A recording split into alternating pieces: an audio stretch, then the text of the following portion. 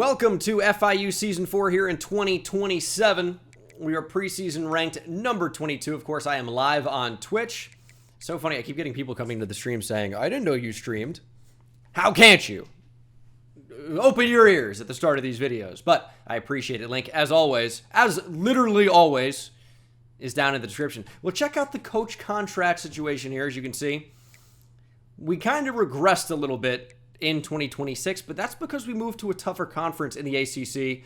I don't know that we were exactly ready for it, but I felt like we were too good to stay in Conference USA. So we took the step up, but since then, the team has had a chance to develop a little bit more. Rodney Salam is our highest rated player. He's now a field general archetype quarterback. And his accuracy, which was once a problem, should now be a strength.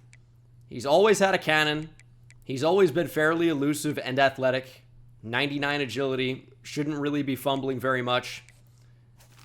The main problem, if you recall, is he's got a really low three-quarter arm slot. Some balls get batted down at the line all the time. I love our running back situation. Devontae Lyons has platinum shifty, gold takeoff. Got a true freshman, Damon Lefotu, who's an 80 overall, who will play. At receiver, Kyle McNeil has 99 speed. Earl Algier, 97. 96 for Andre Rousseau, who was such a great player for us as a true freshman. Now is overall starting to match that. He was in the 60s. Now he's an 80 to start his true sophomore campaign. Can't well run at all. He's so slow. But he is our starter for right now. See if that ends up changing. The offensive line is as good as it has been.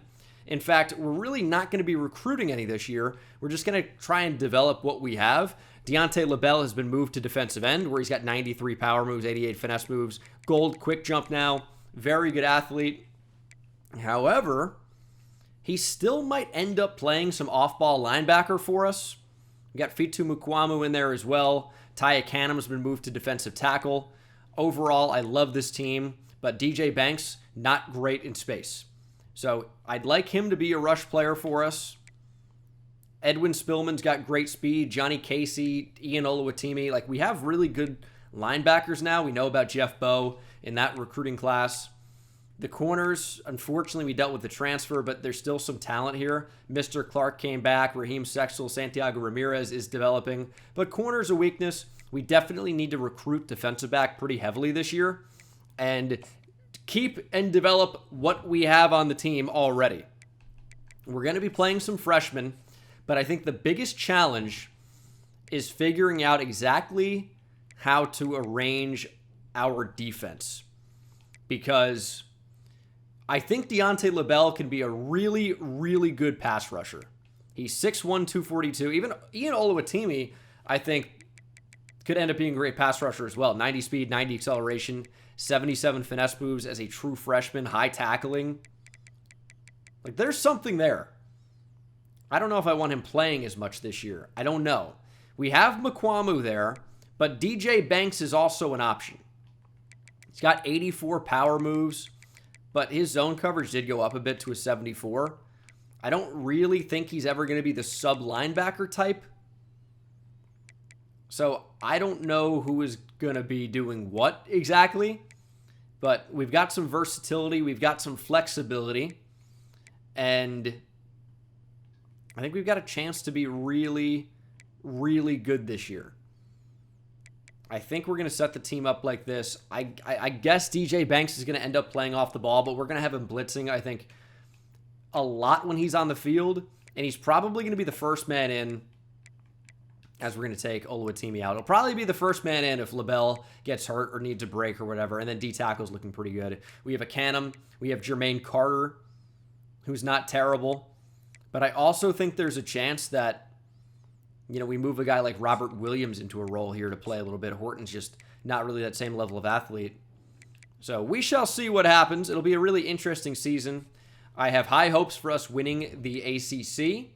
If you take a look at the preseason top 25, we are preseason number 22. And if you take a look at our schedule, I mean, it's a tough ACC schedule with number 19 BC, number 7 Pitt. Also, of course, playing number 5 Clemson. It's a home game at least. On the road against OU in the kickoff game is not the best start of all time, but it's a good test for us in week 1 before we go to the raucous and rocky newly renovated Carrier Dome in Syracuse, New York. It's a challenge. We've got 70 coach points, right? We can't unlock Elite Recruiter yet because we have not signed 1, let alone 2 top 5 recruiting classes.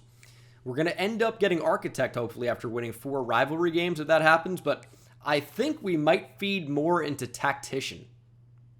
That might be the meta this year. I never really go that direction, and because we haven't signed multiple top 5 recruiting classes at this point, I think I just really might try to boost us up with Tactician, which I really haven't done maybe since Nevada Dynasty. But we're spending a lot of points here to get better, and hopefully we see it paying off. Got to boost that defensive line, make jobs easier for our linebackers, our DBs in the end, and we are down from 70 to 0 coach points. Caddy Inc., thanks so much for the tier 1 sub. And of course, I've got to introduce you guys to our recruiting class. We've offered scholarships on, I think, probably close to 26 different players. And John Trueluck might be the best of the class for us because he's a 5-star quarterback that's being kind of under-recruited, silver field general. He's an improviser type. And this is absolutely one that we can end up winning. We've got 600 hours. We're going to focus more on probably like a core group of 10 and then spread our points across a number of other players. But receiver, certainly defensive back, all of these are going to be super important. Antoine Ajabo is already number 1 for us. He's a 6'6", near 200-pound receiver with platinum best friend and recoup 50-50. Sure hands are only bronze tier, but 95 speed. Great, spectacular catch, 98 jumping. This is definitely one of the most important players on our board. And you can see, because we're going after some local players, we're already in fantastic positions to be successful. With John Trueluck, given our coordinator situation, we can put as much as 80 points on him if we wanted to, and we can end this thing right away. As you can see, for a lot of different positions, we can offer 70, 80 hours, 75 hours on the offensive line. On the defensive side of the ball, 65 for outside linebackers and inside linebackers, of course. For corners, 65 as well. And then for defensive linemen, 75. We really should be able to get just about anyone who we want if we put in the full hours. So let's go ahead and set that up the way we want to and bring in a really good recruiting class and try to be really good this year. We're going to be locked out on a number of different players. You can see players are already at risk of transferring. Running back, I wanted there to be better players in this class. Just didn't really seem to be the case. Ferris has already locked us out, as has Terrence Williams. That's okay. Zambrano gone, Ojeda gone. Knew that was probably going to be the case. Miami really making a big push for Emmanuel Minnis. And our first matchup is a pretty tough one against a very good Oklahoma team. I wanted there to be a better running back in this class. I don't even think we can compete with ECU and Rutgers. I think that's kind of how bad things are. Still pacing fairly well for some players we didn't even put any points into. So I'm not really too mad about that. We have Best at defensive tackle for the future. Kerry Biggums. Take Williams off the board. Waddy has no offers, and I liked him. I just think maybe we just pivot away almost completely from running back. Might need to take somebody off the board. I'm thinking Tyler Estes was a little slow at safety. We already have like his type run support safety in James Mons here, who we could go after. Kerry Shepley I like a lot at linebacker. I like Nathan Teal. In a good spot for Longoria. I'm probably going to end up using some of these hours already in the top 3 on Brian Esparza. Is that worth really going after? He looks to be a good guard. So for a player that we're already pacing really well for, we can maybe take some points off and try to win a recruitment like early. Ajabo's really good. I don't think UAB and Georgia Tech are really going to have the resources. Doesn't really seem like Florida's going after him too heavily. Pacing really well already on Franklin Krenzel on the offensive line. And O-line's not really even a huge position of need for us this time around. So we might be able to put like 75 on Esparza and try to win this thing right away. We already know 2 of his deal breakers. I mean, you're playing a dangerous game, of course. I'd say this every time, and I continue to make the same mistakes. Some would say that's the definition of insanity. But I'm going to keep doing it, probably. Kerry Shepley, we can take 10 points off of. I think it's worth it to throw the 75 on. Or at least 60. We might be able to just win this already. And then that's a recruitment like fully over with already. So conference prestige and proximity to home. That's one option. That's another.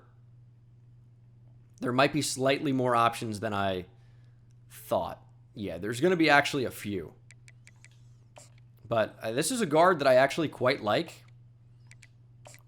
Can never really have enough good offensive linemen. And I would say we're in a really good position to get him in the class. So conference prestige and proximity to home. Where is the other one? I saw it here somewhere. There were definitely at least 3 options. That was the other one. Nope, that's one I've already done. I don't know. I'll fix it. I'll get back to you guys. Here we go. It's a tough week 1 matchup against an 88 overall Oklahoma team. Now, it says that we're actually favored in this game. We've got a +1 to overall, +3 to offensive overall. But if you look at the actual team, I don't think that's actually the case. We've got, what, 2 players at or above our overall grade? I don't know that it's necessarily a true rating. I don't know how they calculate these overalls, but I think we've got what it takes to at least compete with OU because they suck. It's 9:22 p.m. on a Friday, and OU still sucks. 3rd down alert. Let's go. 3rd and 10. I kind of want Andre Rousseau in the slot, and he's not. That's slightly concerning. But we're going to throw it to him. And Andre Rousseau going to make a spin move and make OU defenders look silly.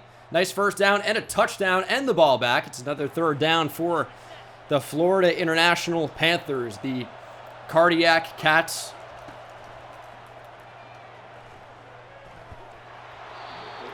There looked like there was such potential there, and we couldn't end up finding anything. But our defense is playing great. Our defense is playing great to start. Beating 0 blitz. It's Cantwell. He's inside the 5. What a start to this game for us. Our defense is playing great, and our offense is now taking advantage of some of these opportunities. Can we throw that? Oh, don't work back up towards coverage. You're open. Just stay open. I don't really like the run look against this. I also don't love a goal line fade. Let's run mesh. We're actually risking a false start here if we don't snap the ball.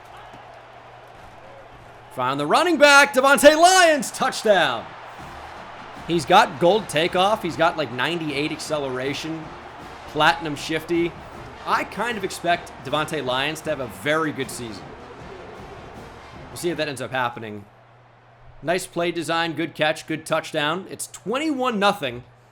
And finally, Oklahoma has found the scoreboard with a 3-point attempt. We've got 5-star true freshman running back Damon Lefotu in the game. He's got very good speed already. I kind of want to see what he's capable of.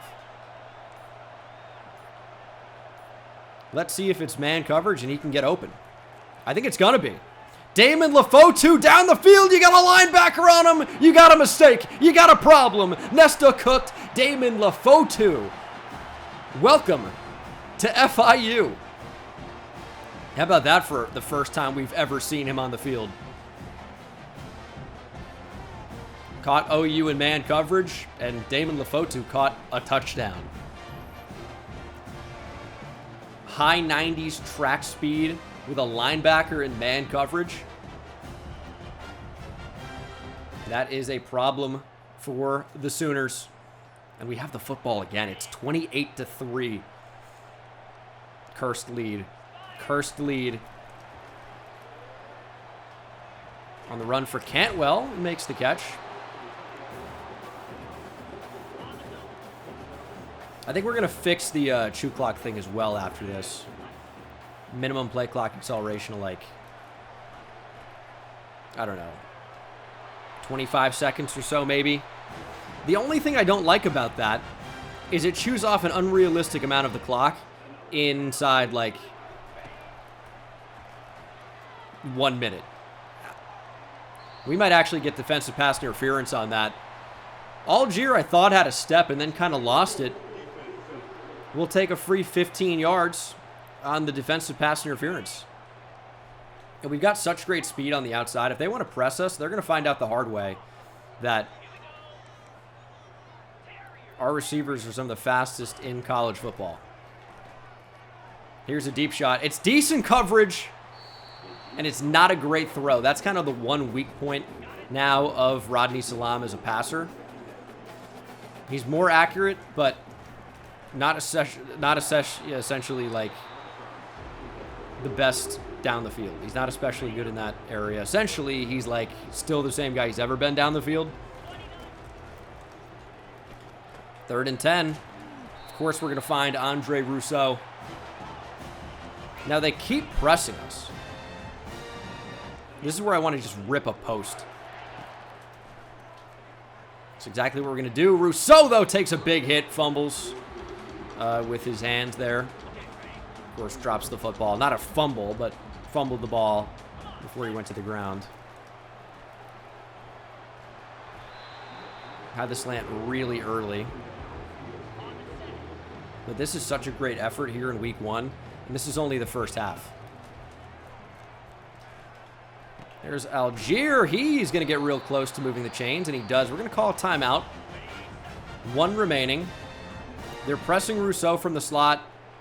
We have the speedy running back, really a receiver at running back, Damon Lefotu. And we're going to give him a chance. That's going to be intercepted. Kind of forced that in there, obviously. Wanted to give Lefotu a chance. They just played it the entire way. We were only throwing a one guy the entire time. And just a better play than I was anticipating from the OU defense, considering how bad they are. It's 35-6. Our defense has really played amazingly, and we're only seeing them for the first time on the field here. And pressure got there on 4th down. I think that was Fitu Mukuamu off the edge. We've got some dogs on defense this time around.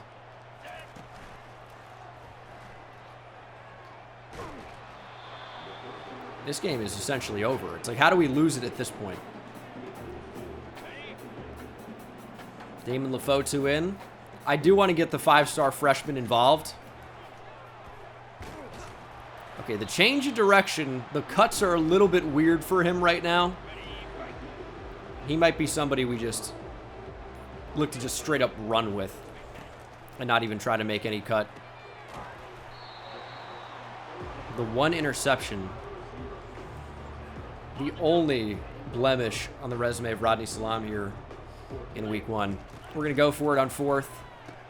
There's Devontae Lyons, and look at the speed of Lyons. It's a touchdown, and it's the ball game. It's over. This one is absolutely over. It is domination here in week 1, 42-9. Unbelievable performance here from the Panthers, as the Panthers keep pounding. We're not Carolina, but OU just completely crushed. Not a surprise. They start 0-1. 4 touchdowns for Rodney Salam. 362 yards passing.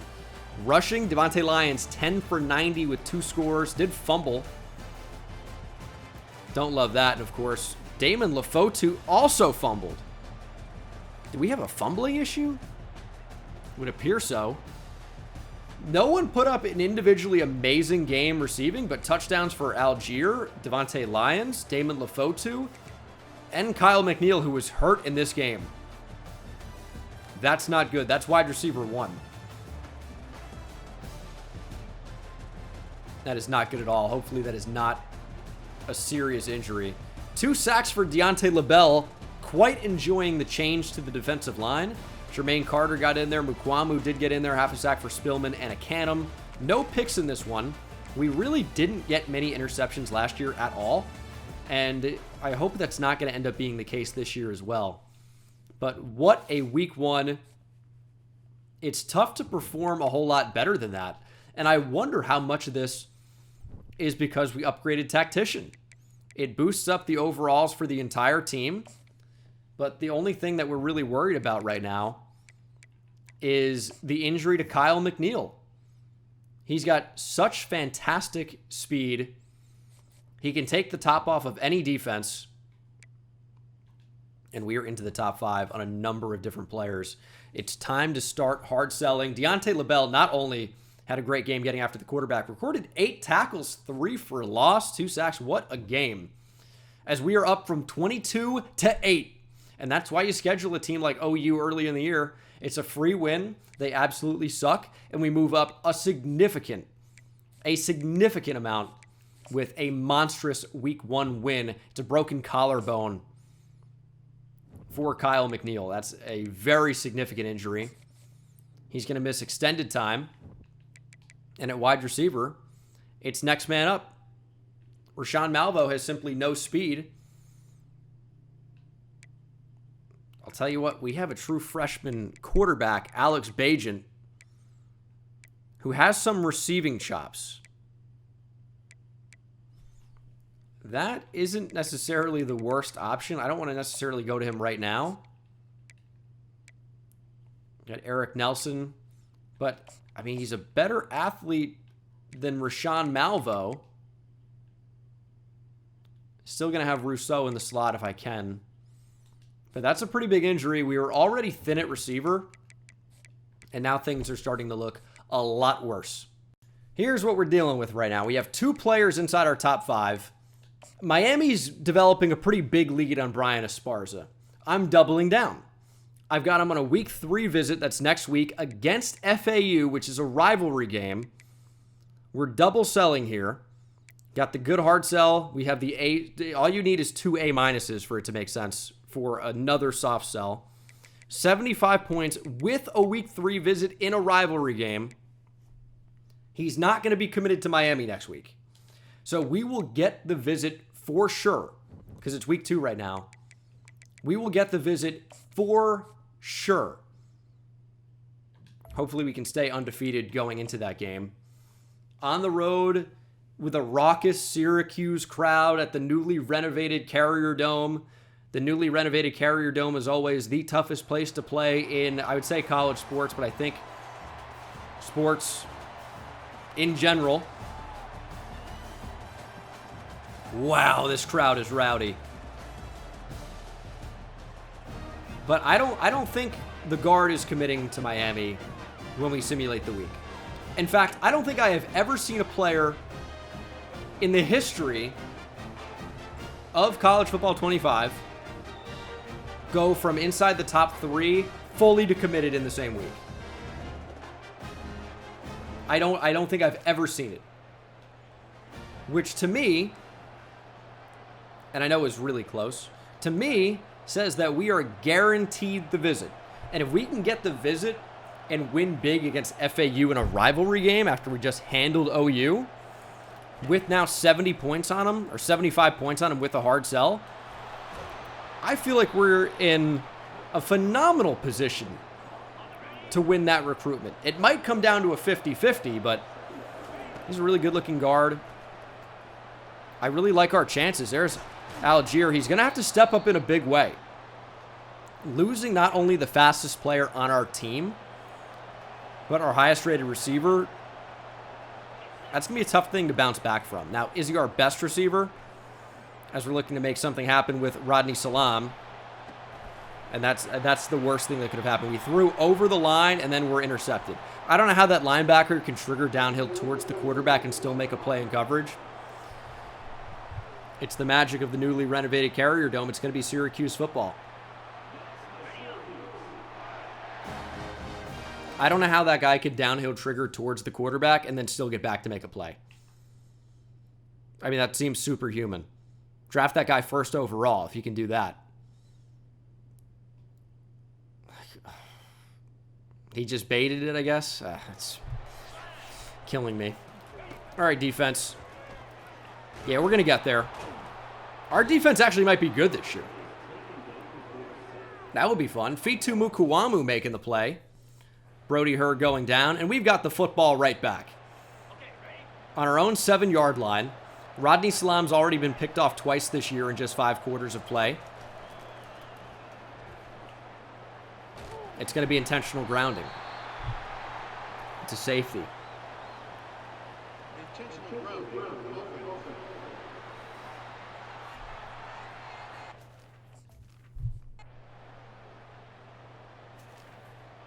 It's one of the most unimaginable starts to a game I could ever even think about. This looks like throwing for content. It's unbelievable. I wish that were the case, ladies and gentlemen. It's stunned silence from the chat. No one's even said anything. It's bizarre. Maybe for the best. Good defense. We're only down 2. We're only down 2. Devontae, thanks for the tier 1. Man blitz. Trust the personnel. Ah, it's a huge tackle in space by Ayan Badeo. 4th and goal from the 2. We're going to be down 5-0. That's totally fine. Texas Snow Dog, thanks for the tier 1. And I think just like that, we took the lead and we have the ball back. Am I right about that? It's 7-5. Headed to the second quarter.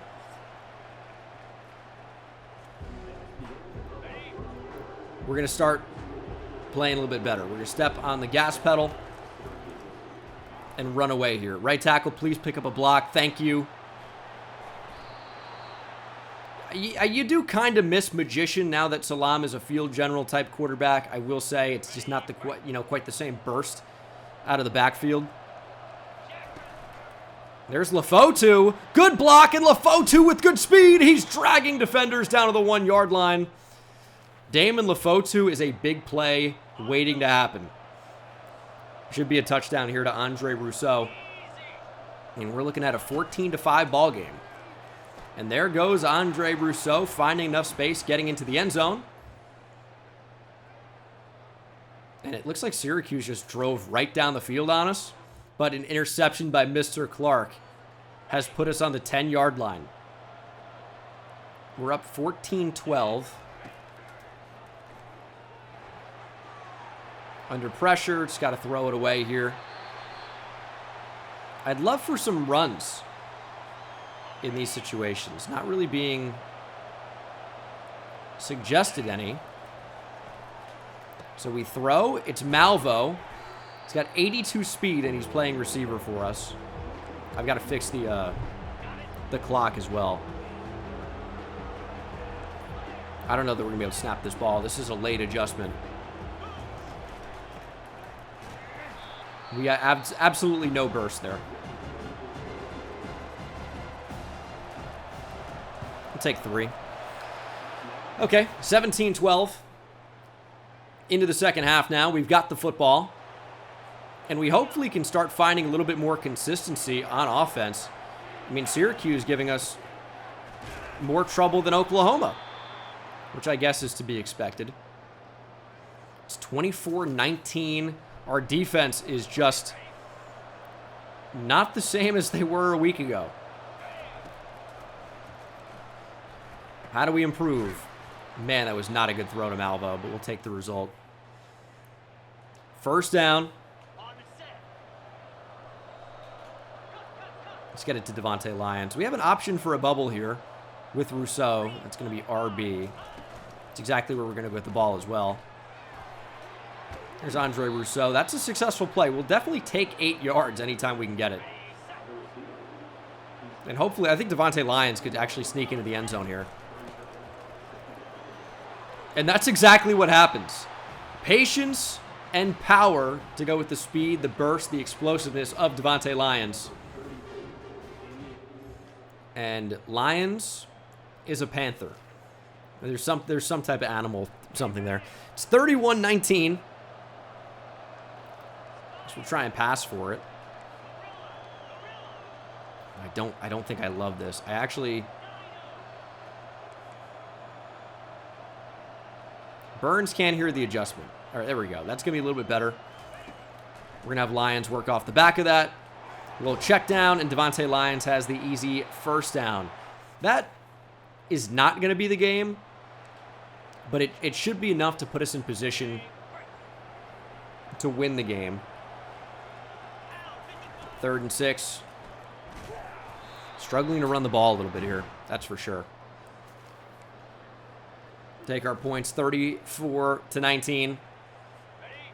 Inside 3 minutes.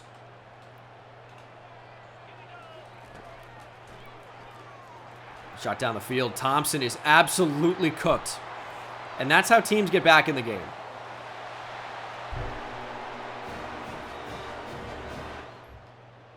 Long touchdown for Syracuse. I really felt like we were not playing overly aggressive to press and give up a big play there, but it's exactly what happened.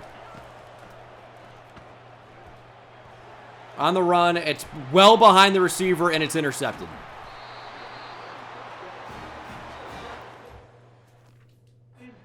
It's just a horrendous throw. What is your throw on the run? Like, go past it? No. 91 throw on the run. I guess he doesn't have off-platform anymore. That's just terrible. And now things are falling apart. Need that pressure to step up. There's Deontay LaBelle. Get after the quarterback. He's got -4 acceleration and speed right now. The D-line is banged up. More pressure, broken sack. Will force a throwaway. It's 3rd and 15. I'm going to get a timeout in there. I'm going to get a timeout. Maybe that lets the defensive line heal up a little bit. It did not.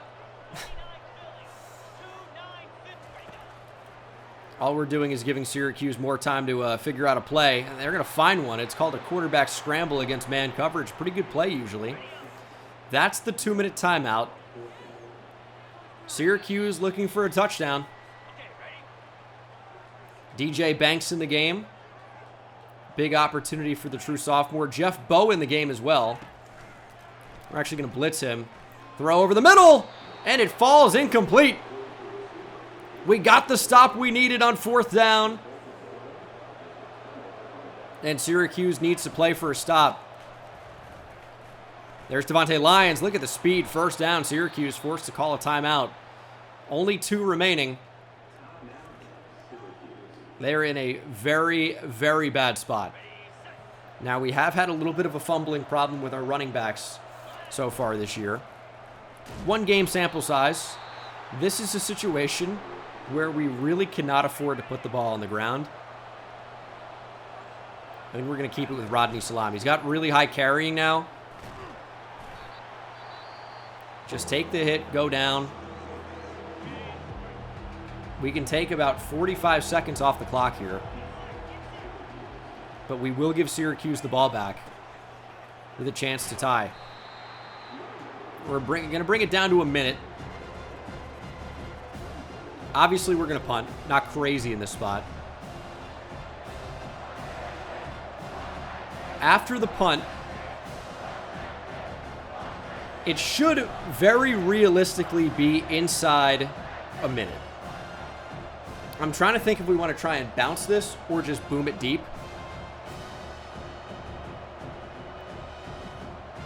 probably don't want to allow very much of a return here. So I think we're going to go short side of the field.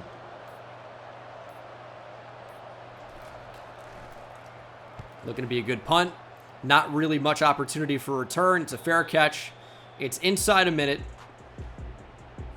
We will not be pressing our corners, thank you. Thank you. Get off the ball.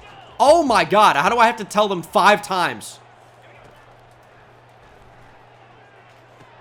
That just can't be caught. That just can't be the first play.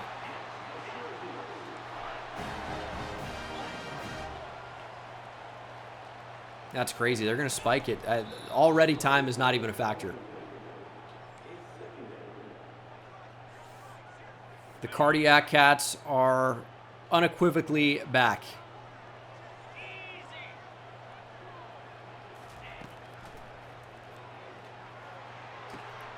Dime over the middle. Multiple broken tackles.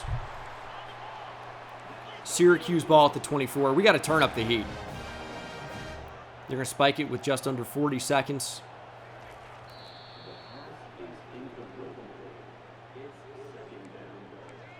We can't let the quarterback sit in the pocket and just throw darts. We've got to get home. We're going to show 5. We're going to send 4. Dump off to the back. Broken tackles, or at least fighting through tackles, gives him the first down. It's time for a blitz. They're going to spike it, though. 27 seconds. Give me something where we send more than 4, please.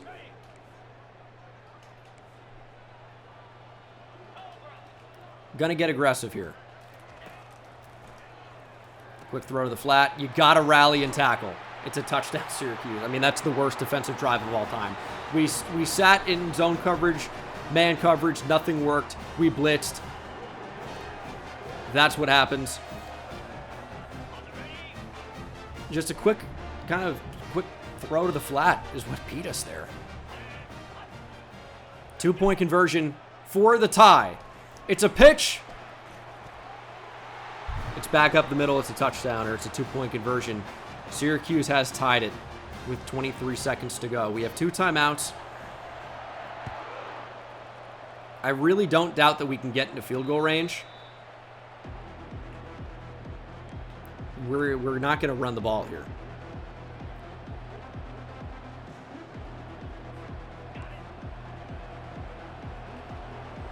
Maybe we will.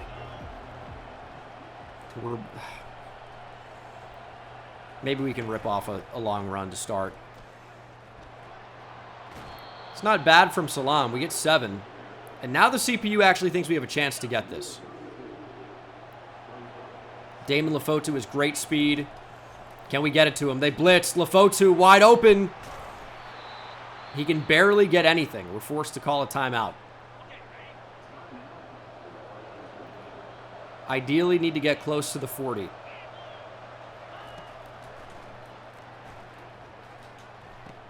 There's Algier. We're going to have to call a timeout. And now something needs to go to the outside, or we need a quick spike. I got worried about a hurry up there. I think we have more chance for plays with a... Hold on. Can we get a spike off? I don't think we can. I tried to. I held B. Did not do anything. And now there's absolutely no urgency. Going to the end zone for Rousseau. He catches it. He drops it. There's a flag. That's defensive pass interference. That's going to put us in a field goal range. 1st and 10 on the 20. Untimed down. Field goal for the win on the road.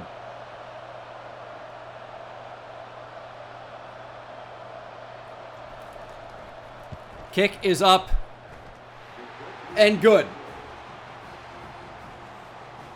We don't miss those. No overtime. We're walking out of here with a win. I don't want to hear about bailed when I'm holding B, which is spike the ball, unless it's X. If it's X, that's my fault. I could have sworn holding B is to jump up and spike it. We would have had time for the field goal. It would have been a little bit farther back, of course. I've got to check the controls for sure, but I almost never have to spike it. I don't know. 2 interceptions in this game. I think the interceptions were tough. The on the run throw is just so bad. Rodney Salam, 3 touchdowns, 231 through the air. Touchdown for Devontae Lyons. Receiving, over 100 for Earl Algier. Rousseau had a touchdown. And the game-winning defensive pass interference drawn. A lot of TFLs in this one for us. 1.5 sacks for Mukwamu and DJ Banks. LaBelle had 1. Interceptions for Jeff Bowe and Mr. Clark. Okay, defense. At least putting some counting stats together. That's good for recruiting, if nothing else. Well, Sparza's picked Miami. I have never, ever seen a player go from inside the top 3 to recruited in the simulation in 1 week. I've never seen it. It happened here. Miami really wanted Brian Esparza, so we wasted a lot of points. So many points. So many hours, I should say. I've never seen that happen. Miami really wanted Brian Esparza. He went from outside to committed in 1 week. Never seen it. Not even once. This was the first time, I suppose. Well, we have new players inside the top 5. Antoine Ajabo, Manuel Longoria, Justice Samuel, and corner Emmanuel Minnis, who is on campus this week. We need a big visit, and I think we get him. If we don't, we could be in trouble. We could. Justice Samuel, pro potential and championship contender. I don't think there are going to be that many options there.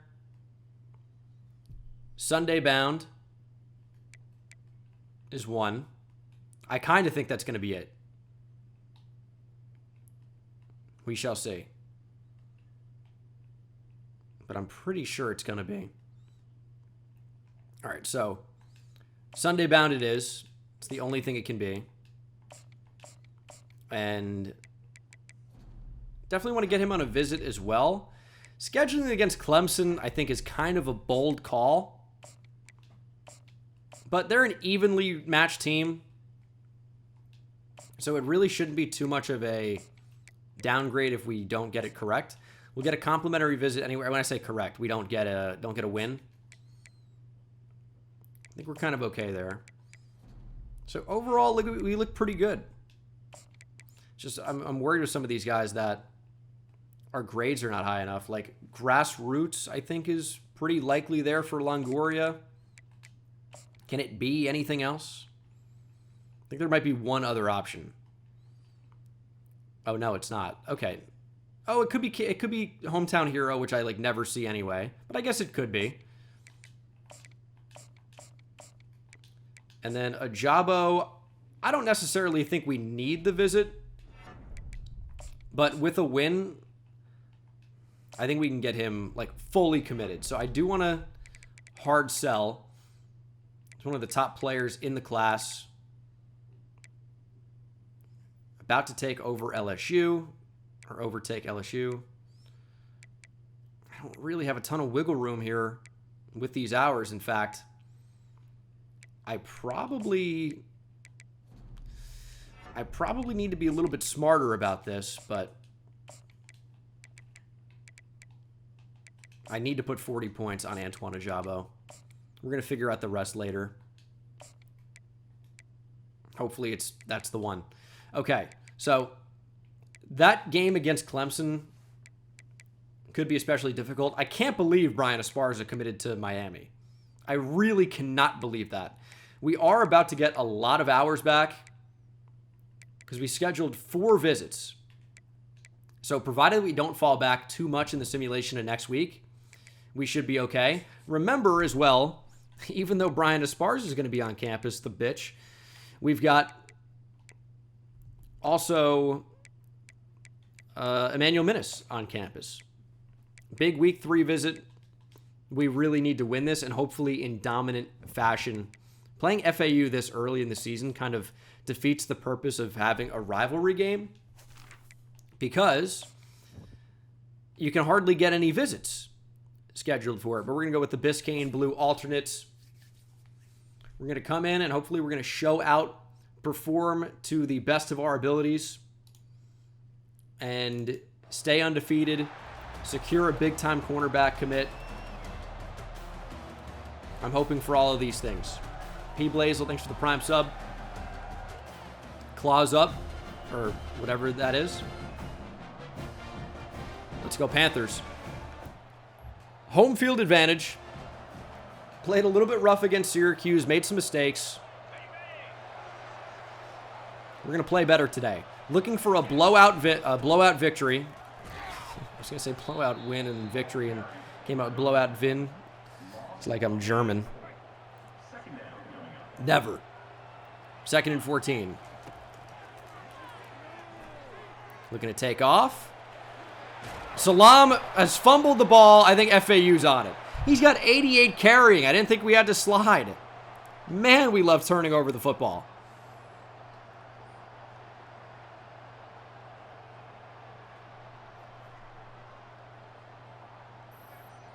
Oh, my God. Down 7-0.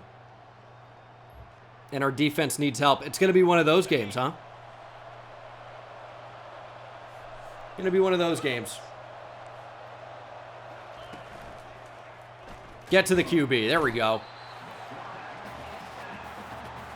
Josiah Taylor got in there. Somebody else got credit for half a sack doing basically nothing. We're going to blitz DJ Banks.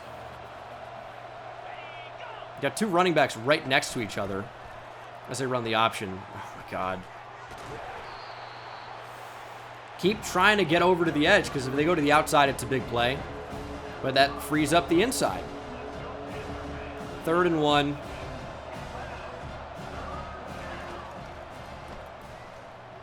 Quick throw. They actually might be short. It's going to be 4th and inches to start the second quarter. They have another play left in them? I don't think so. No, they don't. 4th and inches. FAU trying to make it 14-0. You expect them to run the ball here. We're going to run commit to the right.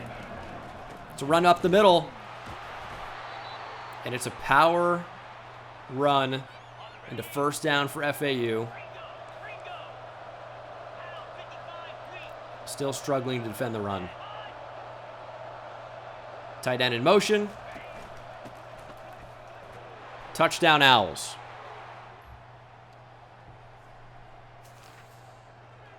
Got to regroup here a little bit. We're down 17-0 to FAU. That fumble completely has changed the game.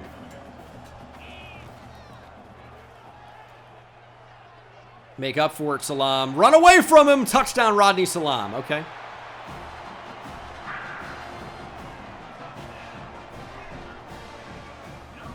That helps us get back in it a little bit. 3rd and 9. FAU bleeding clock. Pressure getting there. We're going to call a timeout. 3rd sack of the first half for us. We should get the ball back. Oh, you got to be joking. I'm trying to jump in, dude. 17-7. Into the 3rd quarter. Just took a ton of time off the clock. It's 3rd and 7. Good route. Nice catch from Rousseau. Salam just 73 yards passing. And we didn't score? Oh, they're like, how about we're going to take you out, and then you're going to fumble the ball in simulation because we want you to lose. Unreal. Pressure got there before he could throw the screen. And we're into the 4th quarter, down by 10. It's not a miracle comeback, but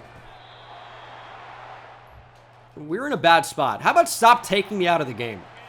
That was a cool moment. We're going to throw an interception now in sim. No, I'm not. You're not going to get the chance. Let me do an audible, please. Hot route. Come back. Shield the ball. Algier makes the catch. Salam, of course, has been intercepted in sim. He's fumbled.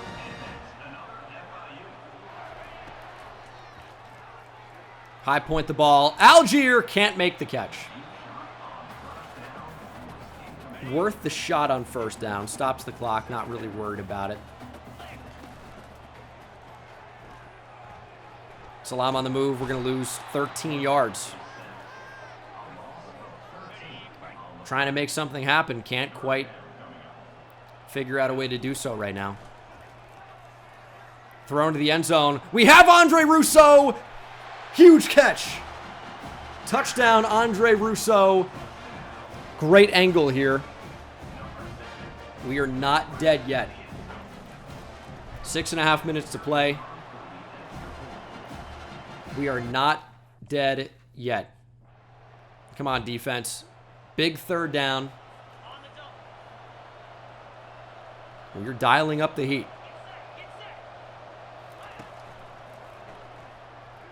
Quarterback going down. Had some options. Couldn't throw it.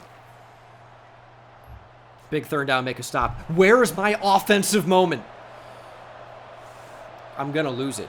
I'm not really handling adversity well here today. The moments are really upsetting me. It's a screen. Incomplete. Nah, how about not continue to the next moment? How about we're going to play right now? Down by 3, 3.5 minutes to go.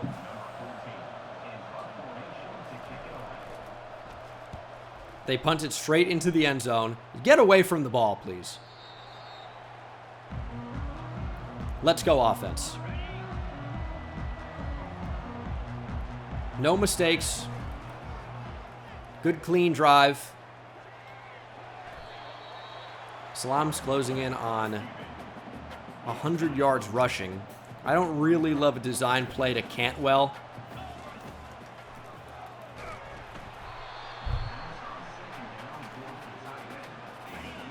Wasn't really his fault there. Feather Dumps, welcome back. 79 months. Appreciate you. Wide open is Andre Rousseau. Last year, he was the fourth quarter king, and he ran into Cantwell. Get out of the way. Not ideal. I mean, big play, but potential was crushed. Algier down the field, makes the catch, touchdown.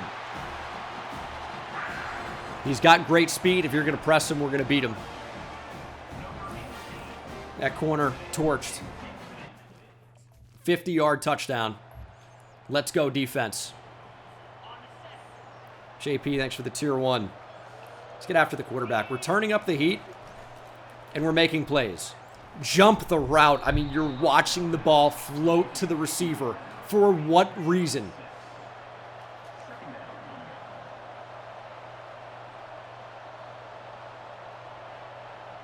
They love their little 2 running back setup. It's weird. Pressure got there. That was DJ Banks flying in off the edge. Oh, yeah, he ended up he's not a true sophomore. He's a redshirt freshman. We ended up slapping the red shirt on him. I forgot about that. And there is another sack. Our 5th of the game. Ty Canham got there. FAU will need a minimum of 9 yards. 4th and 9. At Spillman, it's intercepted. Easy reads. Hop on pop. Easy reads right to Spillman. Interception. And Edwin Spillman has all but guaranteed a victory. Where is your defense? It's another Earl Algier touchdown. They committed to stopping the run. You're committed to losing. It's a 27-yard score for Algier. And that is your final, 28-17. We're going to walk out of here with a win. Stay undefeated. 21 points in the 4th quarter. Rodney Salam figured it out a little bit. 3 touchdowns, nearly 250 passing. Did fumble the ball twice. Devontae Lyons fumbled again. stop fumbling. 2 touchdowns for Algier and 100 yards. 100 for Rousseau on 7 catches. Also had a touchdown, which really jump-started everything. 3 TFLs for LaBelle with 2.5 sacks. What a game. Sack for Akanum, half a sack for Sexel, Taylor, and Carter. Interception for Edwin Spillman to win the game.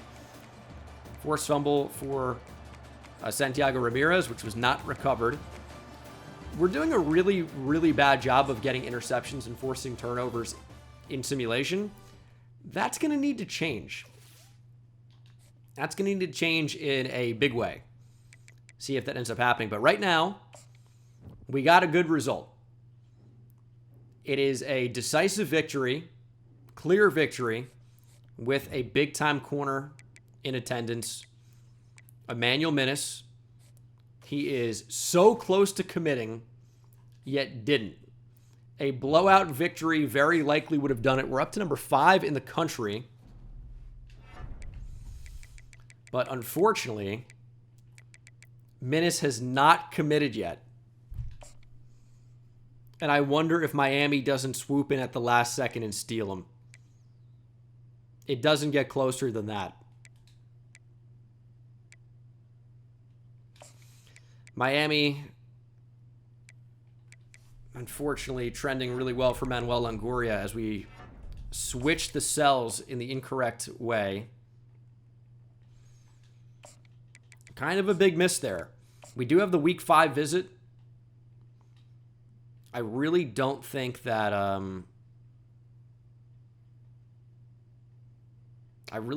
he's going to end up committing to Miami. I've been wrong before. It looks like a very similar situation to the guard Esparza that ended up at Miami. This one I feel a little bit better about, to be honest. We're right there. We have the correct cells now. We've got the visit against Clemson with a complimentary visit. Surely this time is different, and it's the wrong cell on Antoine Ajabo. Done that twice now. But we can double hard sell. Do we know what the other one is for sure? It's going to be one of these.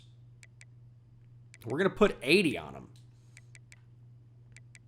And then for our top 5, in a really good spot for Bigham's, pro potential, and championship contender. Probably want to get him in on a visit as well. We can get him in against Clemson, which would actually be huge for us. So let's do that. Championship contender and pro potential. I think it's got to be Sunday bound. So we're in a really good spot. We got to beat Clemson. That's what it's going to come down to. We've absolutely got to beat Clemson, which I actually think is quite doable. I'm really worried about Minnis. I have Justice Samuel on a visit. His cells are good. Got a ton of points on everybody here. I think it looks pretty good. We lost out on the guard. That ends up obviously being a frustrating mistake, but it happens. But we mostly look pretty awesome here. Put more points on Keelan Best. I still feel like we're in a good spot for Longoria. Like, we're going to bring in some 5 stars this class. The ones we're going after really are not being recruited all that heavily. I'm just afraid that because we didn't get the blowout victory, Emmanuel Minnis will go to Miami. Absolutely a chance that ends up happening. Hopefully it doesn't. If we end up going 0 for 2 on these next 2, the corner Minnis and the defensive tackle Longoria, after missing out on the guard Esparza, that would be an all-time bad set of happenings. Or I don't know what I want to say, but it would be an all-time bad run with the prospects. It's like losing 3 50-50s, which statistically is unlikely. Not impossible, obviously. It's only 3 times, but unlikely. What is that? 50%, you half that to 25%, you half that to 12.5%. So a 12.5% chance by my own makings that we lose all 3. I don't know. You got Cal. 2 3-0 teams. See if we can beat them. On the road. They are undefeated. Their stadium's going crazy. Let's see if we can play some pretty good football. Gonna rip that down the sideline. Just don't have the arm to get it there despite having 97 throw power. I guess that's a really crazy throw, but I guess we just can't make anything like that. Ever.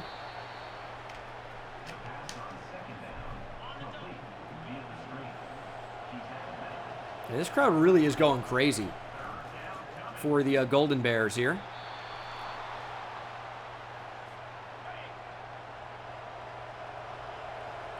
Bowles with the tier 1 says, "This is the year I feel it." Yorye with the tier 1 or the prime. Like that. Good support for our Panthers. Sliding with Salam. Okay, we're going to turn over the ball maybe once a game. Not on the opening drive, though, please. There's Lefotu. Having a decent year. Going to hit Algier, and he's going to end up turning upfield. This is a good drive. I want to probably run the ball a little bit more.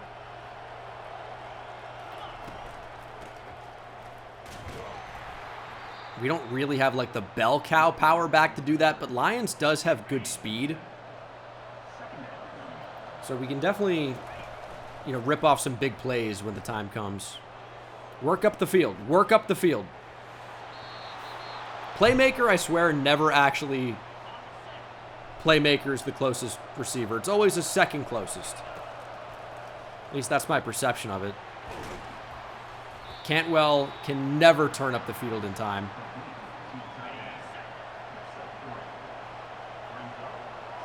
Come on, Lefotu. I'm happy with 3 there. It didn't really look like anything was there. And I'm really actually looking in the direction of Lefotu again. We're going to find him, and Lefotu brings us down to the 1-yard line. And I think Devontae Lyons is going to help us punch it in. The RPO is just so slowly developing. I wish there was a way I could hand it off a lot quicker. Play action, great block pickup there. But we can't find much, and that's a big hit that Rodney Salam just took. Seems to be okay, but I'd like to avoid those in the future. Can they cover Lefotu on this slant? I don't think so. Damon Lefotu. Nice catch. The true freshman running back was a 5-star receiving back and really looking every bit of it so far. He's made some nice plays for us, and we get the football back. 8-yard punt return. Oh, my goodness. Not a really good drive from Cal at all.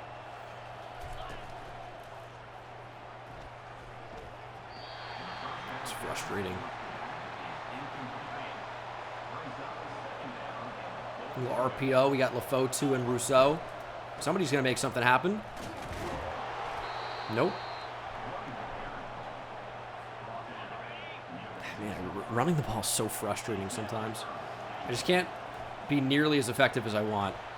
And that looks like it's absolutely wide open. The fact that that doesn't end up being a touchdown, really frustrating. And we missed the kick because it's on the road on the pash. I pushed it over, I thought, a really far amount with 12 miles per hour worth of wind. Nope.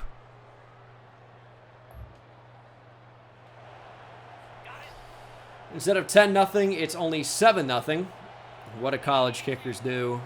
Miss, evidently. That the ref just absolutely took off. I'm mind blown. That looked like vintage Earl Thomas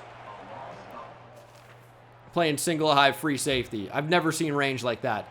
Run that back. Look at the ref. That was unbelievable.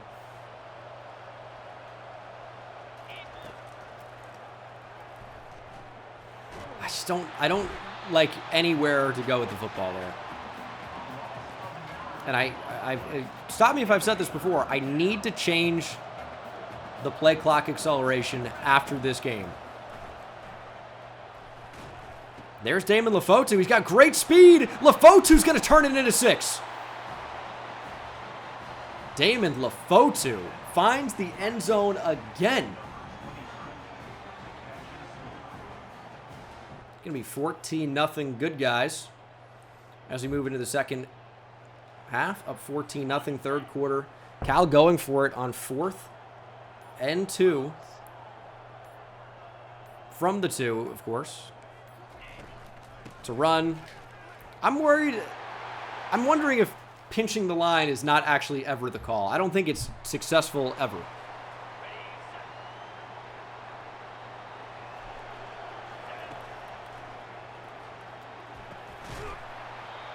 Nice catch, Cantwell. We've limited turnovers in this game. I know Salam has fumbled in this game. Did so in simulation, though. And was able to recover it.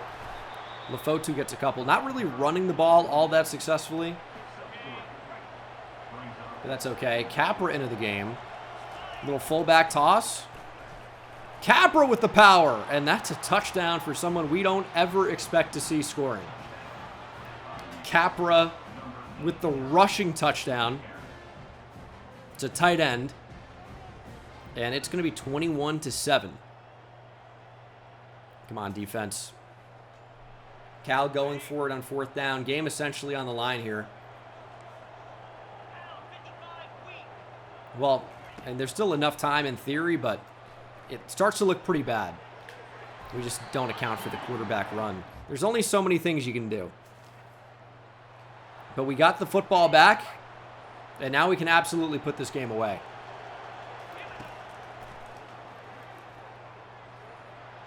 The fact that we were able to escape there is unbelievable on 3rd and 8.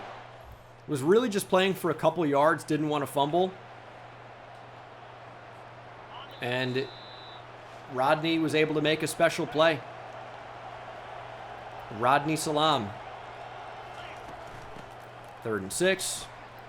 Lefotu somehow finding the first down. It looked like the running version, or the running back version of the last play. Like, how were we not down before? Cal out of timeouts. That extra 3 actually would have been really nice right now. Oh, Lefotu getting disrespectful. You didn't see it wrong. Lefotu with the high step celebration mid-run. Absolutely disrespectful. Absolutely disrespectful.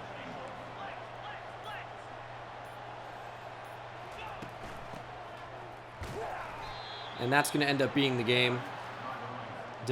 Severe risk of injury on Lions now. But 21-7 is your final. Big win in the ACC. We are 4-0 and 2-0 in the conference. Quincy Bandy was intercepted in a very bad game, but 17 for 25, 193, 2 touchdowns, no picks for Rodney Salam. Very nice. He did fumble, but did score a touchdown. No running attack, really. Like, Lefotu struggled, but a lot of that was just trying to end the game. But receiving, 4 for 46 and 2 touchdowns for him. Max Cantwell, the junior tight end, leading all receivers today in both catches and yards. Defensively, Jeff Bowe, 2 TFLs and a sack. Didn't really get a ton of pressure today. Mukuamu injured. No! Redshirt freshman is kind of a star for us. Shamir Sterling with a pick. And injuries are hurting. No pun intended here. Early in Season 4 in 2027. Hopefully nothing serious. It's a broken toe. It's serious. It's actually extremely serious. Still without Kyle McNeil for a while, but it's going to be next man up. Now, thankfully, we do actually have a good next man up. Our next man up is going to be former 5-star redshirt freshman DJ Banks, and we do get Emmanuel Minnis. 4-star corner from Miami, stays in Miami, but chooses the Panthers over the Hurricanes. That's a big one. And Miami actually didn't bring it all the way to the end. I actually thought they would have. But they did not. Clemson is 1-3. Is that going to count them as a lower tier school now? That's going to be really annoying if that's the case. It is. And they're going to be way better than 1-3 Clemson. They're a lower tier opponent now. I think with a win, and maybe even not, maybe just with a visit, Manuel Longoria is an FIU Panther. Justice Samuel is an FIU Panther. Kerry Biggins is going to be really close to being an FIU Panther. Antoine Ajabo going to be really close to being an FIU Panther. The double hard sell is big. Now, if we had 2 A-minuses, that's probably even better. But I'm going to keep the double hard sell on, I think. No, I'm not. I'm going to change it. This might be better. I think you do need 2 A-minuses. I don't know if a B+ and an A count as 2 A-minuses. I'm going to change it either way. We have the visit. We're looking good. We got 105 more hours now. And we're on the verge of putting together a really, really good, some might even say the best. Keelan Best? The best recruiting class of FIU Dynasty so far. Really excited about the potential. CJ Wells is the #1 corner in the nation, #1 player in the nation. Our grades are not especially good here. Like, at all. B-, C, D. Is that good enough for a hard sell? I don't know. We'll figure it out. Got to change that clock. I keep saying it. I'm going to do it. Okay, we have unranked Clemson, 1-3 overall. They're now a low-tier opponent. We've got some really big visitors in attendance, and this will shape up our entire recruiting class if things go well. Antoine Ajabo, 5-star receiver, in attendance. Joining him, 5-star speed rush defensive end Kerry Biggins. 5-star power rush defensive tackle Manuel Longoria. 5-star run stuffing outside linebacker Justice Samuel. These guys have complimentary visits going. Right? This is the future of our defense. If we can beat Clemson, and especially beat them in big fashion. If we don't beat Clemson, I still think we're in a decent spot to land these recruits. Clemson is no joke. They have a better offense than us. They have a better defense. They've got a better overall. They've got a better everything. This should not be counted as a lower tier opponent. They usually have a quarterback that goes out and wins the Heisman. Christopher Vizzino wins the Heisman a lot. Clemson simulates well. Clemson is the more talented team. Clemson has a bigger history of success. The only thing Clemson doesn't have them or have going for them in this game, home field advantage. Hopefully we can rise to the occasion. We are unfortunately missing not only our highest rated receiver, but one of our best defensive ends. Fractured toe for Fitu Mukuamu. We've got clock acceleration fixed. And stepping in for Mukuamu will be DJ Banks. It's a good replacement, redshirt freshman. He's got decent speed, silver quick jump. There are worse replacements to be had for sure. So we've got a decent one in there. And we're going to run into the offensive line and the defensive line with Rodney Salam. Couldn't get out. 2nd and 13. Decent timing on the slant. Algier dropped the ball.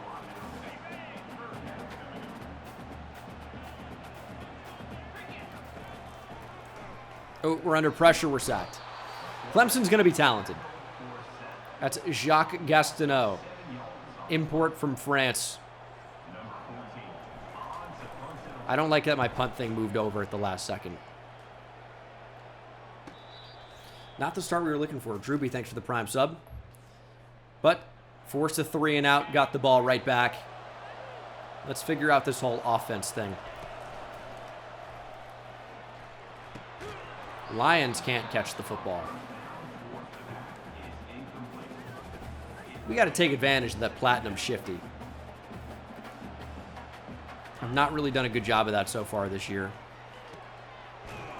We're going to lose 3. Clemson, they're in the right spot all the time.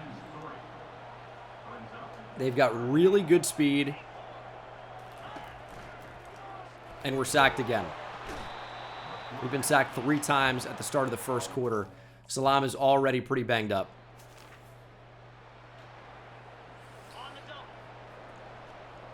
This is not the start we were looking for, I think. Chris Vizina in at QB. And that's going to be an interception. DJ Banks in space. That looked fluid as hell. Easy reads. The cat in the hat. DJ Banks with the interception. Vizina telegraphed it, threw it right at him. All right, that's what we needed to just kickstart things. Fire up this offense with a big defensive play. Here we go. We are driving. We are going to run the ball. Here we go. That's not working either.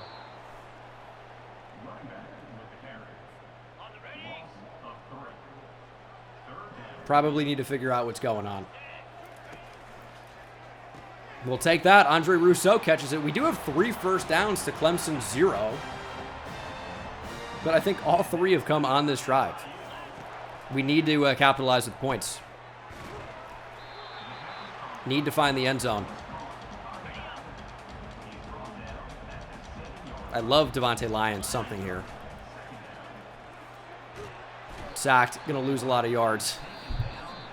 This Clemson defense is a problem, dude. 3rd and 11. We need points here no matter what. Cannot turn over the ball. There's no way we threw over the line. There's no way. There's no way we threw that over the line. That's a touchdown to Cantwell. Instead, it'll be 4th and 16. There's no way that was thrown over the line. Snapped from the 15 exactly. Take a look here. It's not. It's not. His back foot is on the line when the ball's out of his hand. That is not a penalty. Look at the rules. That is not a penalty. You can't challenge a penalty.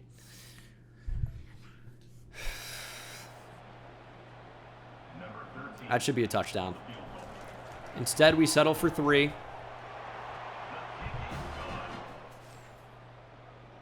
And our defense is starting to crumble here against Clemson.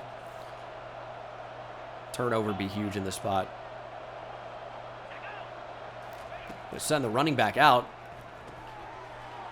Gonna run right by him. Okay, good tackle. Touchdown, Clemson.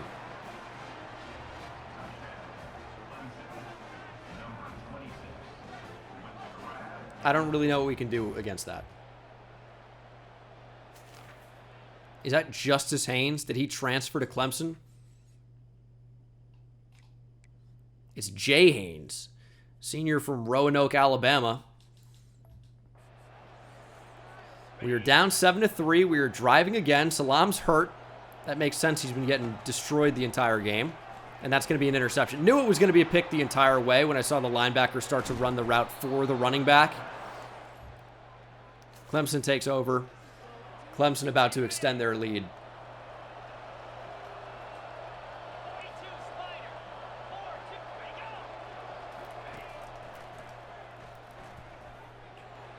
Send somebody after it. Like, that is a joke. Chris Vizina is not lowering the shoulder and bowling over a defender. He's not doing that.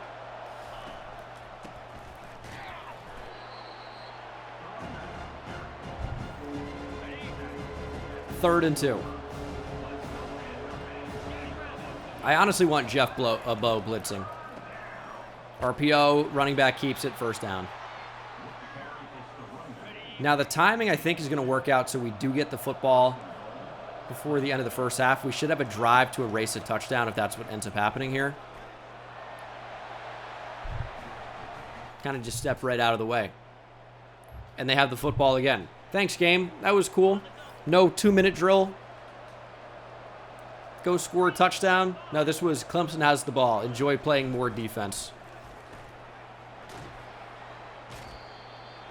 4th and 1. We're going to call a timeout. They might go. Hey, how about don't take me out of the game? Oh, God. Not guaranteed to be a run here. And if it is, we're not guaranteed to stop it. It is a run. There's so much space. Timeout, Clemson.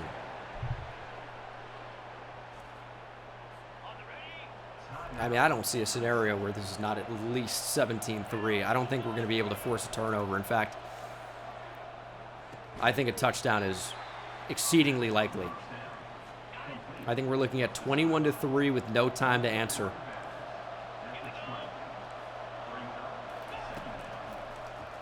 Running back, we didn't cover him. I knew it. Gambled. Clemson down to the 1. They have 1 timeout. They're not calling it. Finally calling it. They're going to take 3. We might have got lucky with that. They're actually going to miss this. It's going to be wide right. They're on the 1-yard line from the right hash on the road. There's no chance. Okay. A little bit of luck. Sometimes that's all you need. And we're honestly probably just going to take a deep shot here. If our O-line can hold up, we might have something. Throwing it down the field. Andre Rousseau dropped the football. Bomb from Rodney Salam. But that is the half. Our offense has really struggled. The good news is we start with the football. Coach Dangus went in. I gave the boys a big-time pep talk. I said, hey, offensive line, fucking do better. And now they have to. Now is the time to put up or shut up. It's a pretty fancy way to get a yard. We only need 9 more of those. We've got a 1st down. 2nd and 9. Rousseau drops it. It's nearly intercepted somehow. And it's 3rd and 9. I thought the backside of that was actually the best play for run after catch. Salam under pressure, taking off. Finally some room. We're actually going to go hurry up.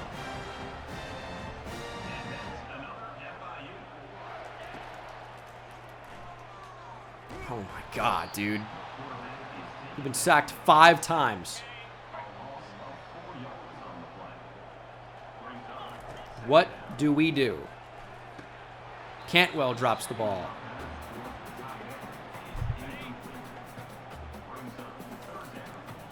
We're having a heck of a time.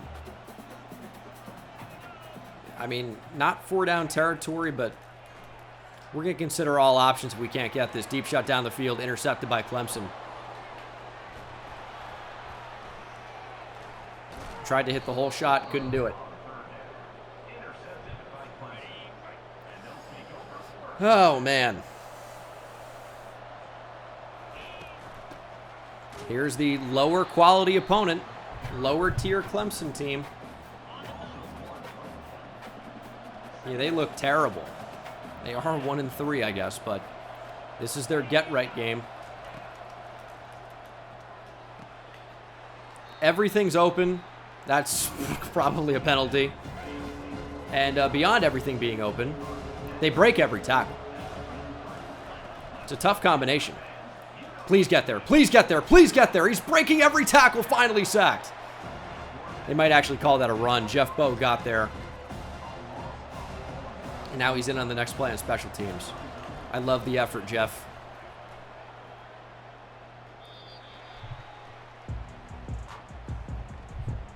There's plenty of time. Salam is ice cold, though. We just can't, oh my God. We can't cut with Lefotu, and he's fumbled the ball. They're going to reverse the fumble, but... Oh my God. High point. We're going to find Algier. Every throw is a challenge. I really don't think we can make anything happen. Is that being too negative? Oh, Lord.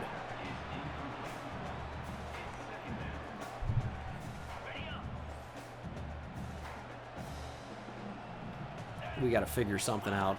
Maybe a screen. Can't get it there.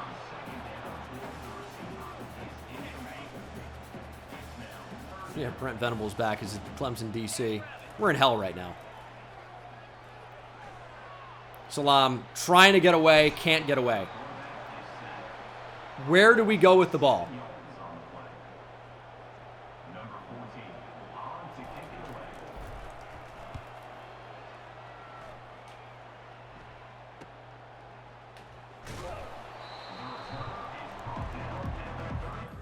We are having a tough time. We got the ball back, though. 3rd and 5. A touchdown changes everything.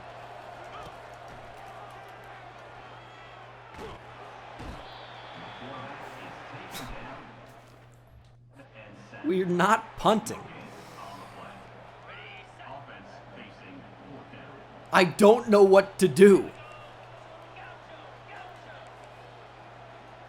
4th and 5. We were just ripping it to Rousseau no matter what. He made the catch. It's a sick throw. It's a sick route. It's an awesome catch. Just get it to Andre Rousseau. That's going to be our way back into the game. Get it to number 7. There's a screen. And it's going to be working to perfection. Randall with the touchdown. We have finally managed to find the end zone. And just in the nick of time. It was getting late. We've scored before the end of the 3rd quarter. It had been a minute. But Rashard Randall, stepping in and stepping up, we're going to try to make it a 3-point game. That was a sick play. Cantwell, 2-point is good. Down by 3. And we have the ball right back. And remember, the refs took away a touchdown. If you're unfamiliar with the rules, you just need any part of your body at or behind the line of scrimmage, and it's not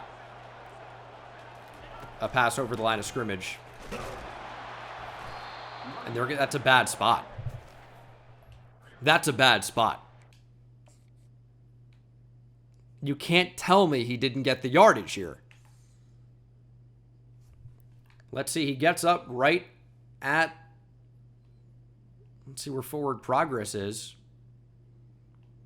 What marker is this? That's the... we snapped it from about the 30. He for sure gets to the 27, doesn't he? For sure gets to the 27. That's over the 27 now, I think, like, pretty clearly. Well over the 27.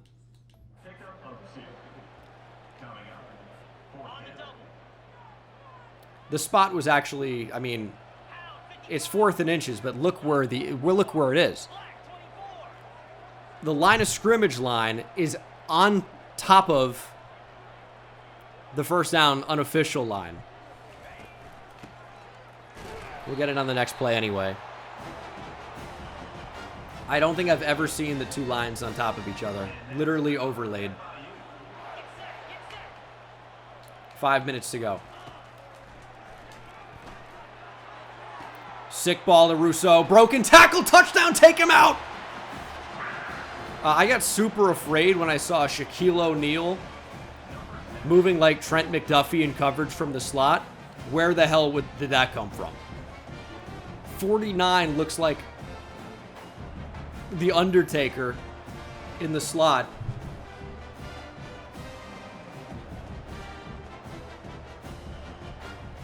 If he would have put his hands up, it's a bad play. Instead, we take the lead 18-14, and our defense gets us the football back. 3:10 to play. I don't know how we're going to run the ball on this Clemson defensive line. That was Heaven Brown-Schuler. We got to keep the clock moving. But I don't think we can just punt and give them the ball back. We're trying to get this here. That'll work. 4th catch of the day from Algier. I don't really want to punt ever here.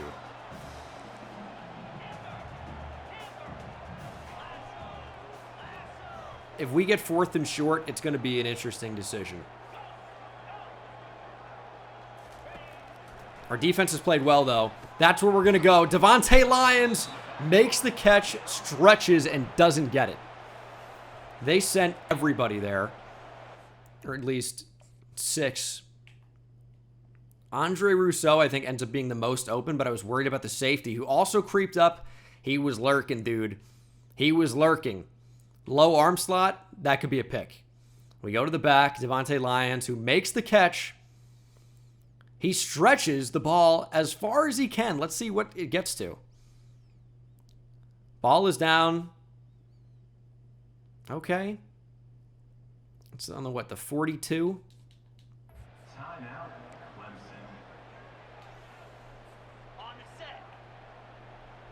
Again, the marker's basically overlaid. 4th and inches. We're going to try and get it via the run. And we're going to get it. Lafotu has more than enough. Clemson, 1 timeout remaining. We have to hold them off for a final 1 minute and 50 seconds. It also does make Clemson burn another timeout. That is true. Lafotu gets 6. I mean, we absolutely just need to run the ball in this spot. Are we in field goal range? I mean, I'd love a first down here, not even have to worry about it.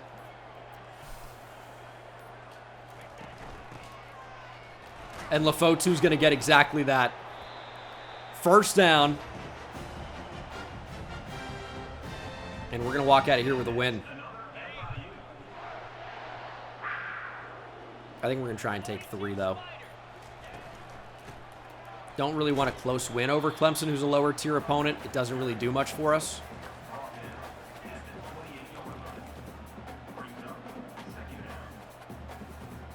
Can we line this up? To win the game. It's a clear win over Clemson. We got the Dale in chat. Pitbull Stadium sees another win. It looked very bad early. In fact, saw someone in chat say it was over before it started. Yeah, you were right. We were never losing. 21-14. We remain undefeated here in 2027. 2 picks for Rodney Salam. I remember throwing one of them at least. Couldn't really run the ball well. I mean, Salam was sacked a lot. Receiving, nothing important except for Rashard Randall. Screen touchdown. That was sick. And then defensively, a couple of TFLs. 1 sack for Jermaine Carter, a pick for DJ Banks. Overall, I'm not really even sure how we held them to 14 and won this game. We didn't really do anything well.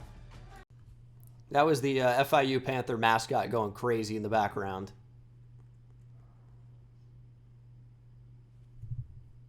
She does look like a Panther, you got to admit. Does the good luck cat bring us any 5 stars? Praise cat. You get a wave? All right. Antoine Ajabo, 5-star receiver, is in the class. That's a big get. 6'6", just under 200 pounds. Excellent speed.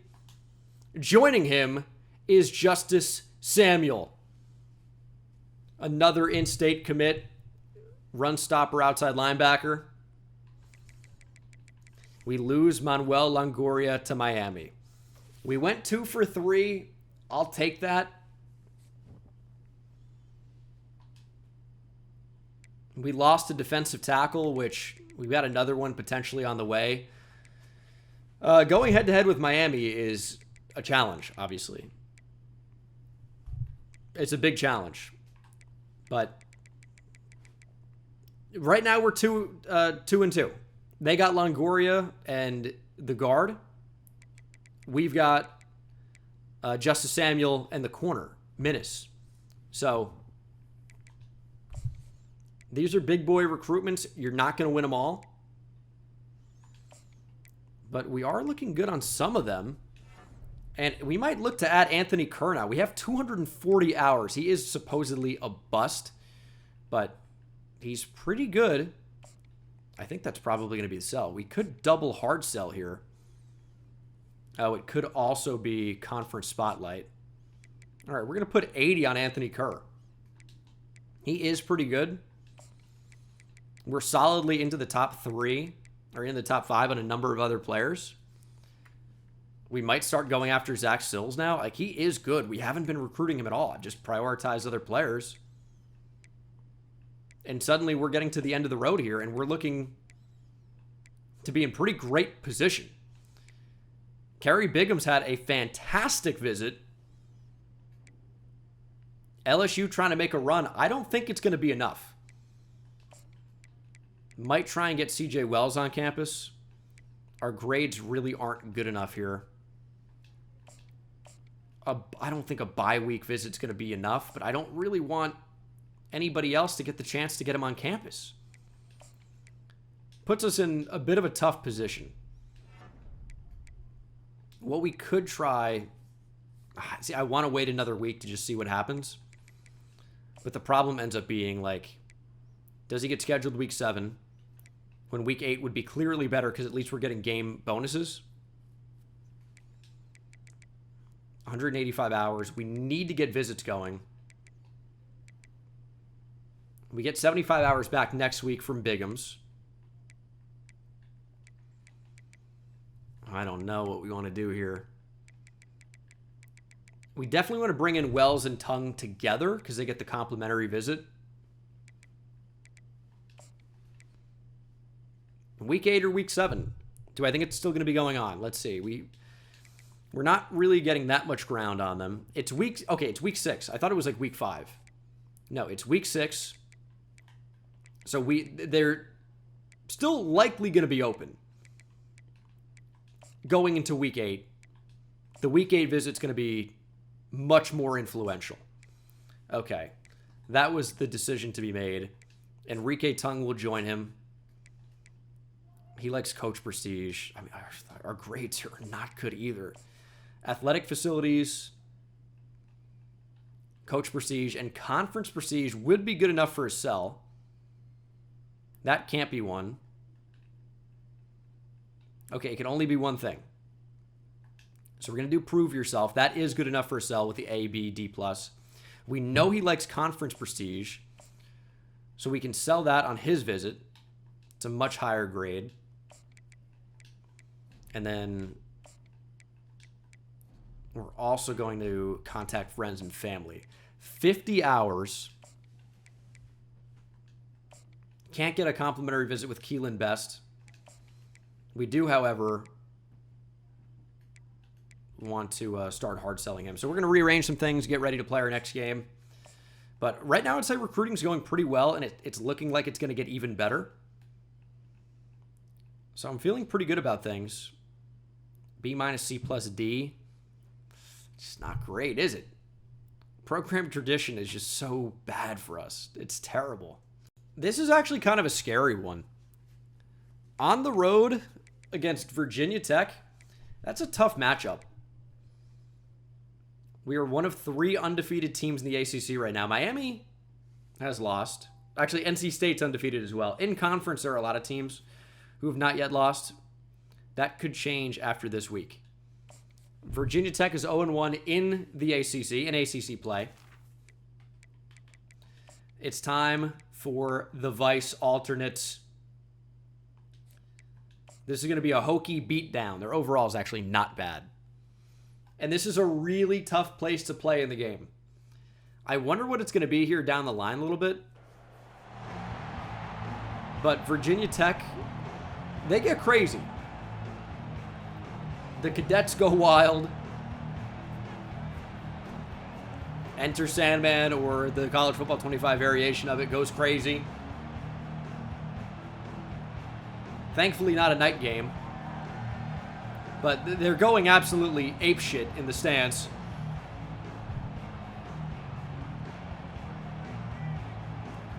It's an unsettling environment, I'll tell you that. Here we go. Toughness rank 24 for 2-2 Virginia Tech.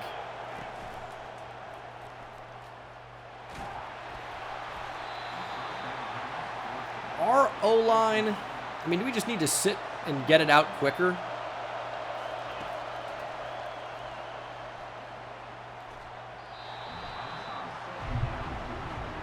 I don't know if we can do anything. Here's 3rd and 10. Andre Rousseau, can't find him.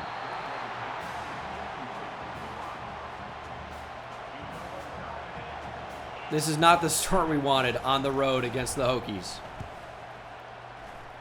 I'll tell you that. They've coordinated the crowd.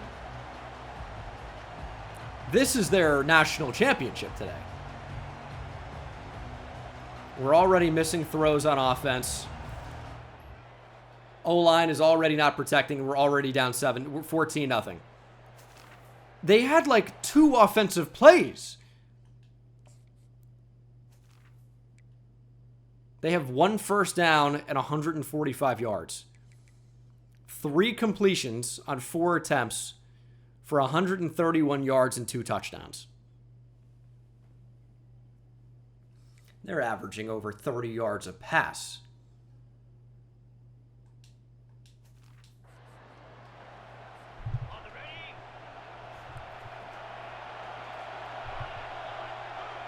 I don't know how that happens. Algier can't hear the play. Can't hear the adjustment. We're going to throw it to him anyway. And we're going to play for 4th and 1 here. Let's go, Panthers. We have 8 yards of offense. We're not punting. We are getting the ball in the hands of Andre Rousseau, and we are moving the chains.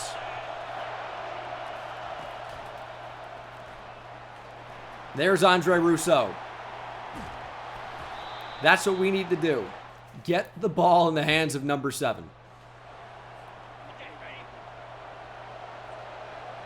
Come on, Lions. Find the end zone.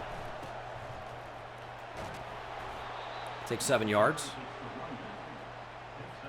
I don't really love the idea of a fullback dive. Capra has scored a touchdown earlier this year. He's going to add another one. And he won't even go down either. He wants to stand in the end zone. Trucks over a Hokie defender. Didn't even need to. And our defense is starting to come alive. We've actually stopped Virginia Tech. Our offense could consider stepping up, though, and I wouldn't complain. There's Rousseau. We just need to get him the football. Nobody else matters.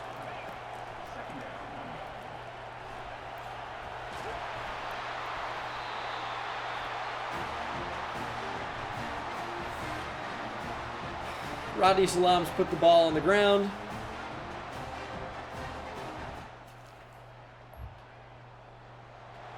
And Virginia Tech in one play has moved down to the 10. He's got 88 carrying, and he fumbles every game.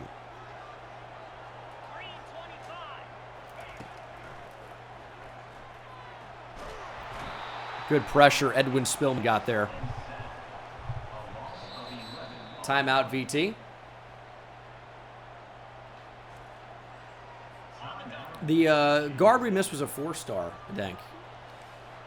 Oh, but the D tackle was a 5-star. That's right. Forgot about him. We're going to call a timeout. We're going to do Virginia Tech a favor. It's 3rd and 16. We have 2 more timeouts.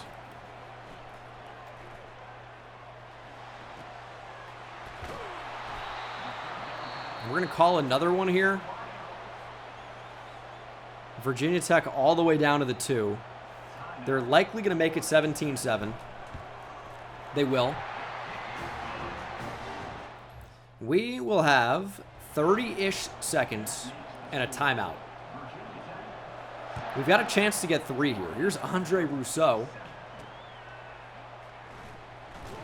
Not much of a return. All right, 18 seconds. Nope. 31 seconds from the 18.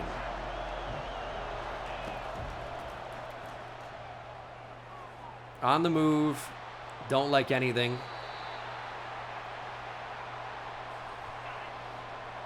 This red zone up play can be kind of good. Cantwell can't make the catch. Now we have 19 seconds. Let's try to get Rousseau moving in space. We have a timeout if we want to call it. Might just end up punting here.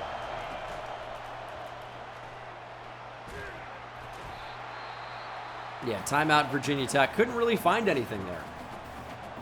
Not the drive we were looking for. But I don't think Virginia Tech has enough time to make anything happen here. 9 seconds, no timeouts. Our defense has been crushed so far, but we'll move into the second half. Trying to stay undefeated, down multiple possessions without the football. It's a bad combination. You got to get there, DJ Banks. What a play. 4th and 18, give me the football back. Nope, couldn't do it.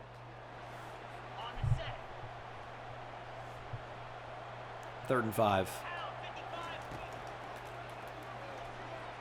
Pressure. Please let us switch on. Taya Canham gets there.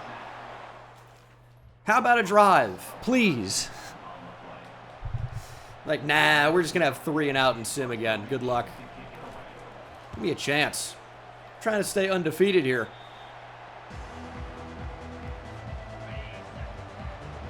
Down 20-7. Touchdown here would be big. Sack for the 4th time. That's starting to be a problem.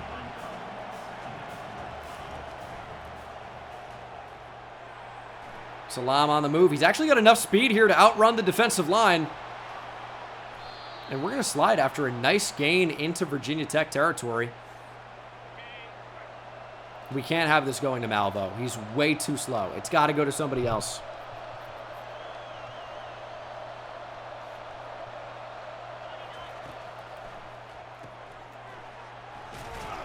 There was never any explosive potential with that play. When you have 82 or 83 speed at wide receiver catching the screen. On the run, Malvo can't make the catch. It's a risky move.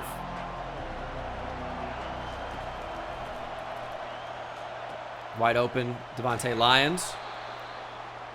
Might be able to get one more playoff. I doubt it, but we're going to try it. Nope. That was the final snap of the 3rd quarter. We are staring our first loss in the face. 8 minutes to go.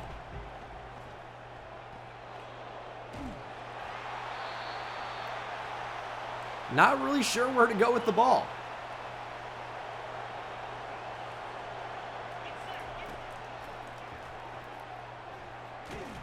I mean, I really was hoping for the running back to actually release there. Salam is super hurt. It's 3rd and 10. We have that open, though. It's Andre Rousseau. Touchdown. Little out and up. Got him running a wheel from the slot.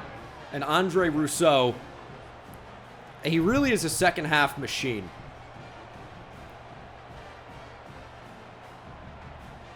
Whenever we need a play, you go to Rousseau.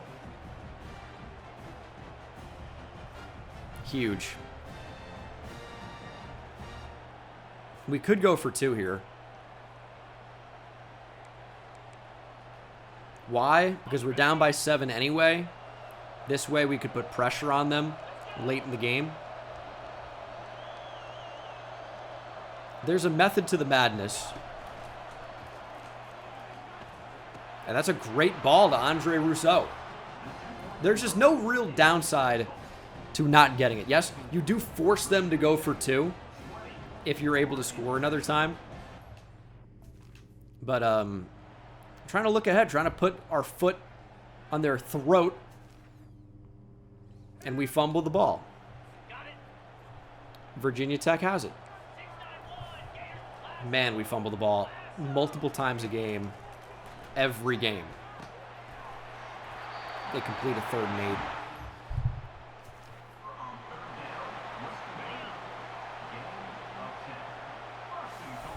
8. And yeah, also going for 2. You're allowed to hold them to a field goal.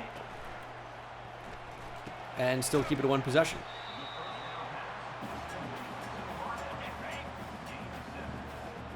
They need a negative play here. I mean, we got to get in the backfield.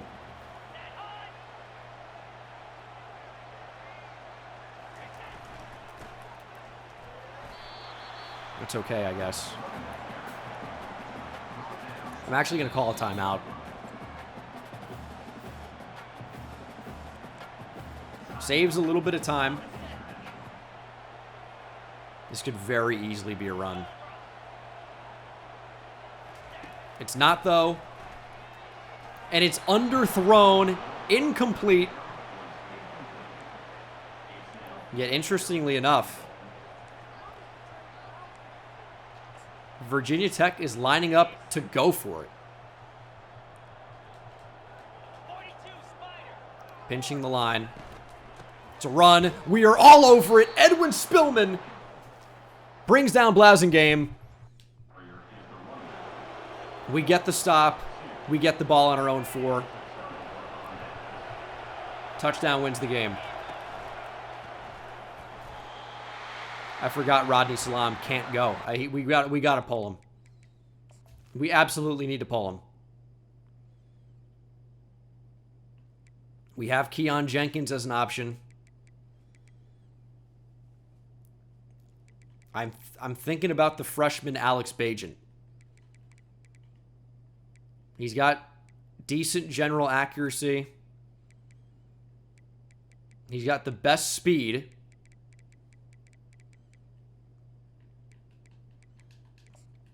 We're going to go to the senior. Keon Jenkins has not played for us, I believe, since season 1.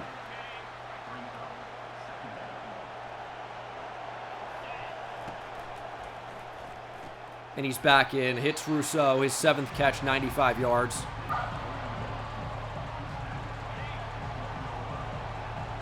Third and 3.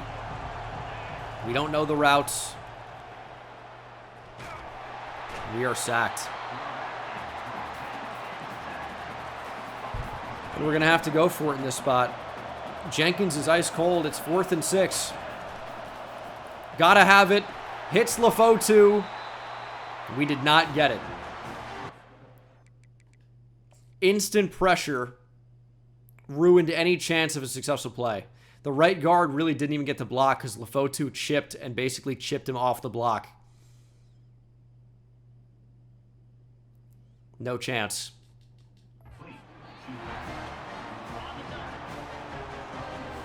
I mean, it's tough to make a decision there to go to the backup quarterback. But we were so limited by our starter with the injury.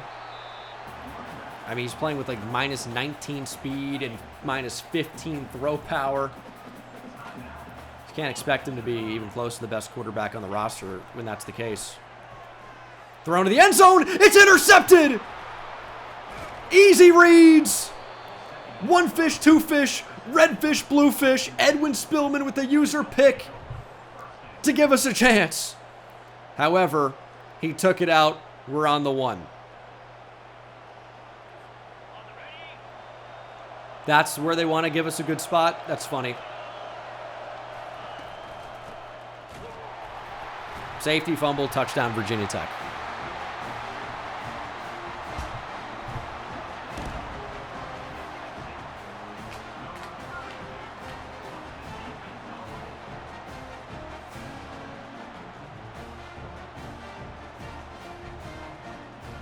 In a way, smart. In a way. Here, you don't actually have to be forced to punt the ball to Virginia Tech. That's a tough user pick. They love to run it out of the end zone. It's the most frustrating thing of all time for me. I obviously did not try to run it out of the end zone. I didn't really have a choice. 2:13 to go. We have a timeout. We need an unbelievably quick score or an onside kick. We'll see what we can do.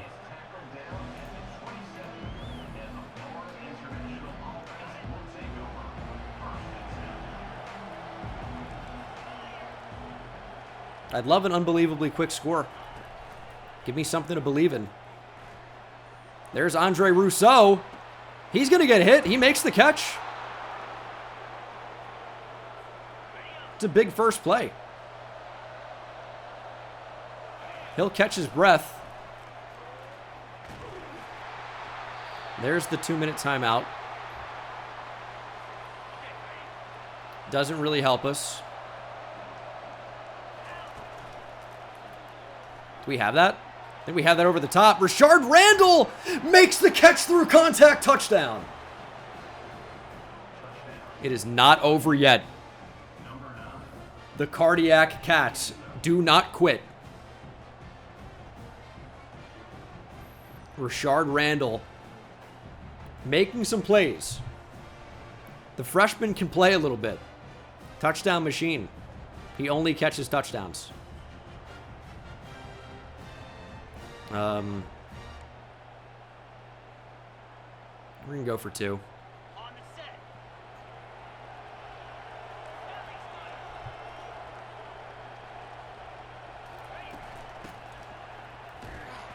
I don't know how we can't possibly fit through that hole. 1:54 to go. Down 27-21. Really would love to get an onside kick here.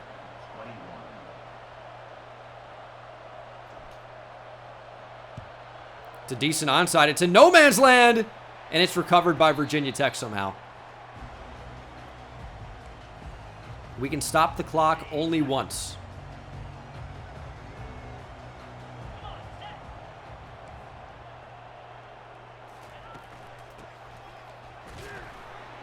Yeah, field goal really isn't even a thing right now. They're either, if they get a first down, the game is over.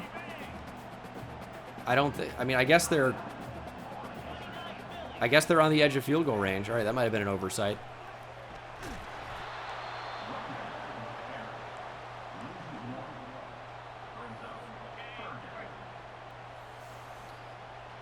Oh man, 3rd and 8 from the 44.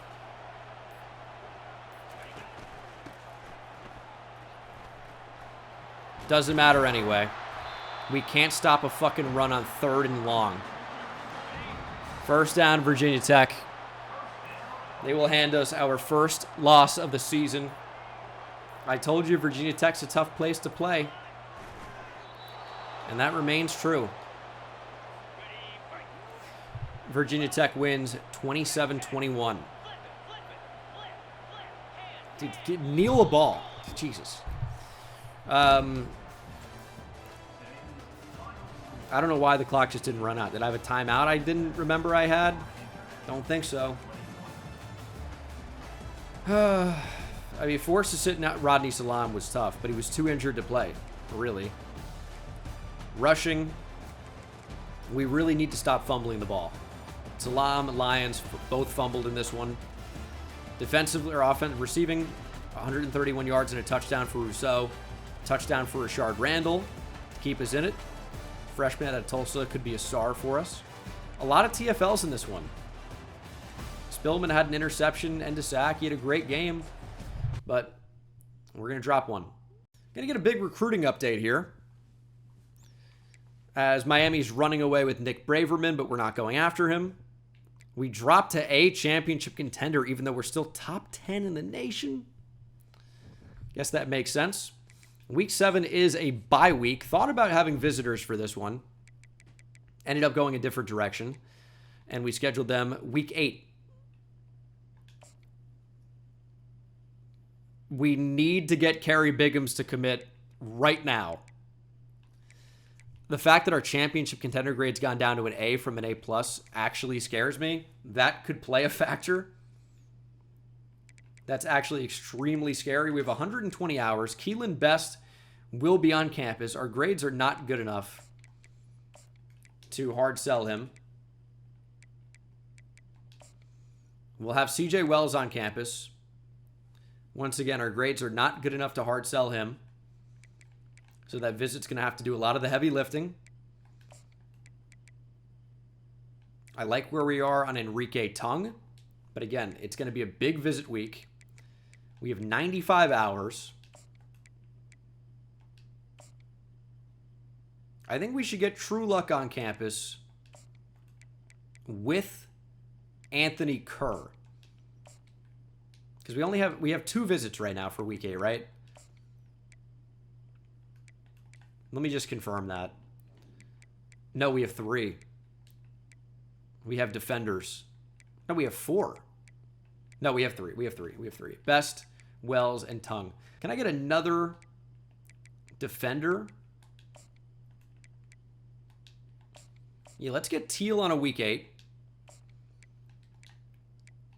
And then we're going to get the quarterback receiver combo, I would say, week 10. Oh, Miami's come out of nowhere now for Zach Sills. So he is no longer an option. We waited too long to get him, but I kind of preferred Anthony Kerr. He's got a week 10 already. So we're just in a good spot there. I'm not really worried about that. We can't double hard sell. Our grades are not good enough on True Luck. But what we can do is still put in a clean 80. And Krenzel and True Luck can both have visits together week 10.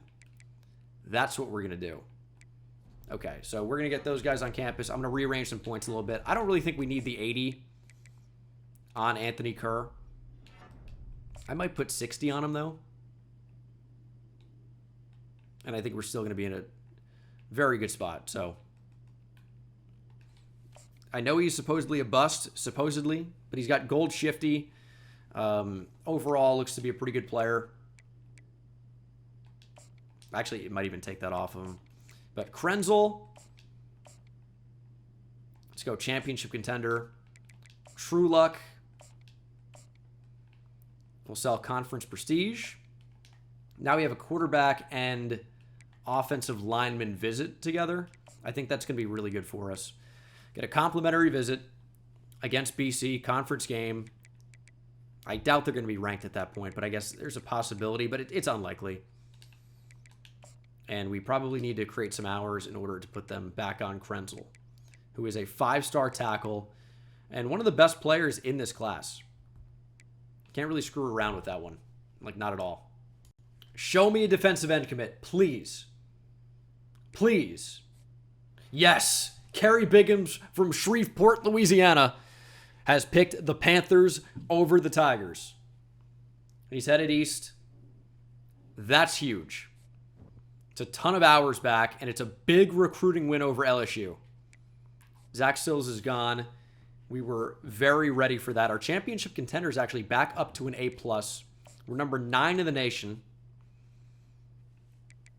And this kind of ends up being a pretty big week for us against 5-2 UConn. Of course, they're not ranked. They've played us tough in some dynasties before. We have 195 hours. I kind of think we need to go back to the double hard sell to get Anthony Kerr over ECU. As crazy as that sounds, I kind of think it has to be done. Unfortunately, hey, that week 10 scheduled already. But again, I think we're mostly in a really good spot here. We're going to max out on Krenzel. I think we want to max out on John Trueluck at quarterback. I mean, when you can spend all 80, you want to spend all 80. Keelan Best will be on campus. This is a big visit. 6'5", 301, very well-rounded, obvious defensive tackle for us. Would be a really great addition to the team. Michigan State has offered Xavier Waddy, which means we've got to jump in now. Which I didn't want to have to do, but we can't let that get away from us. Nathan Teal will get away from us if we don't start hard selling. So we need to do that. In a fine spot for Shepley. Yeah, BC's trying to get in there at this point, but I'm not really especially worried about them right now. There's a lot of time left on that recruitment. Same thing with Mons here. We'll add an extra 10. I'm a little bit worried about Minnesota, so I'm going to put the last 5 on Nathan Teal. We maybe don't need 75 on Waddy, but I just don't want to risk Michigan State. Sills we can take off the board. Trueluck with the 80. Kerr with the 80. Should be a commit after this week. And on campus this week, for a quick refresher, it is 5-star defensive end, but defensive tackle, Keelan Best. We're recruiting him at defensive tackle. 5-star linebacker, Nathan Teal. 5-star number 1 player in the nation, corner CJ Wells. And 5-star safety, Enrique Tung. With Oregon hot on our trail. Washington in the same boat. Maybe hot on our tail since we're the Panthers. Blowout win over UConn would be very nice. It's week 8, which means a couple of things. We get our best receiver back is the big thing. Mukwamu's still out, but we get our best receiver back. Highest overall, 99 speed. We absolutely missed the explosive plays from Kyle McNeil. Welcome back. We're going to show you that a Panther is about to murder a Husky. It's going to happen. Let's go, Panthers. Let's go, FIU. Big blowout win with multiple 5-stars in attendance. We're up 7-0. It's a decent start, but we're not really doing much off of it. They got to change the name in-game to Pitbull Stadium. They're slacking. 3rd and 11. They are slacking. Ooh. That is a dime from Tucker McDonald. Wasn't really expecting that. Brought the safety up. Sometimes you just got to force somebody to make a play. Quarterback delivered a pretty good ball. I feel like we have the advantage up front, even though we're still maybe like a year away from being super elite. As Oliver Lundberg Coleman loses a yard or 2 or 3 or 4. They're back down to the 5. And they might have a touchdown here. He rolled over his own teammate to stay off the ground and score a touchdown. Is UConn going to be a problem today? Welcome back, Kyle McNeil. Nice catch. We're moving. We're grooving. And they're in a very weird alignment here. Does not pay off. Damon Lafotu, touchdown. All right, 2-minute offense.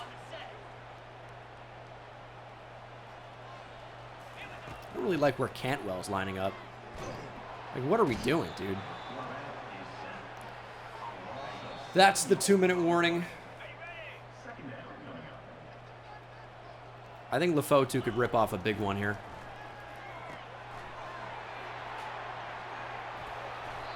We get 12. Just don't really have the burst to hit that next gear right now. We need a better receiving tight end than Cantwell. Just doesn't really do anything, unfortunately. We're controlling the clock well, though. We're up 14-7. I don't know. Didn't really love anything there. 3rd and 12. 35 seconds to go. Ooh, blitz. See an open receiver, but I like Salam a little bit better. His throwing on the run this season's been very bad. I think taking off when we know we can get it, probably a little better. 28 seconds to go. Rousseau wide open. Andre Rousseau running away from everybody. Touchdown, Andre Rousseau. What a player. I hate the camera. What a player. 21-7. 3rd quarter, football back. Let's go. Kyle McNeil's back, and you know what? We're going to give him a chance. No, we're not. We're going to get sacked.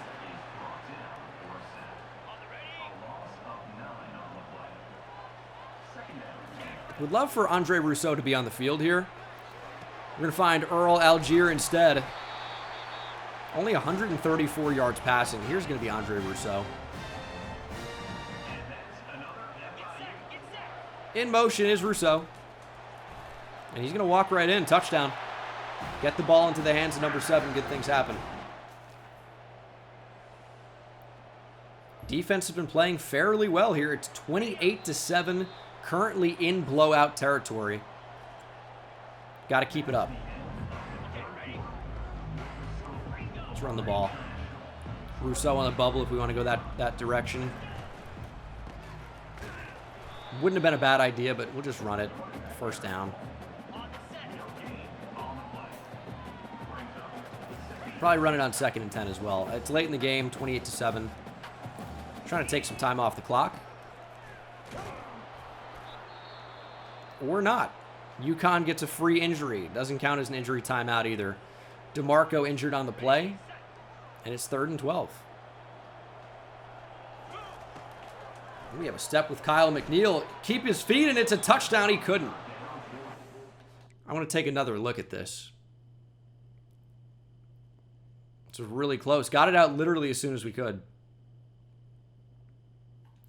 And I think that left foot and maybe even that right foot are both down. I think he drags them. I think that's a touchdown. We're going to throw the challenge flag. Even if we get it wrong and lose a timeout, who cares? We're up 28-7 right now. The touchdown instead of 4th and 12 is absolutely worth a challenge. And that should be a touchdown. I think that's an NFL touchdown. I think that's 2 feet in. And it's going to be. It's overturned. Coach Dengus continues to be excellent with the challenges. And it's 35-7. Absolutely love that. Let's get an interception.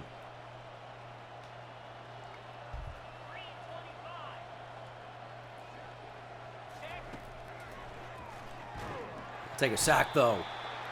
4th of the game. And we're about to make this 42-7. Touchdown, Devontae Lyons. It is over. It looked close for a while, and it was, I guess, but our talent over a full game is really starting to shine through. And we're going to get a big-time blowout win as a result. I don't need the football. I mean, UConn's not calling timeouts here.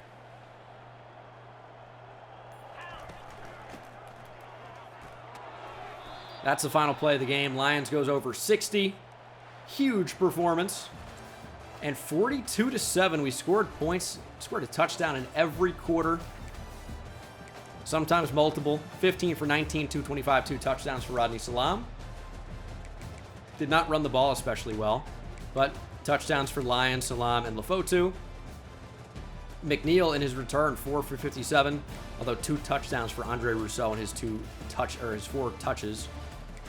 Wow, TFL's 3 for Edwin Spillman, 2 for LaBelle, who posted 3 sacks and an interception.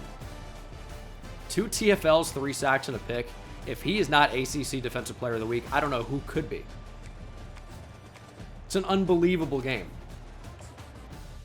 3-1 in the conference. Of course, this was not a conference game. 6-1 overall. And we had a big blowout win with 5 stars in attendance. We should see guys commit after that. Let's see if we get the results we want. We get Anthony Kerr, 4-star receiver from Clover, South Carolina. That's the only one right now. We move in a really good position to land Keelan Best, though, who, of course, was on campus for that one. We move in a pretty good position to land CJ Wells, although Clemson is close. Enrique Tung, I think, same type of deal with Best. We're into the mix on Waddy now. In a good spot for Shepley. We're going to start investing points there. Deontay LaBelle is your ACC Defensive Player of the Week, and I think he's even got a chance to be National Player of the Week with that unbelievable game. They don't give it to him. We do move up to number 6 in the nation. The fact that we have 80 points on John Trueluck and Penn State is just pushing and pushing and pushing is not great. That Week 10 visit, super important. It's going to be super important on Franklin Krenzel as well. 75 points, and it just might not be enough. He's got a Week 9 to Clemson. I don't think he's going to commit after this. Maybe. And then he's on campus with us next week. Keelan Best, very close. We have 85 hours now. Nathan Teal had a really nice visit. We're going to max out on him. We're going to have to start spending points on Shepley. It's going to end up being really close for CJ Wells. He had an okay visit. Meet Alumni was only +1 for him, because their grades are not very good.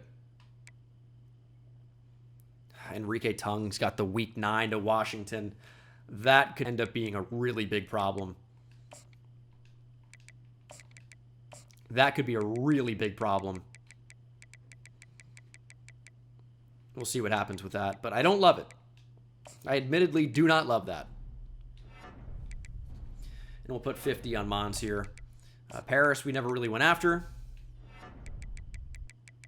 But this recruiting class is in a really, really good spot right now. We only have 16 players on our board, but if you look at our total class, we have 3 5-stars, 2 4-stars committed right now of our 5. We're top 20 with only 5 commits. That's pretty good, and that's going to get a lot better as we have a number of players who are about to commit. Tung is a week or 2 away. Wells is a week or 2 away. Nathan Teal, probably comparable. Best is a week away. Maybe 2 at the most. Just got to stay alive. Might consider adding some more players to our board as well. It's a big Week 9 game just to stay in a really good position, but it's out of conference. It's not the worst if we don't perform up to our standard. Still some really good players on the board. I just wish I had the hours right now. We don't really. But still plenty of good 4-stars available. We'll probably start to recruit some of those guys in the upcoming weeks. We should be getting a lot of hours back. Some of those guys are going to end up locking us out here like really, really soon. But we should be able to just beat USF comfortably. Hopefully that's not famous last words. I feel like it's always raining when we play at USF. Raymond James Stadium here, home of the Tampa Bay Buccaneers. I feel like it's never not raining. The Bulls take the field, rocking the all black. Let's play our best football here. It's crazy that we don't have Rousseau in as often as we do. But when Kyle McNeil's out there, he just kind of moves to that third receiver spot. I don't really mind it. Tried to high point over the middle, but they kind of ran with that. Thankfully, it was knocked down.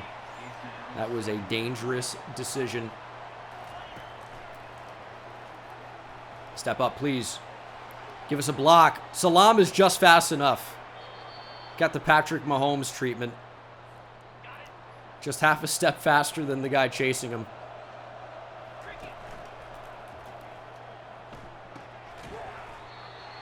I saw options over the middle there, just didn't really like anything enough.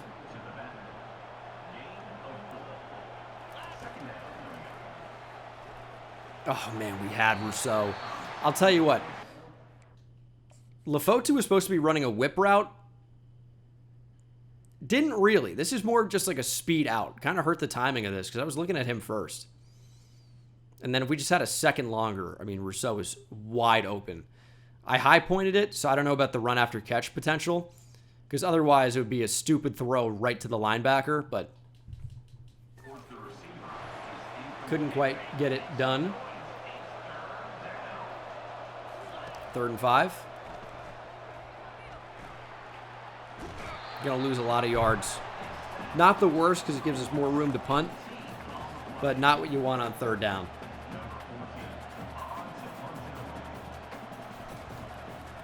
Not what you want. Oh, man. Pimp named Slickback. Thanks for the tier 1.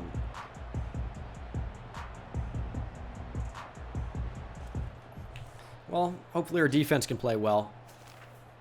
USF has a lot of field to go, but you don't really seem to be having too much of a problem with it. 3rd and 5. I'd love for my DBs to make a play ever. There we go. I mean, that counts. That's Sterling up the middle there, Sterling. USF ends up with 3. We'll try to answer with 7 to number 7. We're going to throw it to him. It was double teamed. We high pointed it. Couldn't find him. Salam hurt again, dude. He's taking a beating this year. Taking a beating. He's got 39 yards passing. That's going to be the first quarter. Get him rested up a little bit for a big 3rd down. Need to convert here. I mean, I highly, highly, highly doubt that they're actually sending heat. In all likelihood, this is a complete bluff. McNeil or Lefotu should be wide open. There's Lefotu, broken tackle, down to the 3. Now, they ended up being in like a cover 2 look. Yes, very, very strange. We ended up having like the streak wide open, but I was never really going to throw that in that spot. Cantwell, touchdown. All right. Finally a touchdown for us. We don't need to win by 100 or anything, just need a win. Keep that championship contender up. We're the number 6 team in the nation. And that's going to be an interception. Easy reads. The cat in the hat. Edwin Spillman. Nobody in front of him. Pick 6, Edwin Spillman. I mean, touchdowns don't get easier than that. Easy reads. Easy Edwin. Touchdown. That's not... Easy Edwin doesn't sound that good. Sounded better in my head. Inside 4 minutes. Here in this first half.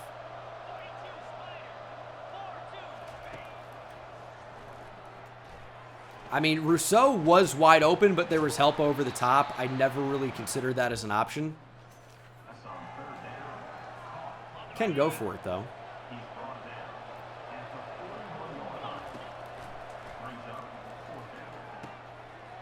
There's Kyle McNeil making the catch. I'd actually like to make this the final drive of the half. But the team in simulation is just so useless. Rousseau should be open here, though. He wasn't, but Malvo was, despite his non-existent speed. They were out in his own defense. We just found the space.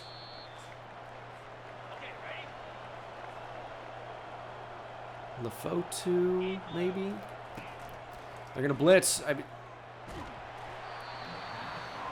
We just can't get it there. I mean, we have the guy I want to throw to can't get off of, you know, I can't even say a block because that's not exactly what happened. Salam taking off, taking a hit, thankfully not fumbling. First and goal from the 4. We're going to get sacked here. I mean, there's no way around it. I don't mind it from a time perspective, but Salam really, you don't want taking all these hits. Rousseau, oh, that would have been an insane catch.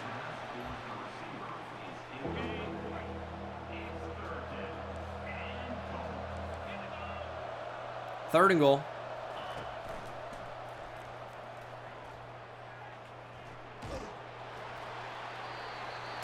I don't know where to go with the ball. I mean, I'm not seeing anybody getting open.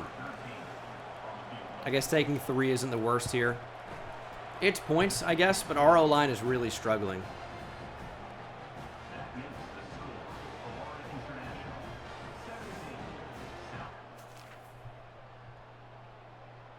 Yeah, I mean,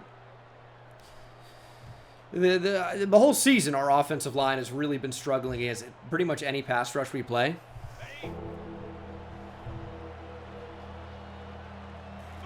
It's a brutal combination. That's wide open, though. Touchdown, Kyle McNeil. Oh, I thought it was overthrown at first.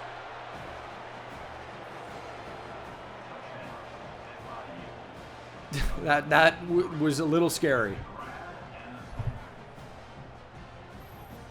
But thankfully, we're able to complete that. Big touchdown, 24-3. This game was looking a little weird for a minute. I guess it's 24-10 now, and they have the ball. But we're in a really good position to win this game. Up 2 touchdowns. A stop here would make me a lot happier. That's what's going to happen. Ty Canham chases him down. Got to be able to score a touchdown. But 3 would also be fine. Just can't fumble the ball. And we're going to run the ball 3 straight times. We're going to keep the ball on the ground, keep the clock ticking, take time off the clock, and then make it a 3-possession game. That's all we're trying to do. Not even trying to get a first down here. If it happens, it happens, but trying to line it up, make the kick easy, and if we can go up 27-10 inside 3 minutes, I feel like it's going to be really tough for USF to win this game. They've scored 10 points the entire game. It's not to say that they can't come out and score, you know, 10 more points in the final 3 minutes, but even that wouldn't be enough. So 27-10 feels like that probably should do it. They got a quick score.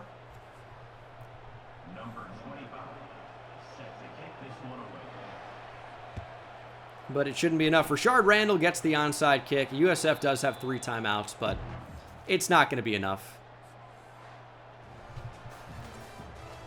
27-17.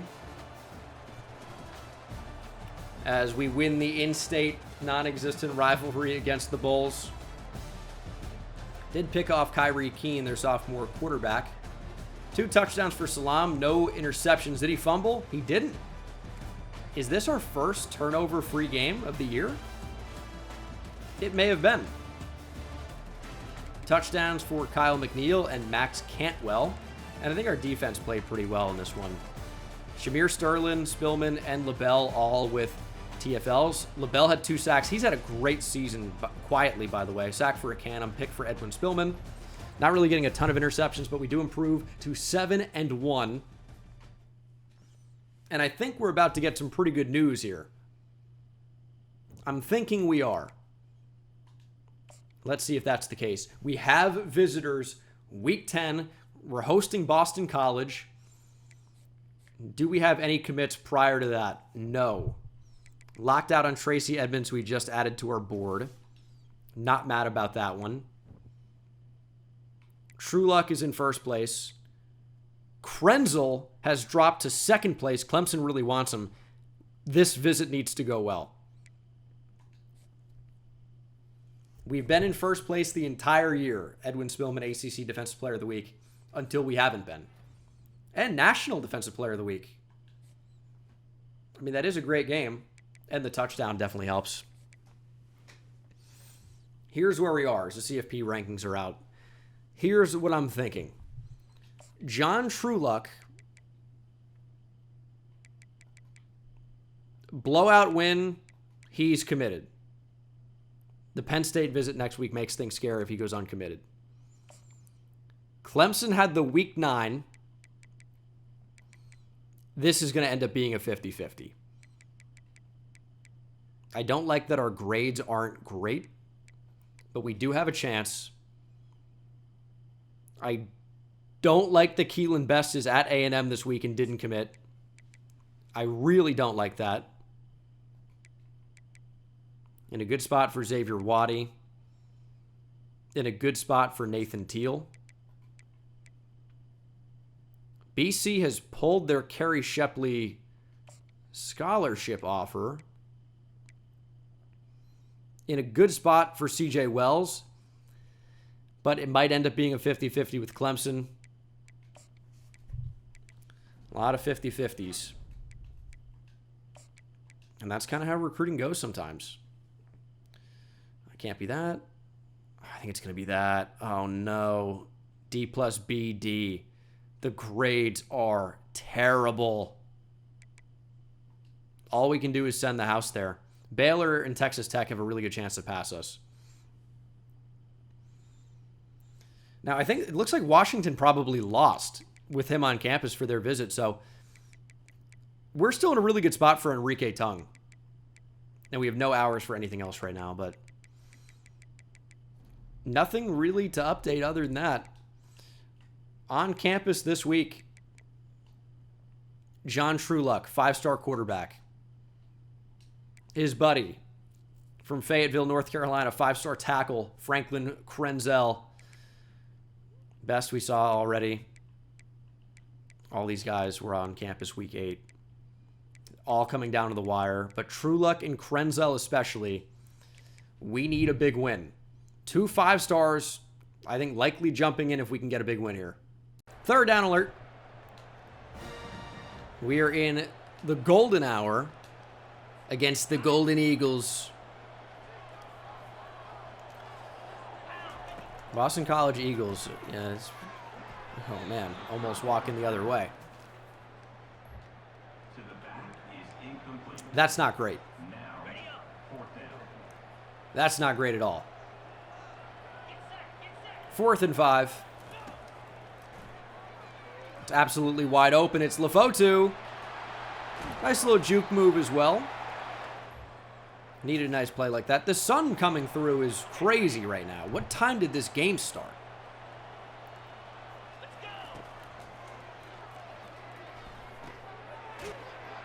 The fact that Algier did not get the first there is, dare I say, unbelievable. Come on, Lefotu. Get it for us. There we go. Ninja, thanks for the tier 1. I thought you were on Mixer. 1st and goal from the 7. Cantwell diving up and over, touchdown. Cantwell starting to find the end zone. Man, he's slow. 14-0 though. Defense playing great. We haven't had a moment in a minute, but here we go. With 2:20 to play in the first half, we are back out on the field. Sun starting to set here in Miami. And we're going to lose yardage trying to run out of the pocket. Pocket was collapsing. I don't know what we can really do there. But we got the ball back. 30 seconds to go. Quick throw to Malvo. I like where the clock is. We're just going to keep going here. And I like Rousseau. That's a touchdown. Survives a big hit. And we are absolutely bringing it to Boston College. The Eagles don't know what hit them. Here's 3rd and 9. Stepping up. Still going. as Najee Saffold is injured. We've got a decent replacement to bring in, but you never want to see a starter go down, especially not on the offensive line. High point, Algier doesn't really catch any 50-50 ball.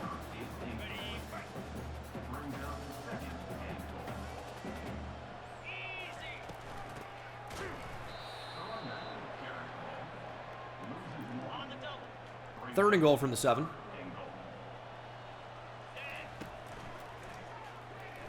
On the move, Salam. And he finds the end zone. Nice little scramble. And we are just running away with this. It's 28-0. Going to be a direct snap to Lefotu. Sometimes it feels like your players are moving in slow motion, and I don't know why. It's a weird... Sometimes your players just don't run. It's 96 speed. Did it look like it? Not to me. Lefotu's getting a lot of run here. Jermaine Carter, abdominal tear. Some less depth on the defensive line. Still without Fitu Mukwamu. Looks like we're just getting a little bit of a breather. And Lefotu's doing a good job. True freshman running back has played fairly well, especially as a receiver so far this year. And Lefotu's still going to stick out there. Let's rip it to him. Oh, wow. DB took away a couple separate routes there.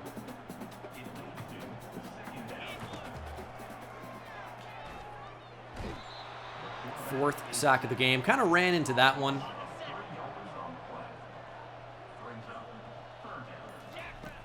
Third and 13.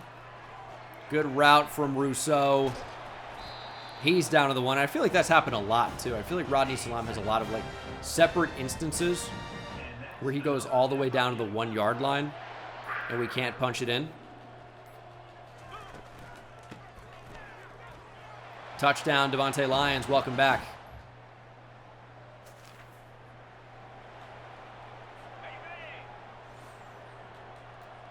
Let's blitz LaBelle. I think we're just going to send more than they can handle. Oh, they're throwing deep. This is a spot for a pick. Mr. Clark with the interception. We don't get very many of those, so we definitely like it when we do. And a nice return as well into Boston College territory. What a monster performance. I don't know that we necessarily needed a blowout win, but it's obviously preferred. When you have big visitors in attendance, it's definitely going to help out a lot. I can't really see a way Boston College gets within 17, so this is like a guaranteed blowout win with a couple of 5 stars in attendance, a quarterback, and a tackle.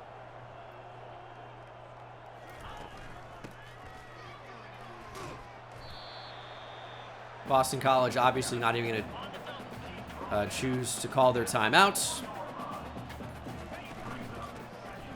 And Devontae Lyons walks in for another touchdown. 42-0. Another game where we scored a touchdown in every quarter. Still only 1 loss in the conference. 200 yards passing, 3 touchdowns for Rodney Salam. Didn't run the ball that well, but 2 touchdowns for Lyons, 1 for Salam. Receiving, 4 for 111 and 2 scores for Rousseau. Long of 70. Max Cantwell injured in this one. Did score a touchdown, though. And then defensively, 2 TFLs for Canham, who is injured in this game. Jermaine Carter injured in this game, obviously. Jeff Bowe with a TFL. Sack for Taylor and LaBelle. Interception for Mr. Clark. But these injuries are starting to pile up. Show me some commits. Show me something here. Please. John Trueluck straight up commits now. The 5-star improviser from Windsor, Connecticut, joins the class. Our highest rated quarterback commit ever. We also get him some protection. 5-star right tackle from Fayetteville, Franklin Krenzel. 5-star defensive tackle, Keelan Best from Covington, Louisiana. 5-star corner from Gaithersburg, Maryland, CJ Wells, the #1 player in the class. And locked out on some other players we just added to our board. But that is 4 5-star commits all in the same week. It does not get a whole lot better than that. 8-1 overall as well. We're up to the #2 team in the nation as we get ready to take on Pitt. Nathan Teal on the verge of being another 5-star commit. Oh, Tongue is so close. He's gonna be committing next week. We have 295 hours back. We're really in excellent position. Yeah, Teal's going to be in the class. Waddy, we're going to start hard selling probably. Maybe.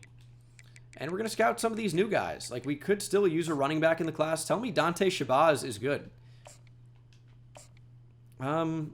He could be worse, is the review. I wouldn't say, like, exceptional or anything, but not bad. Not bad at all. Okay, he's got a house call. Gold Legion. Like, that's not bad either. He's supposedly a bust. DeMar Phoenix looks like the receiver we couldn't get earlier. And he's free. What a time to be alive. James Mons we need on campus. Schedule him against Virginia, I suppose. He's the #2 player in the nation. Like, and we can get him. I think our grades are actually too terrible for him, but if we can get him on campus, we can get him in the class. I think it's as simple as that. Baylor and Texas Tech are just not really putting the resources in. And then we should be getting Kerry Shepley to join him if we want. I'm pretty sure we're going to be able to do that. Tongue will join the class next week. I like Everett. I kind of want to put points on him. I don't think Kraft is a good enough athlete, to be honest. What's more pressing? I mean, we need to put points on Everett right now if we want any chance. So I actually need to take the 50 off DeMar Phoenix. I'll end up adding them back, probably. But Everett's going to go to Michigan if I don't put, like, 60 on him right now. But things are looking fantastic. In terms of top classes, we're top 10 in the nation. 7 5-stars, 2 4-stars, and the class is only going to get better. Got to beat Pitt. That would be great. But we're into the CFP at this point. We would have to go on some type of incredible losing streak. We're the #2 team in the nation. Top team in the ACC. The bracket is stupid. We are the #2 team in the nation in a power conference. We would automatically get a bye here because we'd win the ACC. I guess we should be projected to. I mean, I guess there's a chance we're not in the ACC championship game right now. We're in line to play in it. Virginia Tech having a good year. It's our lone loss. But got to focus on Pitt, get this one done. All right. Time to beat Pitt. I'm done gushing about their uniforms on stream. I think they're just so good. It's what I designed Riverside off of course. And we are at Acrisure, home of the Pittsburgh Steelers, here in Pittsburgh, Pennsylvania. They're a good team. This is the game of the week. College game day in Pittsburgh. And this Pitt team can play. Top 15 for a reason, but Deontay LaBelle might have 15 sacks for a reason. Brings down the quarterback. And what an insane punt. We're on the 3. All right, let's not get safety, please.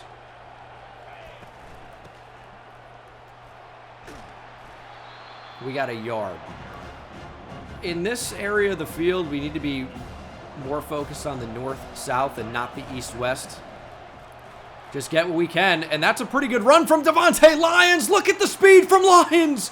He's got a chance to go end zone to end zone. Devontae Lyons, 96 yards. He goes all the way. That's how you focus on the north-south part of running the damn football. Oh my God, that might be one of the longest plays in my Dynasty history here in College Football 25.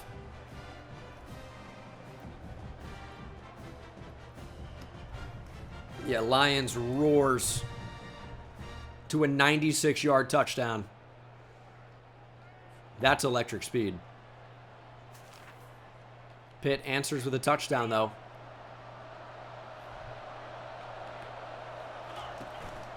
They don't bite on play action after that. Thought maybe that would have got them.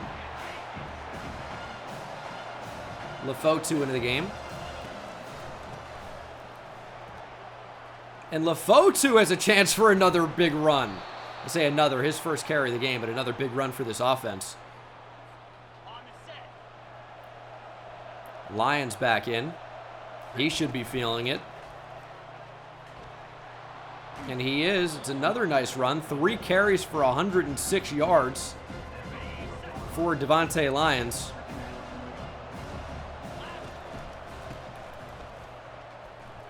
Good burst. Nice spin move back. They're not all going to go for 10 or 96 even. But we'll take that.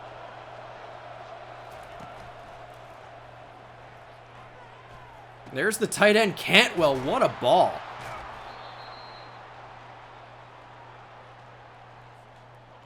Finally passing and finding success. Let's flatten that out a little bit. Oh, that's beautiful. Touchdown, Earl Algier. That couldn't have looked better. A halfback direct snap here could be cool too. 14-7. It's a tough road game. Halfback direct snap is going to be an option here. And look at Lafotu. Starting to develop a pretty nice 1-2 punch at running back. Although it's 3rd and 9.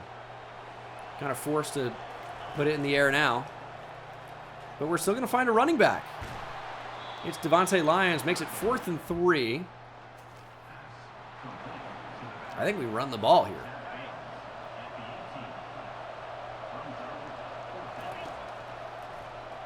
There's the pitch out. Lafotu loses a few. Bad pitch. But the defense did the job, got the offense the football back. It's 3rd and 7.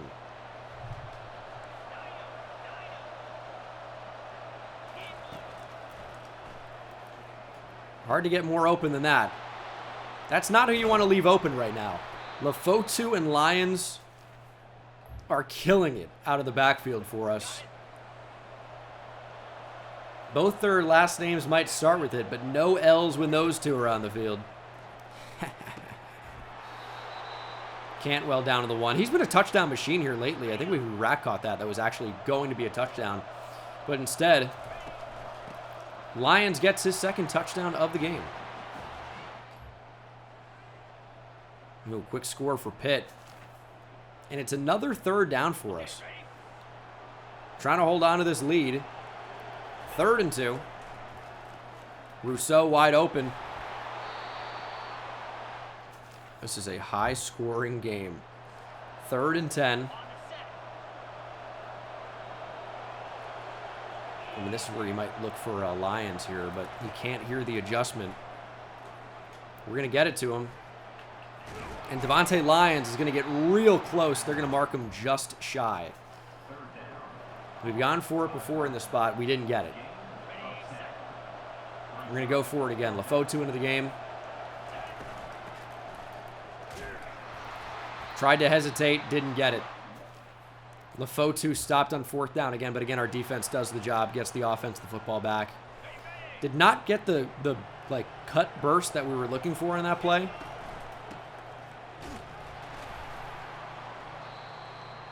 $12 for 143 for Lions. Again, we are going to go for it. Again, it's LaFotu into the game. This time we're going to pass. Oh, I did not. Oh, God, I want to throw to the tight end. No. Again, we don't convert as LaFotu's the recipient. Oh, man, I'll tell you what. We got to stop going to LaFotu on 4th down. Good run from the quarterback. QB sneak is unstoppable on the inches. Okay, I'll tell you what. I don't think you saw it last season. If QB sneak is unstoppable. You should go watch last season on YouTube right now. I don't know how unstoppable it is.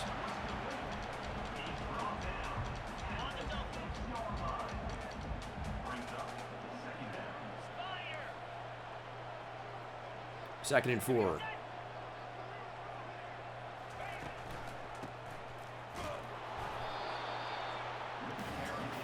It feels like we've controlled the game, but we've been stopped on 4th down 3 times, and we're only up by 7. We sacked the quarterback 5 times, though, and have not been sacked. That's usually pretty good.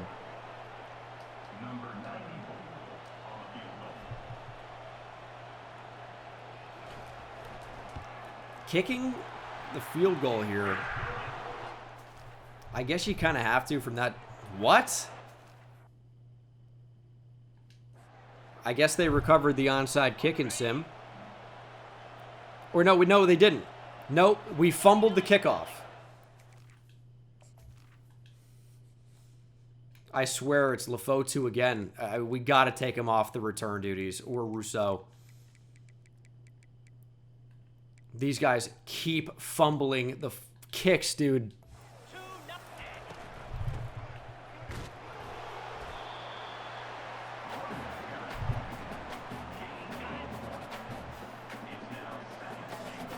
Pitt is in a position to take the lead.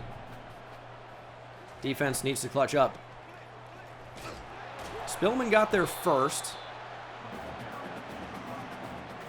We've played pretty good defense today.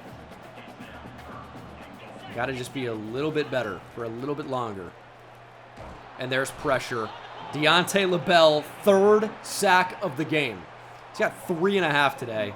Pitt will again settle for 3. Deontay LaBelle, moving him to defensive end might be the coaching decision of the series, I'm not going to lie. He has been an absolute animal off the edge. We are up by 1. What do collage kickers do? If I can make collages, I guess. Here's 2nd and 8. Lions is stuffed. He's got 14 for 140. This is where another 70-plus yard run would be nice.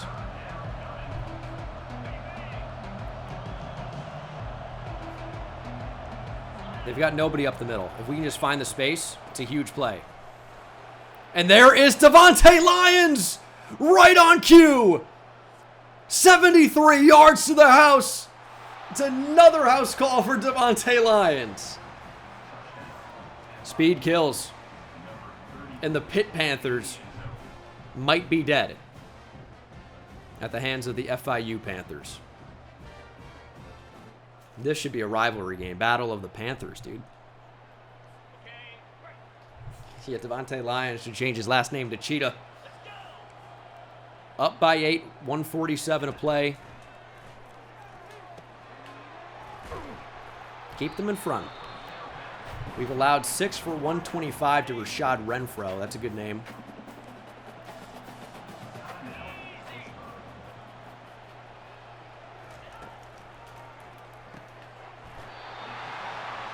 Just got to keep them in front. No explosive plays. We're cooking.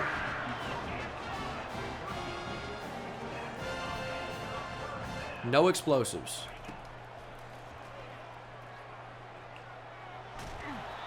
Need to be a sack there.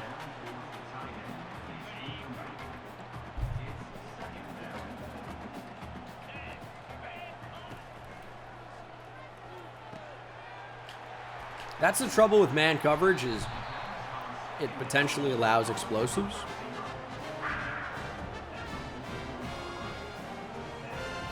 Pitt putting together one of their best drives of the game so far. They're into FIU territory. Spillman can't wrap up. Quarterback broken tackle and the slide. Pitt calls a timeout. Their second.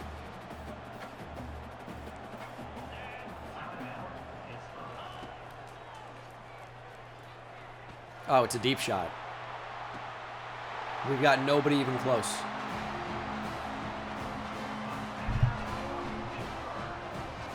How does that happen?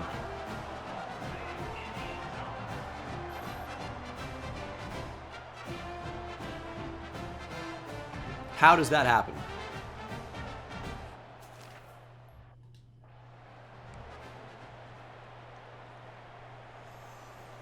We had a deep half, I guess, and our safety did nothing. What are you doing? Is this Alan Badejo? Ian Badejo? Yeah. He's a bad player. How mad can I be? Breaking news. Bad player makes bad play. 2-point good. It's 28 all. 1:05 on the clock. 3 timeouts. Can't fumble if you don't return it.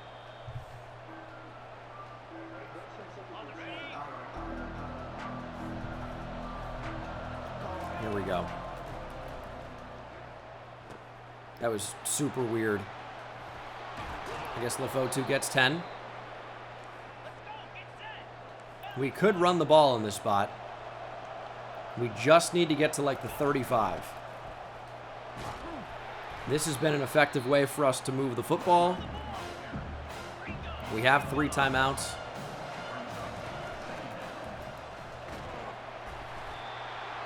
Let's call a timeout. I know it's after a first down, and you don't really want to lose that first one. I think QB draw could actually be really good here. There goes Salam. Please don't fumble. Could go back-to-back QB draw a la Josh Allen.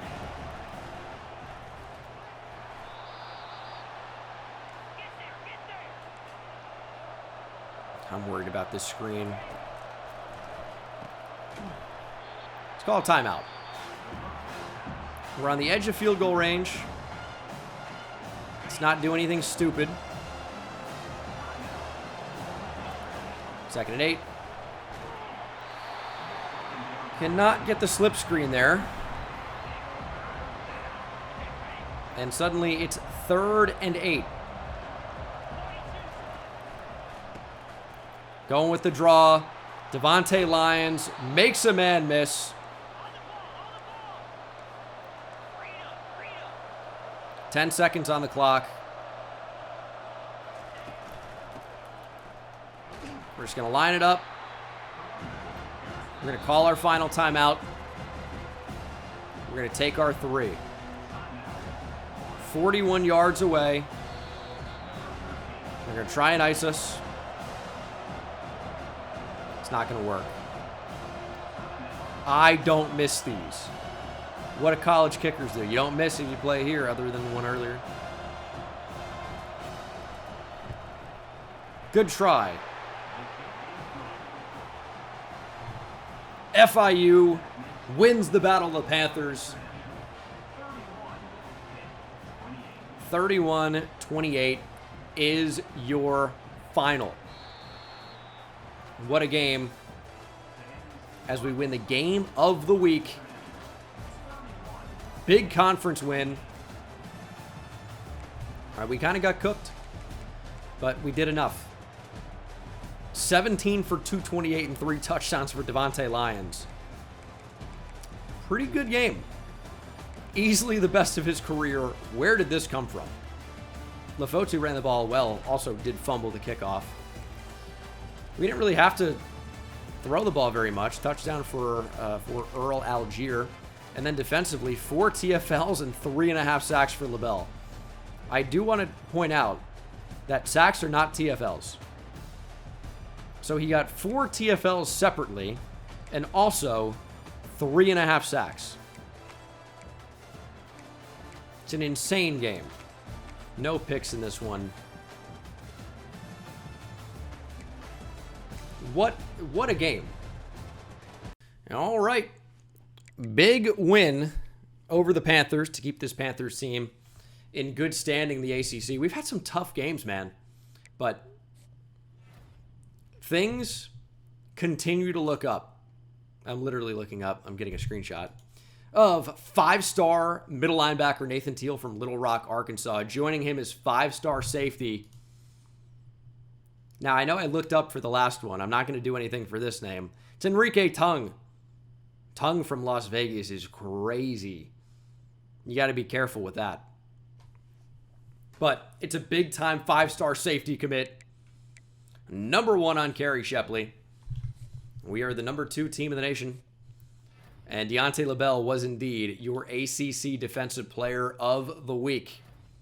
And your National Defensive Player of the Week. He had an insane game. We'll face 3-7 Virginia. The Who's coming to town. The Cavaliers will have some visitors to show out in front of. 5-star safety James Mons from San Antonio, Tejas. Again, our grades are too bad. I wish I could hard sell them. This visit's going to have to do a little bit of heavy lifting here.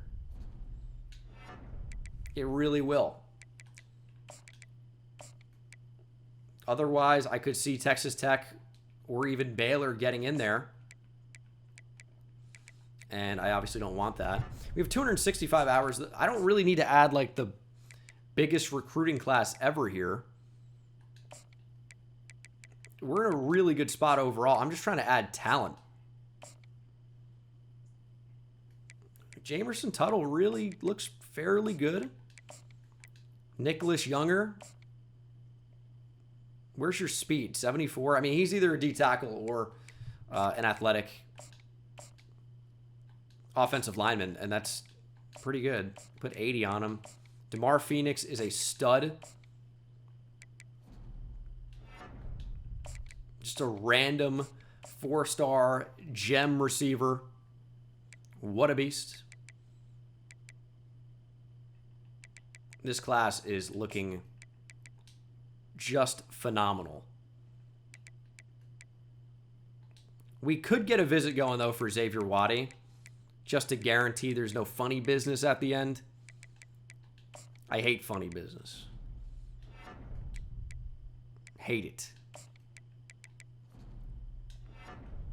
So we will save 40 hours. We can offer on Trout or extend that later. I don't like where Georgia and Michigan State are. We're going to get him in against Wake. You already know Georgia, Alabama, and Michigan State are going to make me sweat at the end if I don't have that visit. So I'm getting that visit going. Let's see here. Virginia is occasionally tough. They're in the all-white. We're going to rock the regular home uniforms. Just got to continue to win the games we should win, right? Continue to beat the teams we should beat. Virginia is one of those teams. Like, any team in the ACC is going to be fairly tough. But, I think at this point, it's not to say that we're, like, so much better than them or anything. But we have, like, a +5 or 6 overall advantage. We've gone into tactician. We've actually managed to find a running game. We should be able to get something going. 3rd and 7, but it's from the 41. Is it crazy to run here?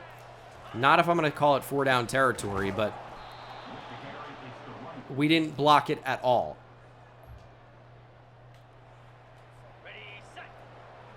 I recognize that's a crazy conservative call, but we found the running game last game. I thought we'd get maybe 4th and 4. We're just going to get beat up on by Virginia.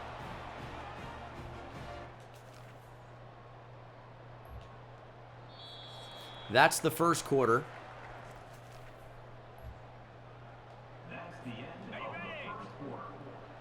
Third and 6. It's again 4-down territory probably, but we're going to pass the ball this time. Rousseau actually cannot catch it. Back on offense, down by 7. 3rd and 2. I want to run the ball. Can we block it this time? It's not a draw. It's a little bit better. 4 rushes for 6 yards for Devontae Lyons. It was not good, but we do find the end zone. And do we have visitors this week? I think it's next week. Right? This is week 12. Get there. LaBelle got to him. Second sack already for Deontay LaBelle. I'll tell you, we need a stat check on him at the end of this regular season. Deontay LaBelle, he's got to have 15 sacks. I mean, he just has to.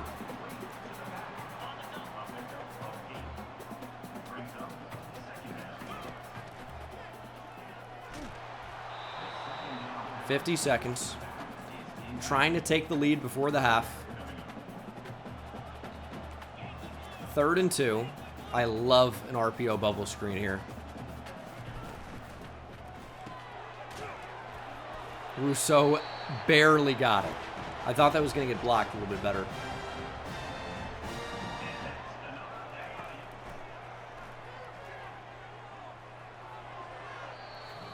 Thought we were going to get a very different type of a throw. The Norris Sellers at Notre Dame, that's right. Needed to probably eat that one or just take the deep shot to Algier. How about a deep shot to Andre Rousseau? Can't find it. Again, that's one DB taking away a couple different routes, always frustrating. What about Rashard Randall? He has not had a moment in a minute. Let's give him a chance to make a play. He never even got an animation to jump for the football. I don't know what that sequence or series was. That was not good.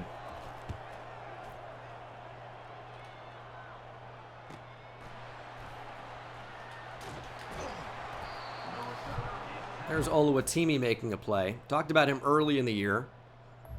Deontay LaBelle, it looks like, put up another sack.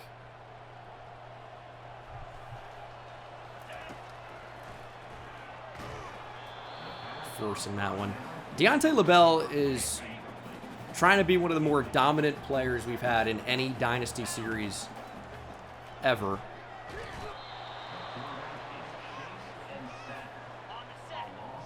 I think, I don't want to turn it over, but we might just have to grip it and rip it, let it fly.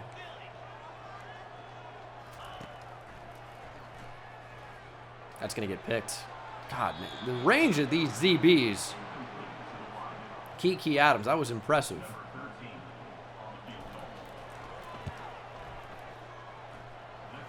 At least we get 3.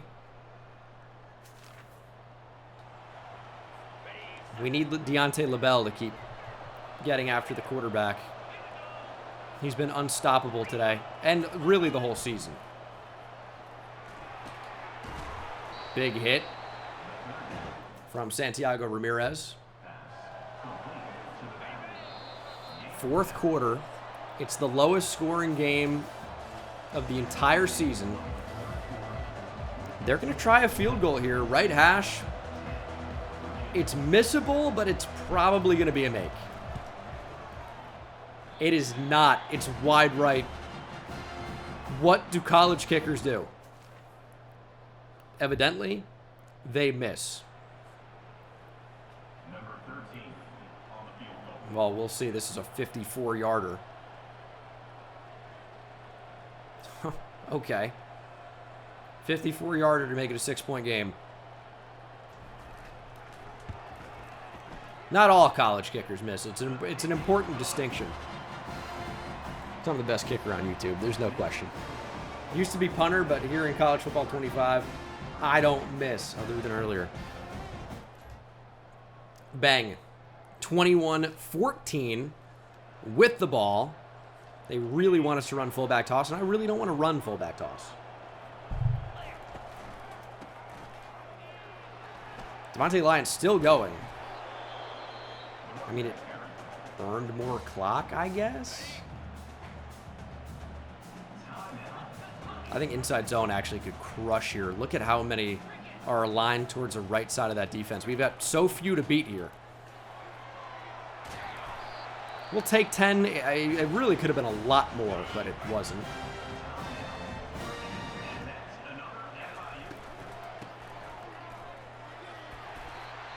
Good burst from Devontae Lyons. That platinum shifty, we got to get that going. That's how he puts up 220 yards rushing in a game. Obviously, not this game, as Lefotu is super banged up.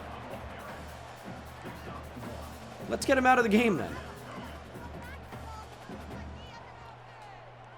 Let's go to somebody else. No, it's still Lefotu.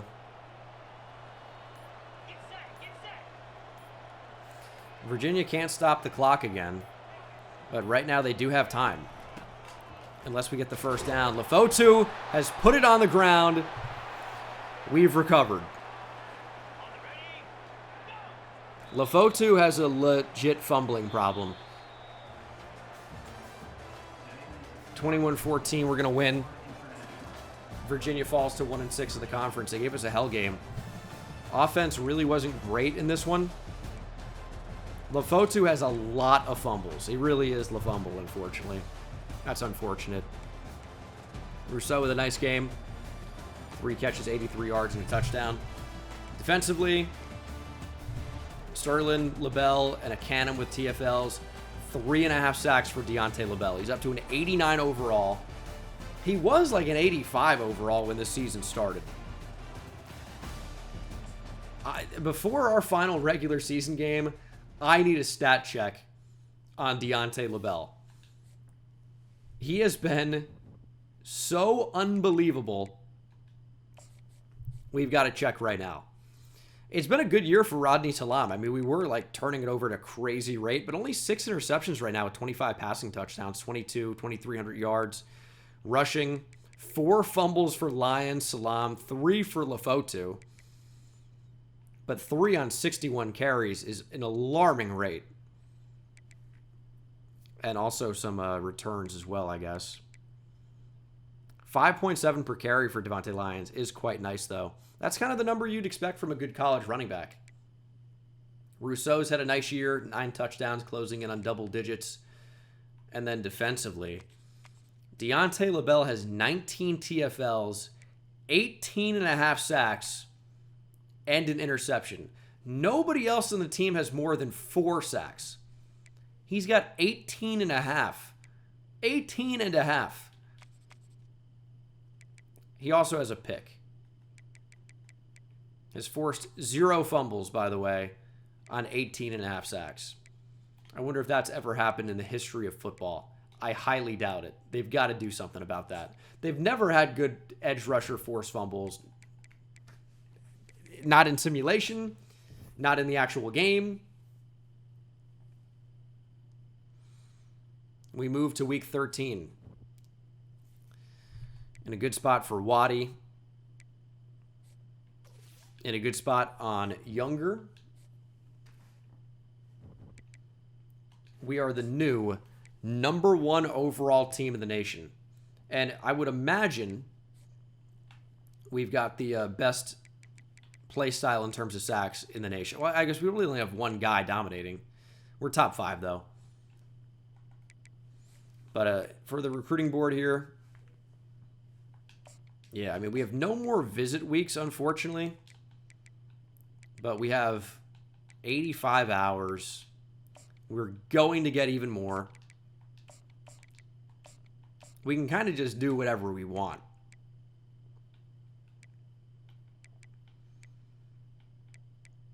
Yeah, we're going to bring in a pretty spectacular class. Why is Texas making a move? I told you Georgia was going to get weird. I'm glad we got the week 13 visit on Waddy. Georgia really tried to finesse us. That's crazy.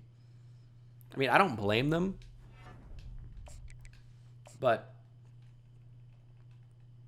Georgia has made some type of a late push here. Great effort. It shouldn't be enough. It really shouldn't. All right, it's more than time to sell Kerry Shipley. That's why Texas is making a move. We're not hard selling. And we can actually, with A+A, we can hard sell and soft sell. So we're going to do both of those things. And I think Mons, the grades are just too bad. But, oh, he was on campus for that. I wish we would have done more than just a close game. 7 points is not good enough. That's a close game, I guess. One possession, but damn.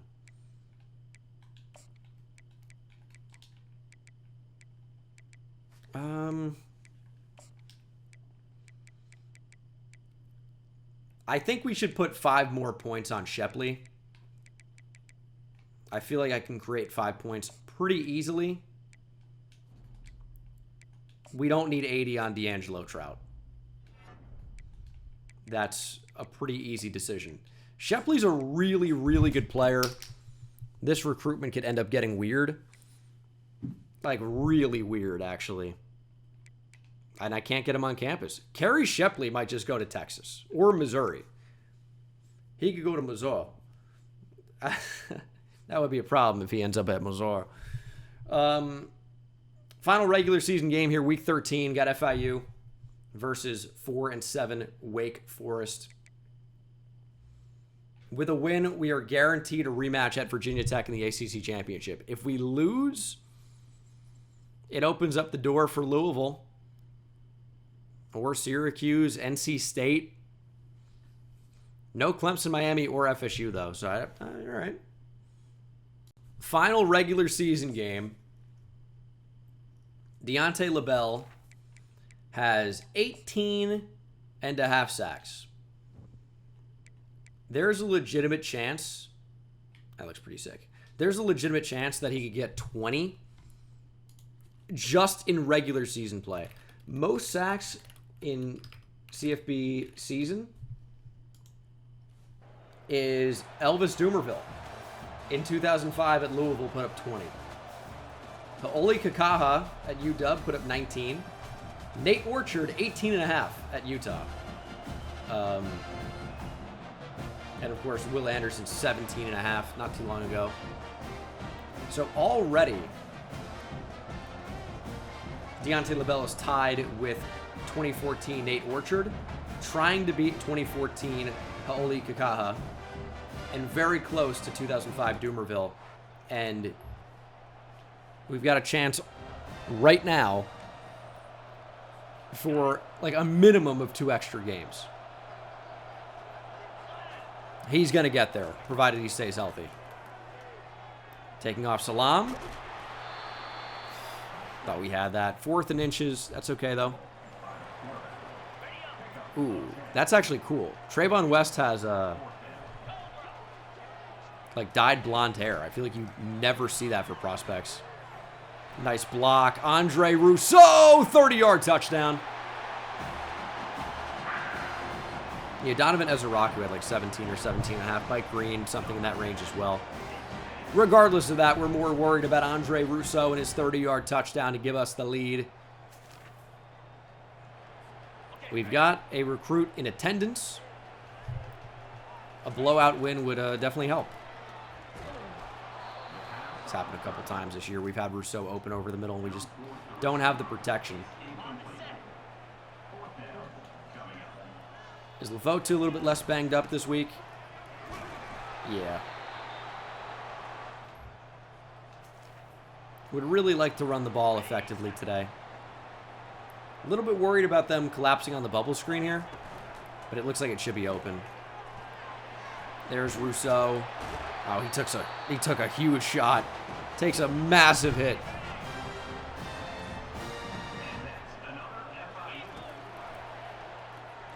Whips it. Andre Rousseau. Got hit the previous play, battled back, touchdown. And we are driving. First and goal on the 1. I appreciate the moment. Thank you so much. Touchdown, Devontae Lyons. Red zone alert again. Oh my goodness, dude. I mean, we're dominating. It's 21-3 inside 2 minutes. Damon LaFoe, touchdown. I like these moments. Hey, jump in and score immediately. Interception by Jaden Williams. For those who don't know, of course, Jaden Williams is a player on our team. He plays strong safety. Thank God strong safety came up first. He's a junior, and he's from Plantation, Florida, obviously. It's for the chat. You guys were unaware.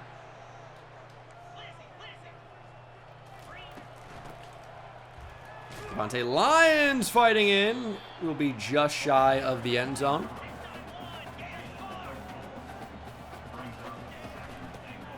Yeah, it's a beatdown. Thanks for coming out, I guess. Was the extra point blocked? Did I read that correctly? Are you joking my ass?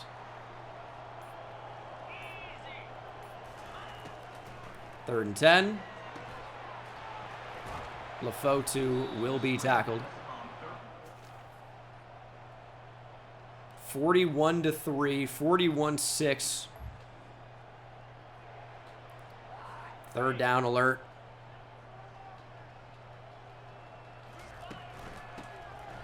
LaFoe up the middle. He's got 10 for 67. Good game from him. Maybe one of his better games on the ground for his true freshman season. We scored 41 points in the first 3 quarters. They did outscore us in the fourth, though, to their credit. They were on pace to win the game if they just kept that up over, like, a bunch of overtime periods. If you just don't factor in the way overtime works. 18 for 22 for 285 and 4 touchdowns for Salam. As many touchdowns as incompletions. Rushing, 2 touchdowns for Lions on 2.8 yards per carry. Weird. Receiving, 7 for 99, 2 touchdowns for Rousseau. 4 for 98 and a touchdown for Algier. Touchdown for Damon LaFoe. No 100-yard receiver in this game. It's kind of crazy. No TFLs. Akanum had 2 sacks. None for Deontay LaBelle and picks for Ayan Badejo and Jaden Williams. We finished the regular season 11-1, and we are ready to play Virginia Tech, or maybe somebody else if they lose in the ACC Championship. What a season. Are we going to be able to win a national championship with this current roster, as we do get Xavier Waddy from Lake Wales, Florida? Georgia was going to get weird about it. I'm glad we just end up closing that thing down in a hurry after the visit, and we will rematch Virginia Tech. Our only loss of the season. They are up to the number 5 team in the nation, and we've got something to prove. Virginia Tech say, "Wait, we're better than you. We've proved it. We've already beat you." Well, we'll see if you can do it again. I don't think they can. We're a different team than when they played us last. We're finding our rhythm on the ground. And most notably, we are not at Virginia Tech this time around. Well, I offered a scholarship on Jamerson Tuttle from the number 1 spot. And as soon as I offered a scholarship, he's like, "All right, I've seen enough," and he just insta-commit. So that was cool. I like that. Can I rewind? Does this affect what's actually on the stream? It does not. Okay, regardless of that. Insta-commit from Jamerson Tuttle. Very cool. If you're in the number 1 spot and you offer a scholarship, they've got a chance to insta-commit at any time. If you didn't know that, now you know. And there's nothing after that. That's the end of that sentence. And a good spot on Dante Shabazz. I'm not bringing in like a massive 25-person class. I'm good with just 20. or fewer. We're going to end up having a top 5 class.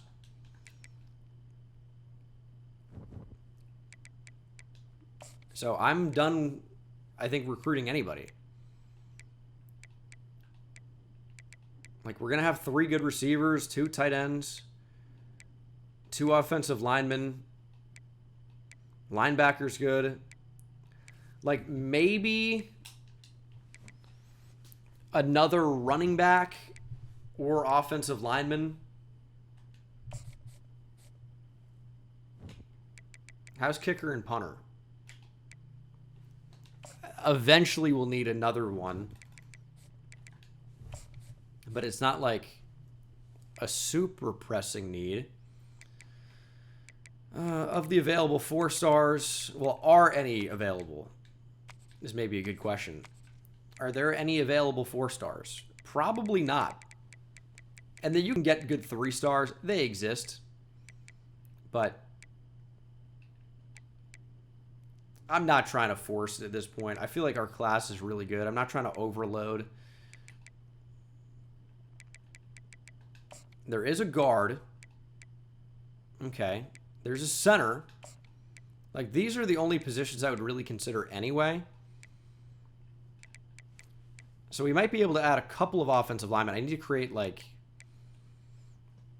75 more hours than what I have currently.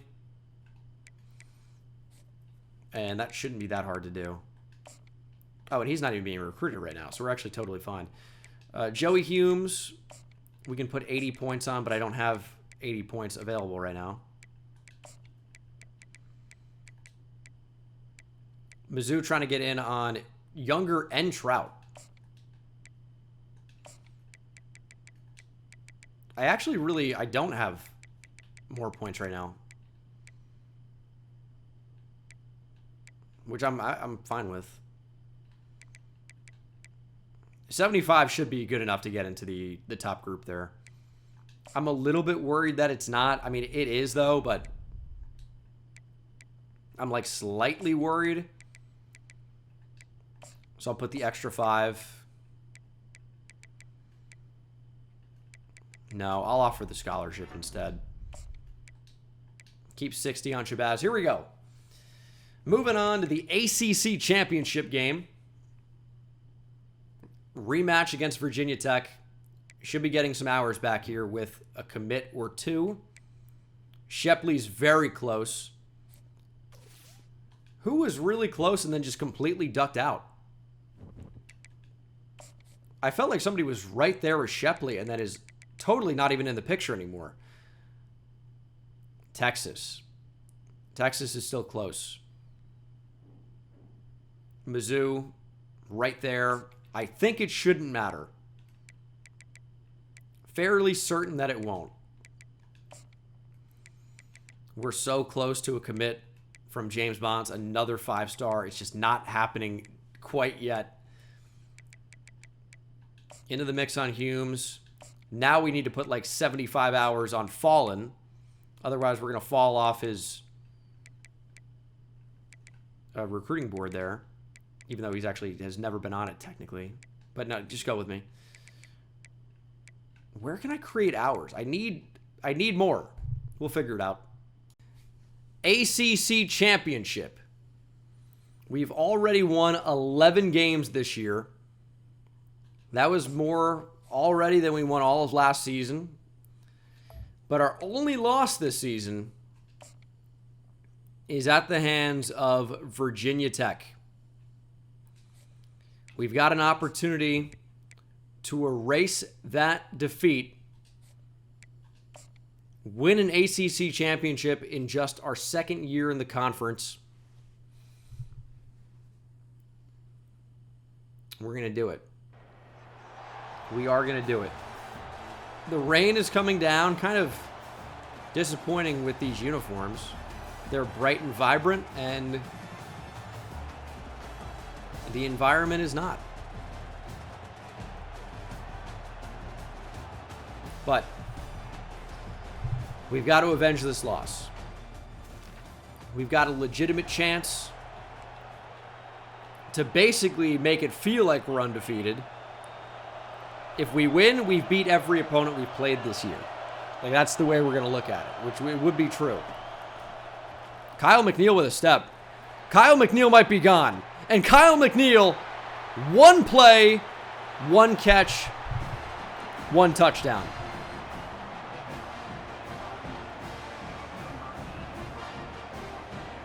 And I don't know that we had Kyle McNeil last time we played Virginia Tech. I think he was injured. Well, now he's back and performing. Took 1 play. Deontay LaBelle, 0 sacks in our final regular season game. You know he's itching to get one here early. And that is super open.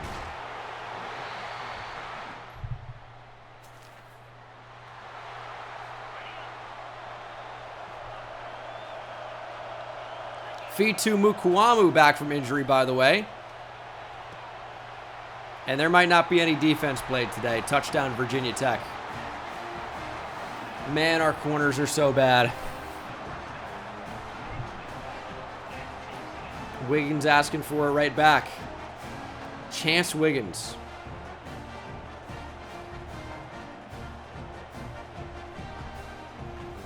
Beats Thompson. All right, well. How do we respond? Look, Rousseau on a drag here. Could see him doing something. It's exactly where we go with it. Andre Rousseau takes a pretty big hit, but does end up moving the chains. Again, very different overall team compared to the last time Virginia Tech saw us. And I'm telling you, if they didn't see Kyle McNeil last time, they're seeing him this time. Second touchdown of the game. None of these corners are getting drafted on either team. Absolutely not. Kyle McNeil with another score. And this has been an electric first quarter, if you like offense.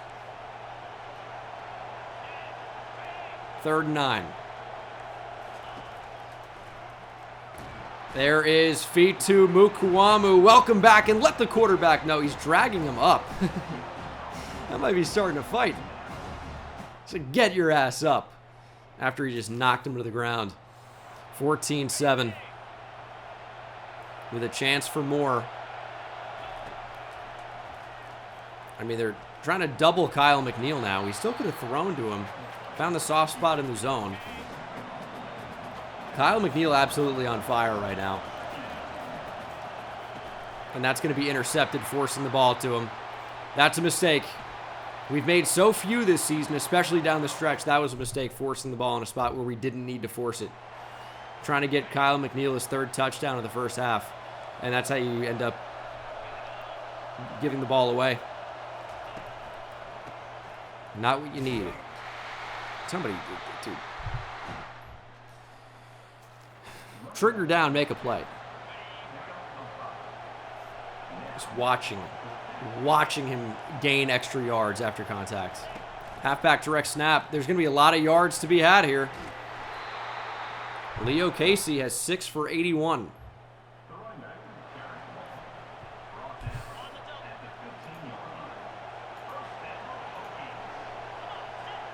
Got to play better defense. It's a big hit, but we never see a fumble. Will they even snap the ball before the 2-minute timeout? No.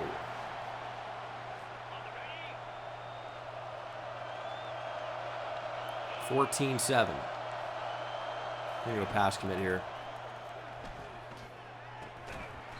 See, when we have actual good DBs, we have actual, like, draftable corners and safeties, especially good nickel players. Those can be interceptions.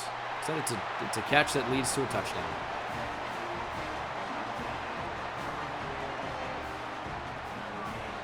Virginia Tech's a tough team for us to stop, apparently. We got 117 to drive down the field here. It could be a lot better, but I mean, We forced the ball.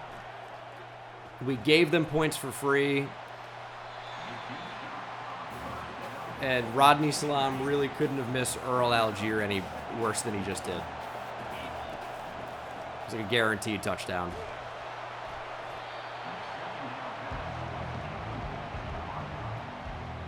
This is not a great drive here. We got to do something to find the end zone. Or at least, let's think a little bit less big picture than that. We got to find a way to get 10 yards. Extend the drive. That's not going to be good enough. I like the running back. I thought Rousseau was going to run away from coverage.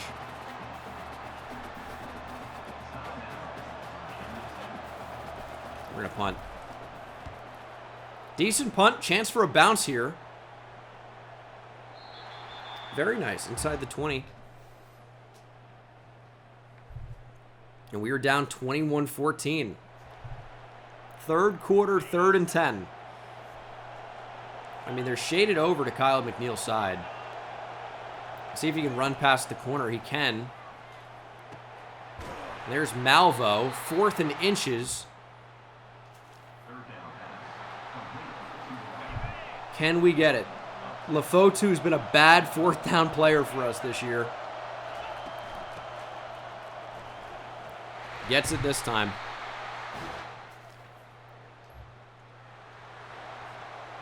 Please find the end zone. Find a way.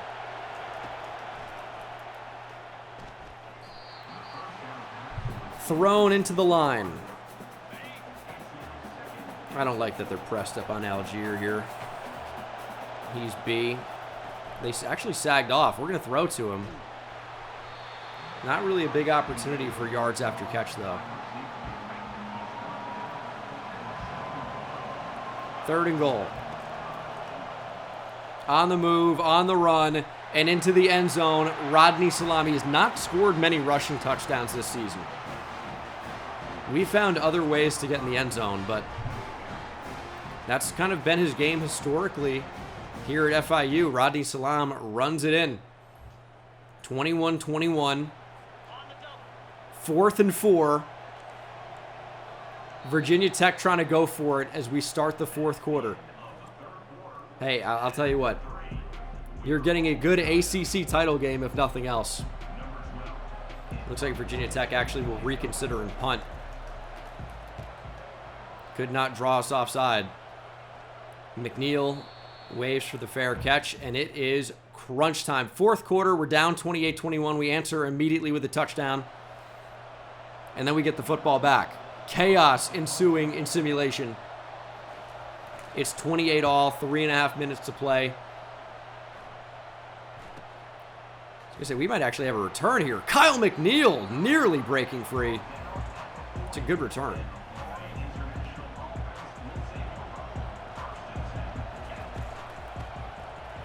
Oh, nice run, Devontae Lyons.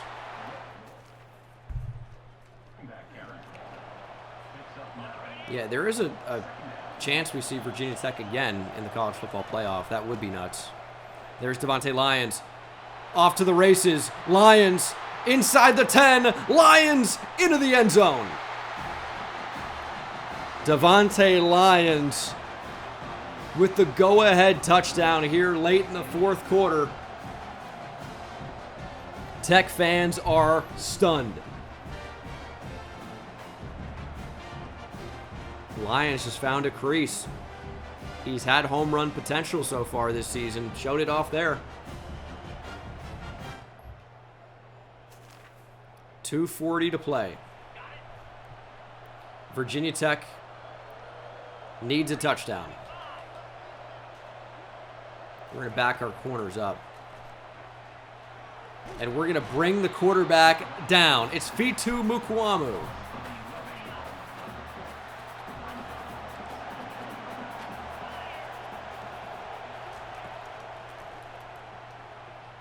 Crash down, make a play. Quarterback taking off. That's okay, though. He's got 10 for 55. That's the 2-minute timeout. It's a big play. We're going to back our corners up. We're going to send somebody after the QB. It's another nice run of 10 for him, but it sets up 4th and 7. We are blitzing. Keep him in front. That's just a good route. It's a good play from Virginia Tech. Their ACC championship hopes remain alive. 1:20 to play. Not on the same page there with the receiver who was open.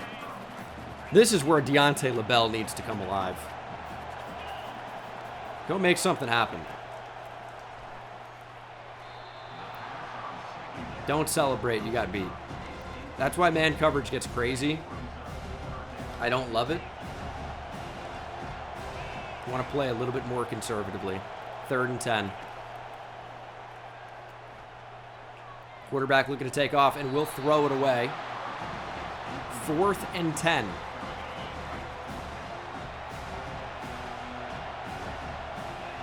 Game on the line. Tech needs a first. They won't get it. It's picked off. Mr. Clark with a chance for a return. Mr. Clark down the sideline, knocked out at the 16. That should ice it. Now, Virginia Tech can still stop the clock 3 times. So a first down would be very nice. But a field goal wins us the game. There's LaFoe. They're going to drag him into the end zone. It keeps Virginia Tech alive, but they are down by multiple touchdowns late in the 4th quarter. They've scored instantly. 75-yard touchdown. They failed the 2-point try, though, and now they need the onside. I mean, this game's over. It's going to be recovered by Rashard Randall. He's just going to be running around here trying to buy time. And Rashard Randall will not let Virginia Tech touch the ball again. That is the ACC championship ending in bizarre fashion. But it is 42-34. Rodney Salam goes for over 304 total touchdowns. En route to a 12-win season minimum. Salam was picked off. Lions go 7 for 92 and a touchdown. Touchdown for Salam. Touchdown for LaFoe. No fumbles in this game. Receiving, McNeil goes 4 for 116, 2 scores. Rousseau 4 for 109 with a touchdown. And then defensively, LaBelle did finally get a sack. 3 TFLs. Mukwamu had 5. Welcome back. He had 2 sacks as well. Banks with a sack. LaBelle with a sack. Interception from Mr. Clark. We are ACC champions here in year number 4, our 2nd year in the conference. We're going to finish with a top 5 recruiting class. This is the year to be an FIU Panther. This was an exceptional season, and it is not over yet. We are headed to the college football playoff. We very well may match up against Virginia Tech again as we land the 4-star linebacker Kerry Shepley from Draper, Utah. 5-star free safety James Mons from San Antonio, Texas, the number 2 player in the class. We've got the number 1 and 2 player in the class committed. Texas made a run at Shepley. In the end, it was not enough. Program tradition up to a C. Fitu Mukwamu is your ACC Defensive Player of the Week and maybe even your National Player of the Week. He is. It's a phenomenal game. Phenomenal game. We win our 12th game of the year. We are ACC Conference champions.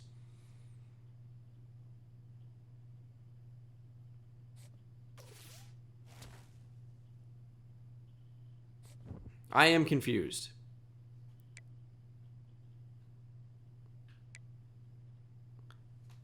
Antoine Ajabo has a play style deal breaker. We have a D. We need a B minus. Antoine Ajabo, superstar, 5-star receiver, has decommitted here.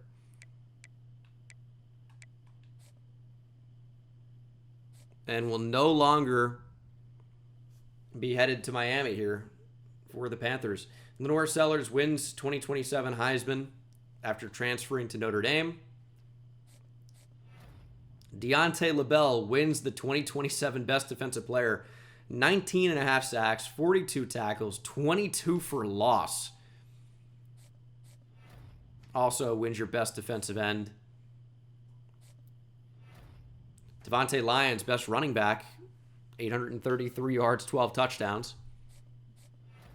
Shamir Sterling, best defensive back with a pick. I think it's just factoring in that we're the #1 team in the nation. Edwin Spillman, though, with a very good year, wins best linebacker. Deontay LaBelle wins the Lombardi Award. I don't really understand. I never noticed that we had a play style deal breaker for Antoine Ajabo.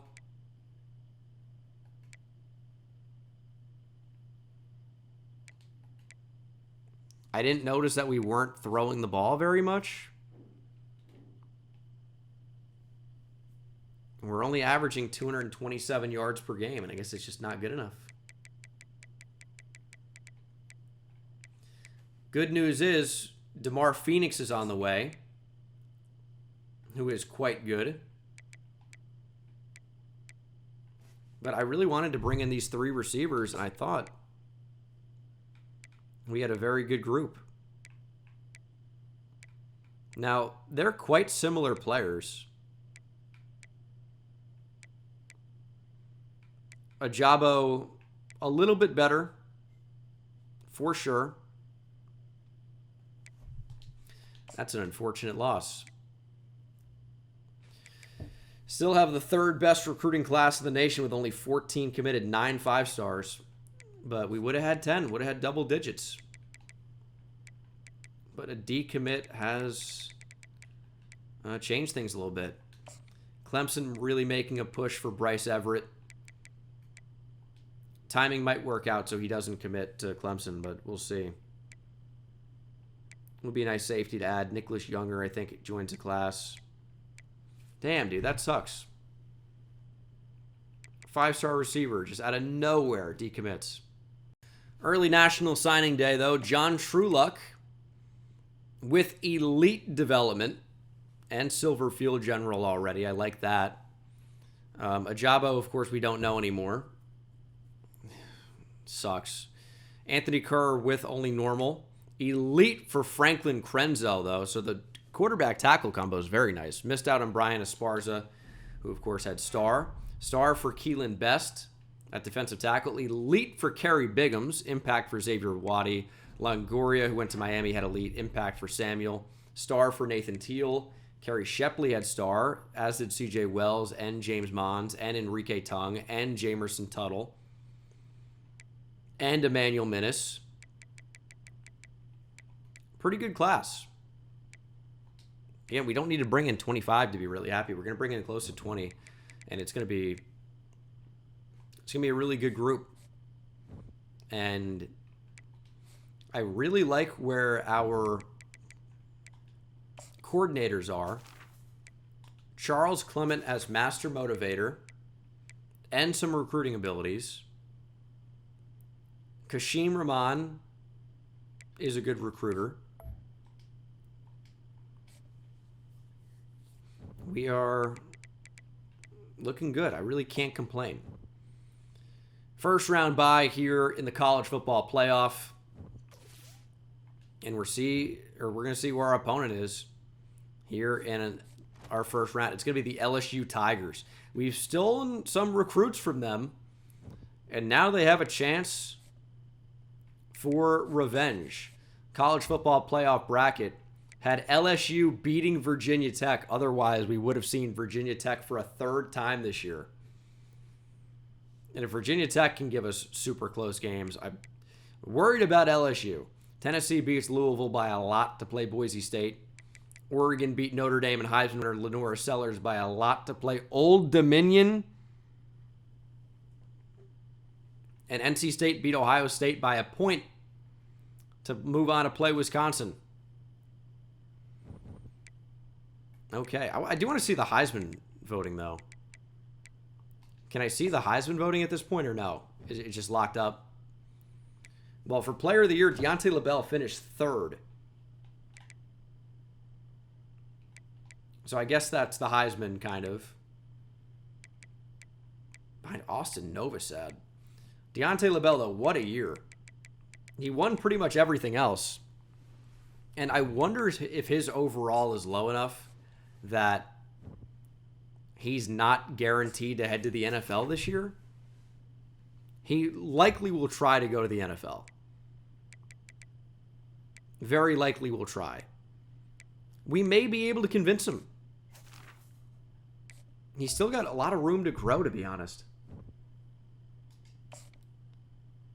We'll see. LSU, FIU. This is a really tough team. They went 10-3, but they played in the SEC. They've got a 90 overall. This is no easy matchup. It's going to be about the toughest team we've played the entire year. We were able to find a way to win against Clemson. But LSU could be a different challenge. Pause up, though. Man, that is not a menacing expression.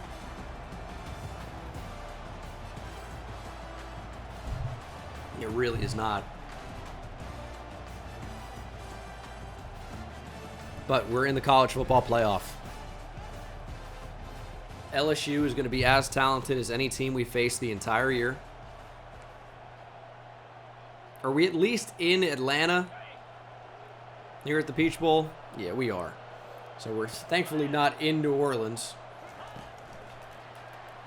Rousseau just tried to go back inside, nowhere to go. Dominic McKinley with the tackle, former 5-star / high 4-star, I think 5-star defensive lineman that was in between Texas and some others. Picked LSU in the end to follow a defensive line coach, Bo Davis, who's now accepted a job with the New Orleans Saints. There's a lot going on. 3rd down and 5. Wide open is Malvo. He is legitimately, I think, the slowest starting receiver I've ever used in a dynasty. I would say starting. He's one of... He plays. He's one of our first 4 out. And you know what? He's had a decent year. He's got like probably close to 15 catches. There's 2 for Rousseau already. A little bit worried about this wide receiver screen, but I think it should be pretty effective.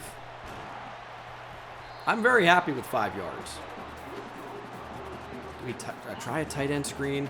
This is where I would love to have Earl Algier playing tight end, because I think this play has some real potential. If we have speed there, that's a big-time play. Good start to this game, though.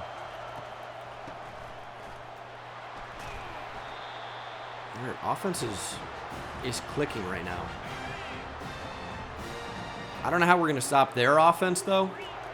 So we just got to try and put up points, obviously. Every possession, touchdown. Caden Durham could be a menace. Here's 2nd and 10. Nice catch made by Andre Rousseau. That's a ball we see get dropped. They're going to press Earl Algier on the outside. They're going to press Kyle McNeil. And their pass rush is going to get in there. It's a 50-yard field goal or 3 yards to move the chains. We're going to try to get it.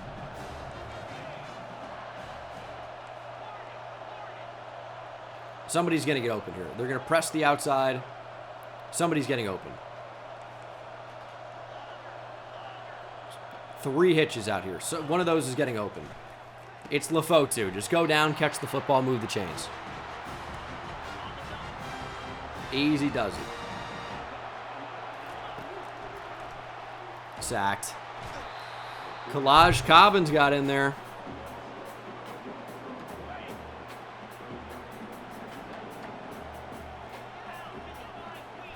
You got to find a way to slow down the pass rush. And it's getting the ball out quickly. But we can only muster 3 yards. 3rd and 12. I actually kind of want... I want Rousseau on a dig. Get something near the chains.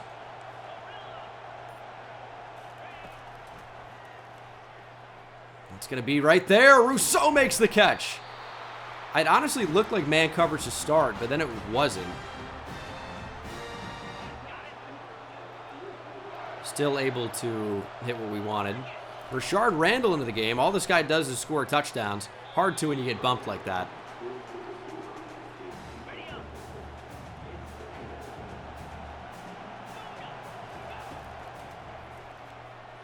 Taking off. Salam. Touchdown. Oh, he says it's time to go to sleep already. This one is over. Well, LSU hasn't touched the ball yet. Good drive from us to, I think, battle adversity, find the end zone. Rodney Salam. Again, rare scramble. I haven't had too many of those this year.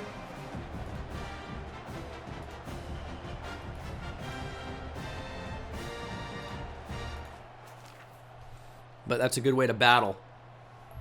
And our defense got to stop. 4th and 7 from the 32. Let's just take our points here. Kind of a weird kick. But I think we should be able to nail it.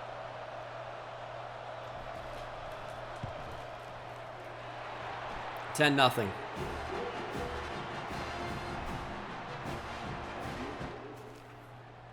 As long as we just extend our lead every time. Extend, extend, extend. That's the 2-minute timeout. We're only up by 7, but points every time we touch the football is a recipe for success. Whether it's 3 or 7, obviously we want 7, obviously, but not always an option. DJ Banks in coverage is not a good idea.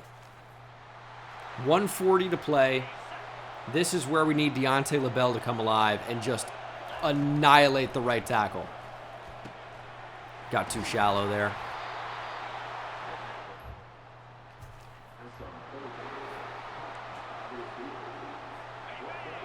Inside 40 seconds.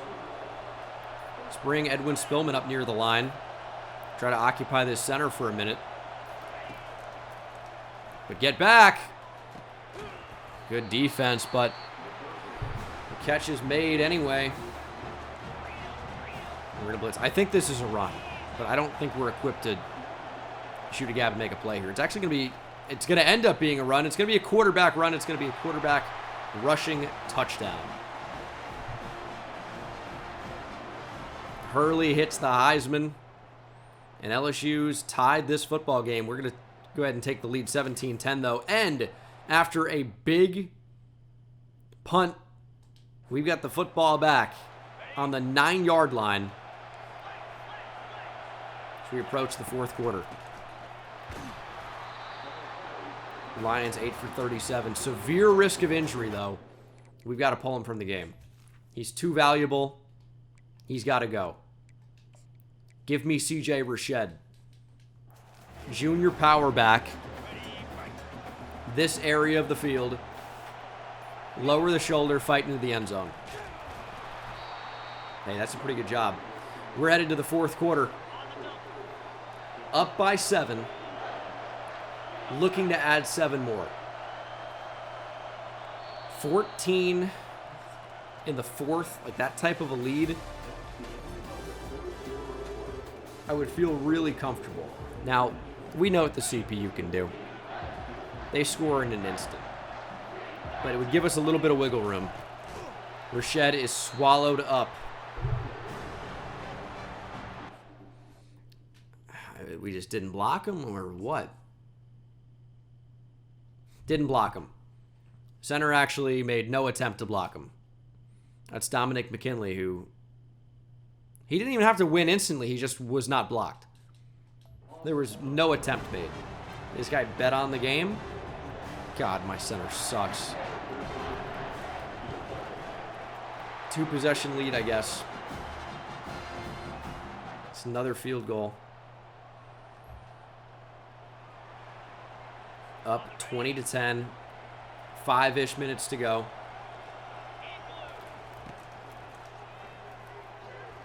Quarterback evading a sack, still fighting, and still getting sacked. Oh my goodness. What a recovery. I don't know how we couldn't bring him down in space. I don't know how this clock isn't ticking right now. Why is it not ticking? Have we not been running the ball? Oh my God, what a throw. That is absolutely unbelievable to find LeFaux too. I can't believe that. That is an insane throw from Rodney Salam to find the running back, Damon LeFaux, the 5-star true freshman. And LeFaux taking a lot of time up. Second and 1 from the 2. Rashed into the game. He's our power back. Just block a little bit. Nope. Frank Luna, sophomore defensive end. I mean, look at this, dude. Again, there was no effort made to block him at all. Johnny Schmidt climbs up to the second level immediately. There's no need. Why would you ever do that?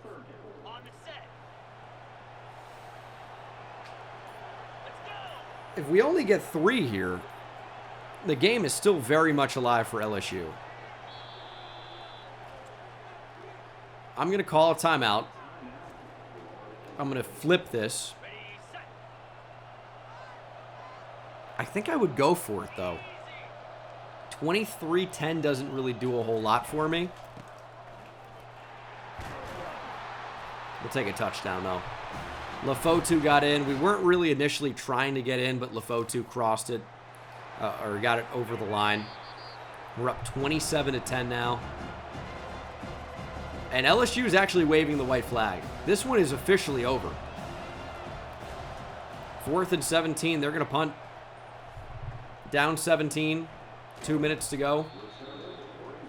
They say enough's enough. No mas. We are college football playoff game winners here in the quarterfinal. Comfortable fashion. I mean, LSU is a tough opponent, but we outscored them 17-0 in the second half, and that ends up being the difference. Salam was intercepted, only 196 yards passing is maybe why we don't have a 5-star receiver committing anymore. LeFaux with a touchdown. Receiving Kyle McNeil, 4 for 67. Also had a touchdown for Rodney Salam, by the way. And then defensively, Deontay LaBelle, I'm thinking, is back. 2 TFLs for Mukwamu. 3.5 sacks for Deontay LaBelle. McCann had 1.5. No interceptions, but Deontay LaBelle is very much back with a 3.5 sack performance in the quarterfinal of a college football playoff game. That pushes him well over 20. That, in real life, would be the new record for sacks in a season. What about in this dynasty? Okay, I guess Terrell Suggs had 24 in 02. But it's not on my list here. I've got Elvis Doomerville. Is, I guess, this list only factoring in regular season? No, some players have asterisks for bowl stats. Why is Terrell Suggs not on this list? Got him with 22. No. Got him with... Why is it not showing sacks here?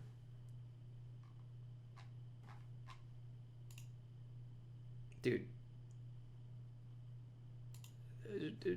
sports reference is being weird. I know this is a weird part of the video. No game logs for 2002. All right, sports reference just doesn't know anything about Terrell Suggs. Either way, Deontay LaBelle's got 23, maybe 23 and a half. He's right there. He is right there. We are moving on, though, to the semifinal of the college football playoff. We do land 4-star athlete center Nicholas Younger. DeMar Phoenix still deciding. But that's another 4-star that we've added to the class. And it's going to be Boise State, or Boise, as they say. Boise State. I like saying Boise better. But the Boise State Broncos go 8-0 in the Mountain West because they play in the Mountain West. 12-2 overall. Are we losing any coordinators? No. We are keeping the band together. And let's get a quick college football playoff update. Wisconsin beats NC State. Oregon crushed Old Dominion, because obviously, but Boise State beating Tennessee. Ends up being a pretty big surprise. What a semifinal. Oregon, Wisconsin, classic Big Ten football. And then Boise State, FIU.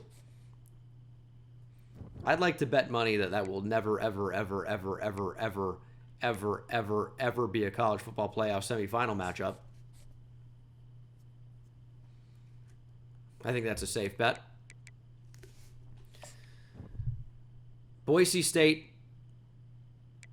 we're going to give them the all-orange.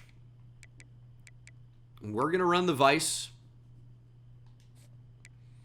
And we're going to win the Cotton Bowl. That's what's happening.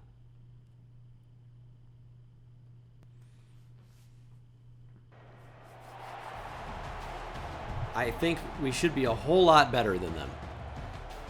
A whole lot better.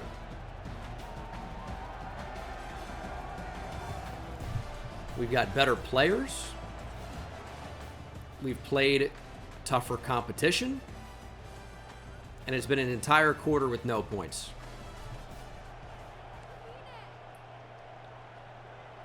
Now, we've also held them to no points. It's a good way to look at it.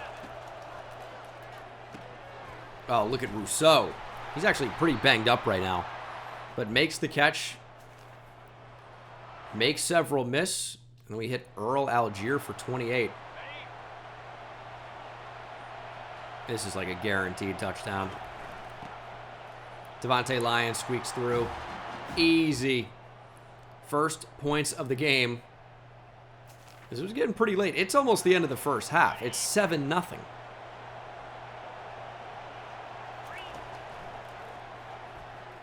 Throw to the flat. It's Lions. We'll take 5 there pretty comfortably. Second and goal from the 5. Rousseau makes the catch, just goes down. Don't need to do too much. Third and goal. I'd love for Lions to sneak in here. Let's actually flip this, though. Timing's going to work out. We still have all 3 timeouts. And Lions sneaks in again. His second touchdown of the game. Second touchdown of this college football playoff semifinal. And Boise State finally finds the scoreboard. We are still struggling a bit to score on them. It's 14-7. Salam on the move. Salam keeping it. And Salam finding the first. Moving the chains. Really nice effort. CJ Rashad into the game. We've got no injuries, so why is CJ Rashad playing? He's our power back. I guess we don't really run I-form very often. And Rashad finds the end zone. He's made almost no impact this year with the true freshman back, Damon Lefotu, playing a lot. And, of course, obviously we know about Devontae Lyons, but he gets a touchdown here in the college football playoff. And we are on the verge of putting this thing away. 21-7. No mistakes. Burks makes the catch, our backup tight end.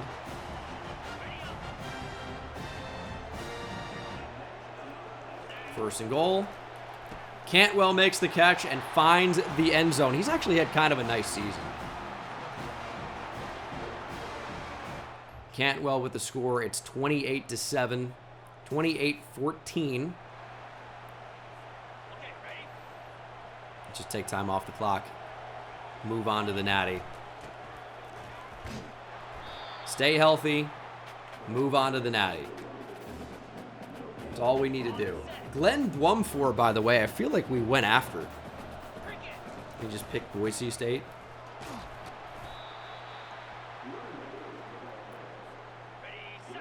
Maybe I just recognize the name, but I feel like we recruited him. Don't really want to get sacked in these spots. It's Clay Martineau. Kick is good. That really should do it. 31-14 at this point in the game. I'd like to think that's going to do it.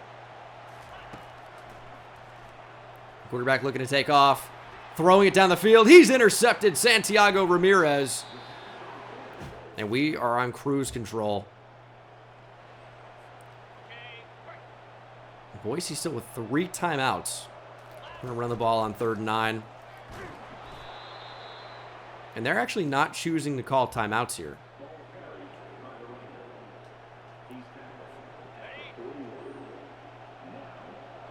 I mean, I guess we'll go for it. Lefotu makes the catch, and that should do it. It's not giving us, like, QB kneel or anything because they have timeouts. They want to get embarrassed. I mean, oh my God. Are you kidding me? What a throw from Rodney Salam. I mean, he finds Kyle McNeil. It's a ridiculous throw. I don't know how that landed in there. I don't know why we threw that. Looking a little my homie. McNeil surviving the contact. Touchdown. Game over. We have won the Cotton Bowl. The FIU Panthers have won yet another college football playoff game. Salam ends up with 2 touchdowns. We don't have to talk about when or how those happened. I mean, one of them was insane. But it's a solid win. It was close for a while. We outscored them pretty heavily in the second half. I mean, second quarter, obviously. A lot to our benefit there. 2 touchdowns, 268 for Salam. Rushing, 2 touchdowns for Devontae Lyons. Lefotu did nothing. Touchdown for CJ Rashed. Receiving, 5 for 124 and a TD for Earl Algier. Cantwell with a touchdown. Kyle McNeil with a touchdown. Rousseau led the way. He's getting some good abilities in there as well. TFLs for Taylor and LaBelle, who had 1 sack. Interception for Santiago Ramirez. Forced fumble for McQuamu. Of course, we did not recover it. But what a result here in the semifinal. And in the national championship, our opponent is... well, we will see momentarily. Looking for win number 15. Deontay LaBelle was your ACC Defensive Player of the Week. Devontae Lyons, ACC Offensive Player of the Week. Kind of a gimme at this point. And it's going to be Wisconsin. Not who I expected. But they crushed Oregon. Oh my goodness. 54-37.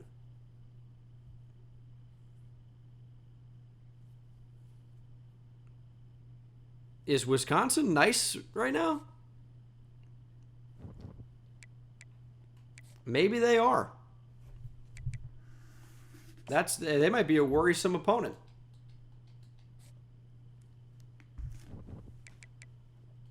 Wisconsin went 13-2.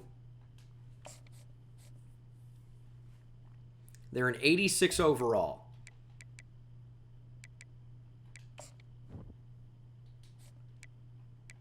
We're going to go out. We're going to try to win a national championship. Let's see what we're capable of. We are playing a Wisconsin team that dominated Oregon, that has really cruised to a national championship. Well, appearance, that is. We, of course, will try to keep them from winning a national championship. And we'll see how it goes. I think we're really finding our stride here. We're really playing good football. We found our playmakers. We're healthy. I think we know how to get the ball in the hands of those playmakers. And also Malvo.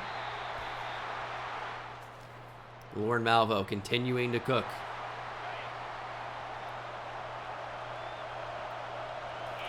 Here's 3rd and 5. Can't well catch the ball. I thought that was a good choice. He's had a decent run here lately. Unfortunately, drops the ball. We get 3. We're on the board to start. How about stop the count? End it right now. And we're national champions. Well, we got the football right back. We recovered a fumble on the kickoff. It usually goes the other way. But I'll tell you, if ever there was a time for it to go this way, it would be this game in the national championship. Look at Burks. Oh my goodness. The freshman tight end from Kentucky starting to become more involved in the offense. He's made some plays. And I guess there was a big hit there on our starting tight end, Cantwell. True freshman Carlos Burks into the game. And he just might be a better option. I mean, everyone is kind of a better option than Max Cantwell. I'm not going to lie to you. Thrown to the end zone. Man, the hang time on that was absolutely insane. It's going to be illegal touching there. Which it shouldn't be. It doesn't change anything, but it shouldn't be.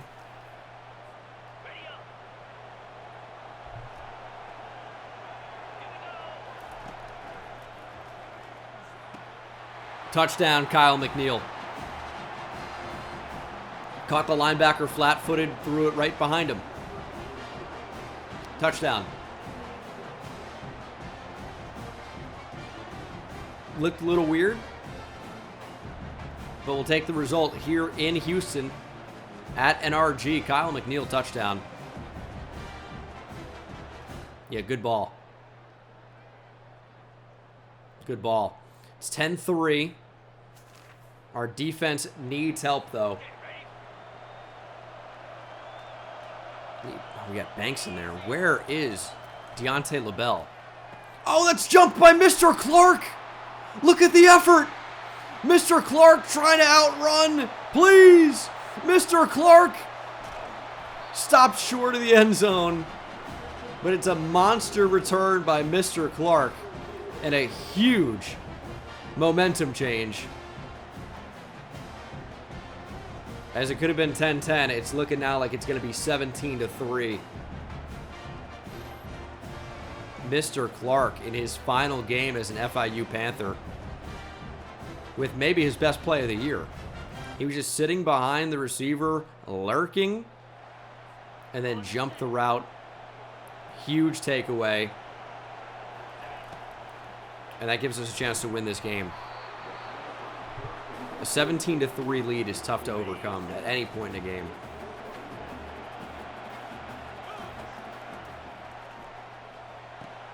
Good rip to Lyons. And he falls ahead for the first. And he's only a junior. He'll have another year of development after this. Oh, there's a ton of pressure. Broken sack there by Salam. Ends up getting a throwaway. Very good play, despite resulting in 0 yards. Could have been a lot worse. And C.J. Rashad has found the end zone. He had no touchdowns the entire season. Now has 2 in the college football playoff. I don't know. But a lot is happening here. It's 17-6. End of the 3rd quarter.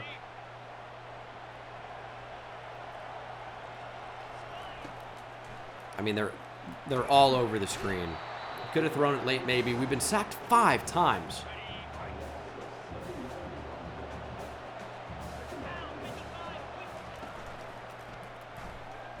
Oh, and that's no good. That's going to be a fumble. What is that? Thankfully, we jump on it.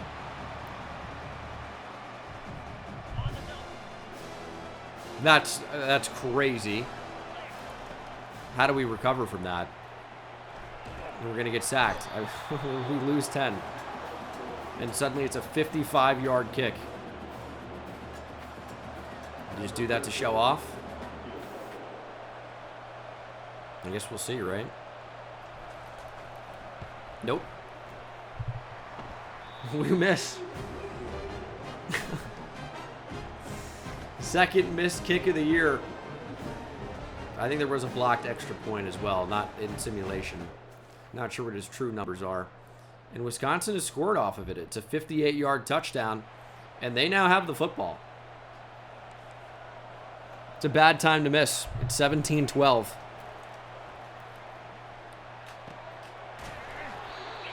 I just went cross-eyed. I thought we were in position. Really didn't think we would get tested. 2.5 minutes to play. This could be a big play. Where is Ayan Badejo going? Touchdown, Wisconsin.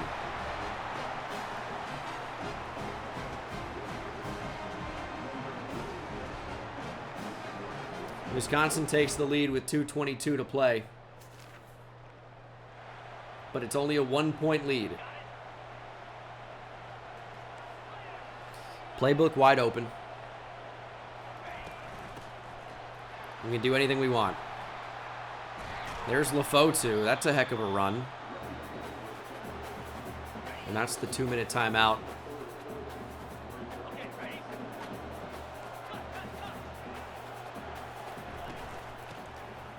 Good burst from Lions. It's a really good run. We only need 3, and we're basically there already. Screen to Malvo. I can't think of a better play call.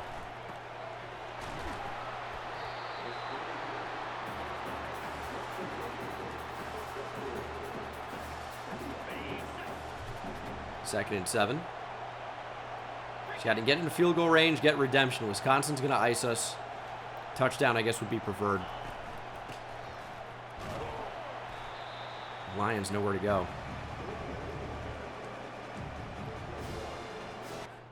I'll tell you what we're going to do. Malvo. Where is he that he's playing? Second slot. Give me McNeil in that spot, and then Rashard Randall. We're going to a wide receiver screen. Rashard Randall going to get it. He's been a screen monster. We're going to throw it. And we're going to get to the 37-yard line. It's going to be a 54-yard kick.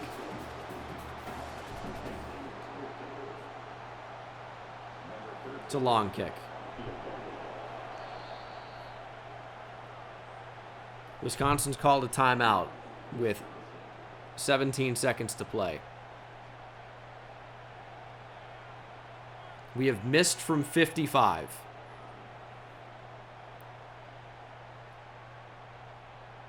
This one will be while iced.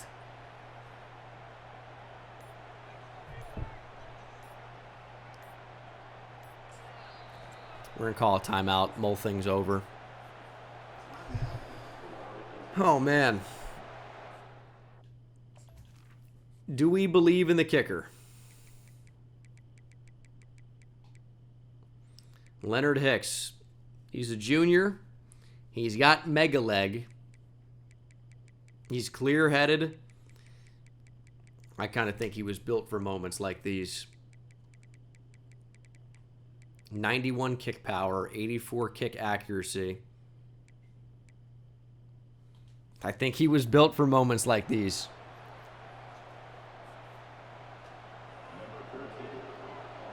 Come on, Hicks. You can drill this for a national championship. Kick is up. It's got a chance. It's good. He drills it from 54 and he doesn't give a fuck. Have you ever seen somebody care less? Ice in his veins. Hicks from 54 for a natty. Potentially. Potentially. 13 seconds to play. Wisconsin with timeouts. All they need is 3. Hicks, business as usual. There's the kickoff. 13 seconds.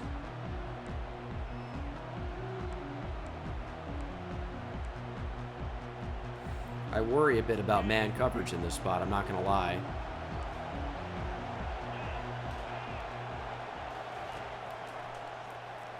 Quick throw, caught. I don't know where we are on that. Did I take the guy away? I feel like the safety was right there. 10 seconds.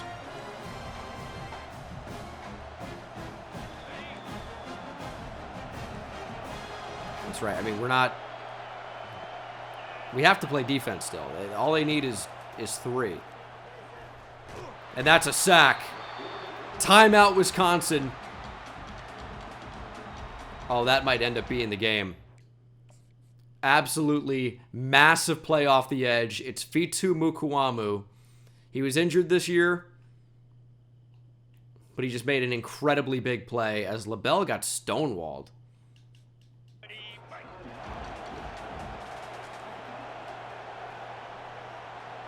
Likely one final snap for Wisconsin. They cannot stop the clock. Pressure's in there, and LaBelle smacks the quarterback. It's our 6th sack of the game. Wisconsin sacked us 7 times, but it didn't matter. Florida International are national champions of college football in 2027.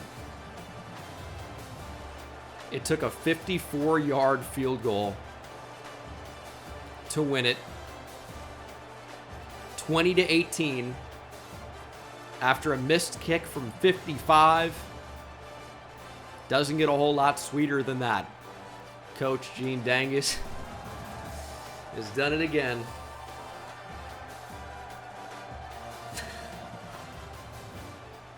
Mr. Clark is your player of the game with an interception return almost all the way. Not a very high-scoring game for us, but a great result. We scored 3 points in the entire second half. But we went out in glorious fashion. The offensive numbers are not impressive at all, but our defense stepped up when they needed to. Deontay LaBelle had 3 TFLs, half a sack, 2.5 from McQuamu, McCann 1.5. He had a nice season as a true sophomore, a redshirt sophomore, I should say. Interception from Mr. Clark. What a way to end his FIU career. And the Cardiac Cats. The Pulmonary Panthers. It's alliteration, if nothing else.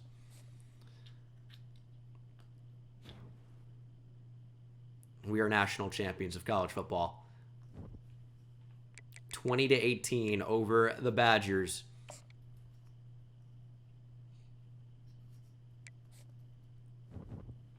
A pro potential. Riggs trying to transfer. Don't worry about it. Fitu Mukwamu is your ACC Defensive Player of the Week. He ended the game for us. Kyle McNeil was your ACC Offensive Player of the Week. Those are interesting things considering who they gave Defensive Player of the Game to. Or Player of the Game to. We got Strategist, which I never would ever use, but maybe now. I don't know. Will McDonald looks a little bit different than I remember with the Jets. That's only one L, though, I guess, for Will. What a season. National champions of college football. Dante Shabazz in that #1 spot. We're looking to bring in that #1 recruiting class. We'll check out the players leaving. Deontay LaBelle wants to go pro, where he is projected to be a 3rd-round pick. That's an interesting one. Austin Riggs also wants to transfer due to playing time. And he might end up leaving.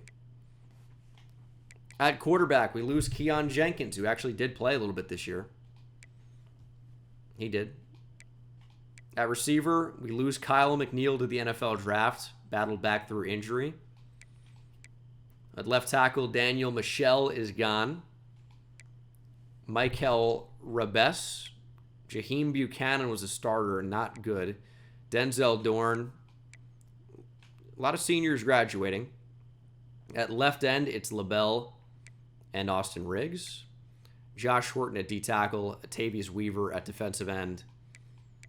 The entire linebacking core sticking around. We are losing Mr. Clark and Jamari Holloman. Preston Thompson as well was terrible for us. These corners were awful. I won't miss them. Landon Hale graduates. Show me Deontay LaBelle returning. Nope. He has not been persuaded.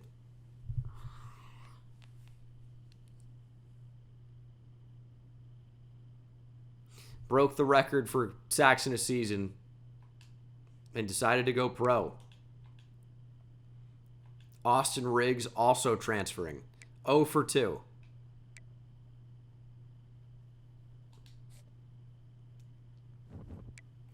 In hindsight, I can't do anything because I program builder, I wouldn't have been able to afford this. So there's no hindsight anything. All right, go make your money, I guess. And you know what? I knew he was going to leave. I felt it, even with the very high. I just said, you know what would suck is him leaving? He's going to leave. I didn't think both of them would. They both have.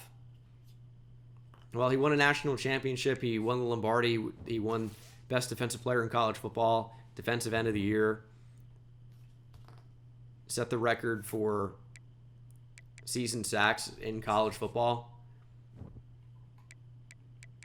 There, he's at least tied. 24. I don't know what else he can accomplish. So Deontay LaBelle, he had a phenomenal year. What a year. And we're going to have to pivot. McNeil goes round 2. Michel and LaBelle round 3. Transfer portal and off-season recruiting. We can't offer on a Jabo, unfortunately. We don't meet the deal breaker. I don't even want to see where he goes. It's going to be too hard. Let's get him off the board. We are looking good everywhere else. Should be able to get everybody else that we want, except for the 5-star freak receiver. Ooh. That's interesting. The #1 transfer portal player is Charles Lester. We could use more depth at corner. And then Isaac Brown. #3 player at running back there. Wouldn't mind that. Would not mind that at all. More depth at running back. I'm okay with that. Definitely don't need a right end. He's a freshman. Maybe Bud Matthews is good. Could use more in the back end. The transfer portal is typically not how I would recommend building your team up, but if these guys are good enough, they can be worth having. We'll see. I wouldn't necessarily say that these guys look amazing. Although, Isaac Brown looks very good. Like the look of that a lot. See if we can get him with the program. He likes playing style. Is Bud Matthews good? I mean, Miami's got a huge jump up here. He's not that good. Don't really care about him. But Devin Bliss as a transfer freshman could be. He's got Legion. I think we'll add him to the class if we can. But this is going to be a phenomenal recruiting class. Absolutely the best class we've brought in here at FAU. Or nope, that's a rival. At FIU. It's late. Give me a break.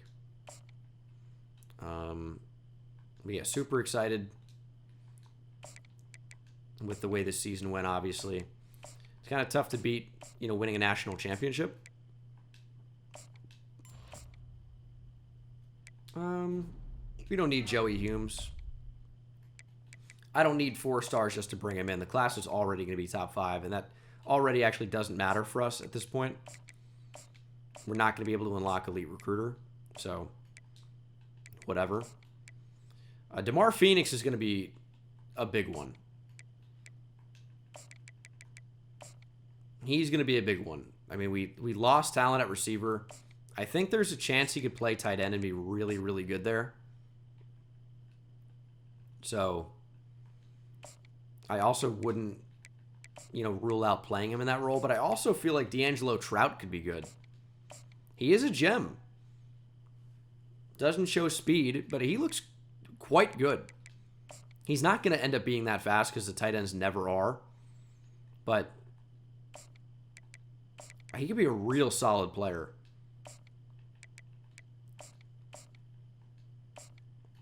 And you know what? Trout, fishing, Florida, Miami. It feels like a good fit from a name perspective if you want to look into it that way. Bryce Everett, I think, is a good depth here. So, yeah, this is just... It's going to be an awesome class. Bring in Lester Brown next week. Shabazz. He's just going to commit, so... Probably doesn't even matter, but... All right, we're not going to bring in everybody. We don't have to. There's not really a point to do that. I'm really happy with the class that we're going to be bringing in anyway. So we're just going to keep it as it is. We do get Bryce Everett from South Carolina, 4-star safety. D'Angelo Trout, the 4-star tight end from Hilton Head. 4-star receiver DeMar Phoenix from Chapin, South Carolina. Excellent start here to off-season recruiting. How do the transfer portal players look? Shabazz looks good. That's like an auto commit for sure, I would say. We're going to want to get visits. And we're going to want a hard sell. Charles Lester is not out of the question. He likes conference prestige and championship contender. It's got to be Sunday bound, you'd think. So we're going to sell that. And that means it's conference prestige and championship and pro potential. So we just need 2 of those to fit. A+, A-, I think is fine. 75 on Charles Lester would be a nice player to get. Absolutely would be. So hopefully he doesn't pick Florida. We know pro potential is going to be the 4th on, or the 3rd one on Isaac Brown, which is right there. And then we can go again like, where's pro potential and proximity to home? There we go. Add 10. Schedule the visit. This is absolutely our best chance to land him. And then Devin Bliss. Devin Bliss is looking very good already. Get him on a visit, though, and I'll probably wait to hard sell. I don't think UCF is going to make any type of a run there. I'd be really surprised if they did. Even with the hard sell, I think I can wait another week. We do get Dante Shabazz at running back. Charles Lester ends up committing after the visit. Florida made a run, but it was not enough.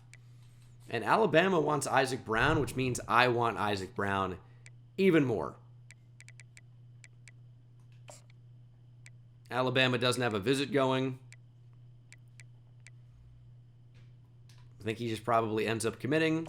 And then Devin Bliss, we can hard sell. It looks great. I will update you guys with the final class.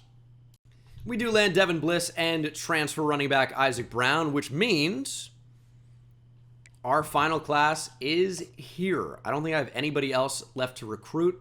I think it will probably be the best class in the nation as we do land Jabari Fallen. Things are really falling into place here. I think it's got a pretty good chance to be the best class in the nation. I'm pretty sure. The only question is whether or not we signed enough, and we do end up at number 1. Actually, fairly comfortably over at Oregon. We had 9 5-stars, should have been 10, 13 4-stars, and a 3-star. Very, very good class. We'll see the dev traits on some of the guys that we added here down the board. Isaac Brown had impact.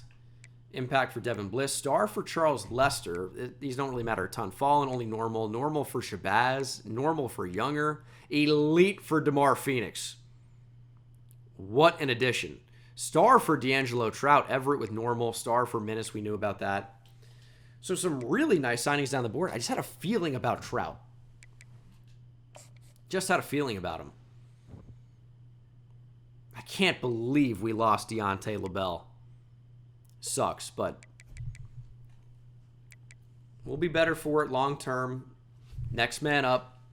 In fact, might even end up moving either Jeff Bowe or maybe even probably DJ Banks to defensive end.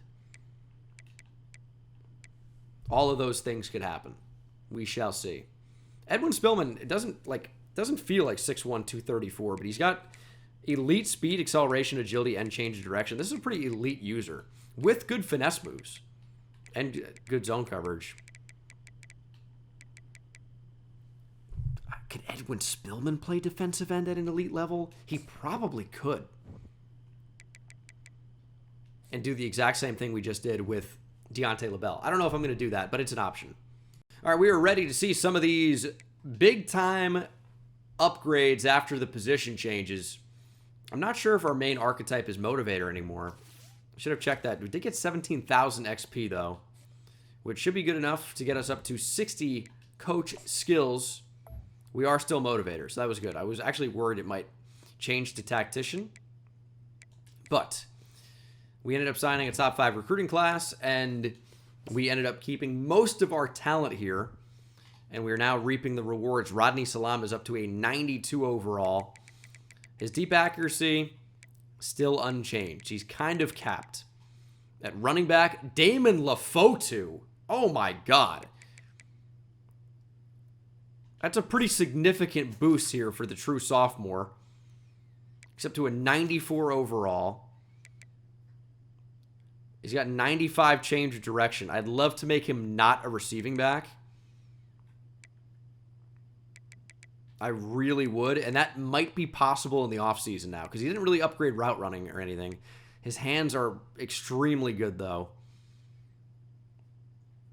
It's going to be tough to make him an elusive back. I'm not sure if that's going to be possible. He might just be stuck at receiving back forever. I changed his position. He lost platinum safety valve and got gold, which he might just be able to get platinum again anyway. He's catching so close. But whatever. Devontae Lyons, up to an 87 overall. I think that's where he was. Sharif Bars. Forgot about him. Star Dev. He's got 96 change of direction. Good speed. He's someone that has the capability of unlocking, like, Shifty, right? Yeah, Shifty. Okay, I mean, Sharif Bars has potential there. Good running back room. Rashed got platinum balanced. Okay, that's what he spent his offseason points on. At receiver, Andre Rousseau is up to an 89. That is the new highest rated receiver on our team. He's maxed out elusiveness. Route running is very close. He's maxed out hands. maxed out IQ, maxed out quickness. I think that's kind of been the case. Okay. He's very good. Earl Algiers up to an 88, has platinum layout now. Isaac Brown was the running back we recruited. We've moved him to receiver. I think it's a better fit for our current personnel. We were really weak there. And DeMar Phoenix, I thought about moving to tight end, but keeping him at wide receiver for now. He might end up playing a lot as a freshman, to be honest, because he's going to play over Malvo. He might play over Isaac Brown. I like Rashard Randall. But at tight end, Steve Chesley is our new highest-rated tight end because he's a blocking tight end with no speed. Carlos Burke's in behind him, but the man I want to look at is the true freshman D'Angelo Trout. 86 speed, 84 acceleration. I think pound for pound, best receiver on this team at tight end.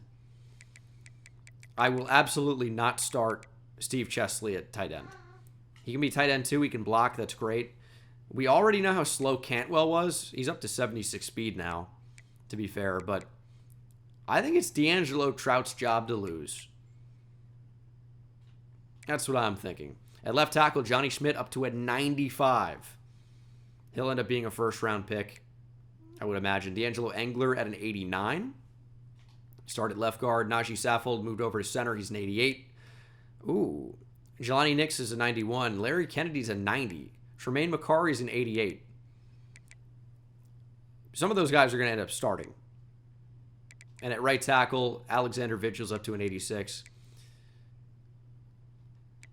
Might end up moving like Larry Kennedy to right tackle. He's 6'4", 316. That's more than enough size to play right tackle. Okay. Fidu Mukuamu as a redshirt sophomore. We're not going to get very much time with him. He's got 91 speed, and yes, that does say 99 acceleration with elite dev. So we lost Deontay LaBelle. I think we've upgraded. 88 finesse moves. He's maxed out quickness at 99 acceleration, 91 speed. Fidu Mukuamu is pretty good. He's got some real potential, and at any point he can unlock platinum quick jump. I'd love to get him for one more season. I'm not sure that's going to be possible, unfortunately. He's a redshirt sophomore. He's very likely going to head to the draft. The overall is just low enough where maybe he doesn't. Or if he's like a third or fourth round pick and we convince him to come back, unlike Deontay LaBelle. Here's something interesting, though. Speaking of Deontay LaBelle, we took the Deontay LaBelle approach with Ian Oluwatimi, who was a middle linebacker who could rush the passer a little bit. He is now our new highest-rated right end. Finesse moves is low. Power moves is low. His tackle's amazing. Block shed's not terrible. And his athleticism's quite good. And room to improve. He's got silver quick jump. He's got to develop as a pass rusher, and he just may never. That's unfortunate. Outside of him, I don't actually love the look of our defensive ends. Because Jermaine Carter has 90 power moves, but just is not the athlete I'm looking for. Same thing with Robert Williams. We're probably going to see DJ Banks as another rush end. I don't know that Oluwatimi is quite there right now. He's only a true sophomore, but I don't know that his finesse moves is ever going to be that good. It's playing up to an 83, 80 block shed. There's something there. Defensive tackle, Akanum's up to an 87, as is Garrison Butler. Two very good athletes at D-tackle with very good ability to rush the passer and shed blocks. Oh, my goodness. Also, we're getting tactician boosts here, so it looks even crazier, but really solid group. And then we have Clyde Robbins, who's good and a good athlete and can really shed blocks. You got a really solid group here at defensive tackle. Jeff Bowe is up to an 88, 83 speed, 92 acceleration. He could also be a rush end for us with 96 power move, 84 finesse moves. Okay, Jeff Bowe is looking super legit. So maybe DJ Banks in space where he's a little bit of a better athlete. Johnny Casey's our new highest rated middle linebacker over Edwin Spillman. And I think Johnny Casey could end up moving to defensive end. 87 speed, 93 acceleration. His rush moves are just not great. Edwin Spillman, by the way, has 97 finesse moves. Maybe should have moved him to defensive end. could have been a good choice. DJ Banks is an 89.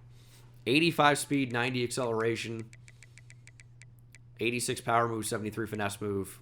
Coverage has improved. He probably sticks to playing off ball / rushing occasionally. He's just kind of like a jack of all trades type of guy. I don't know what he's going to do exactly. At corner, Santiago Ramirez got a nice little boost. 92 man, 84 zone, good press. Sextel's okay.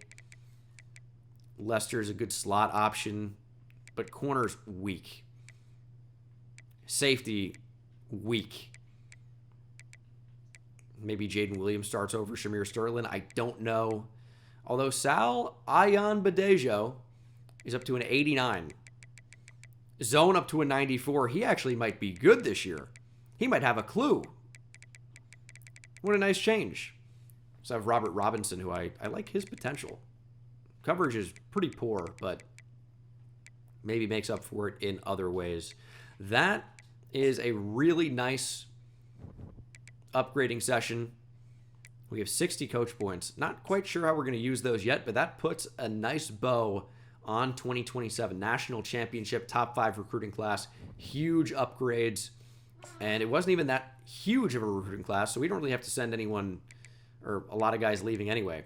I'm going to end up handling that, and we'll get ready for 2028. Thank you guys so much for watching. I hope you enjoyed, and I'll see you in the next episode. Take it easy.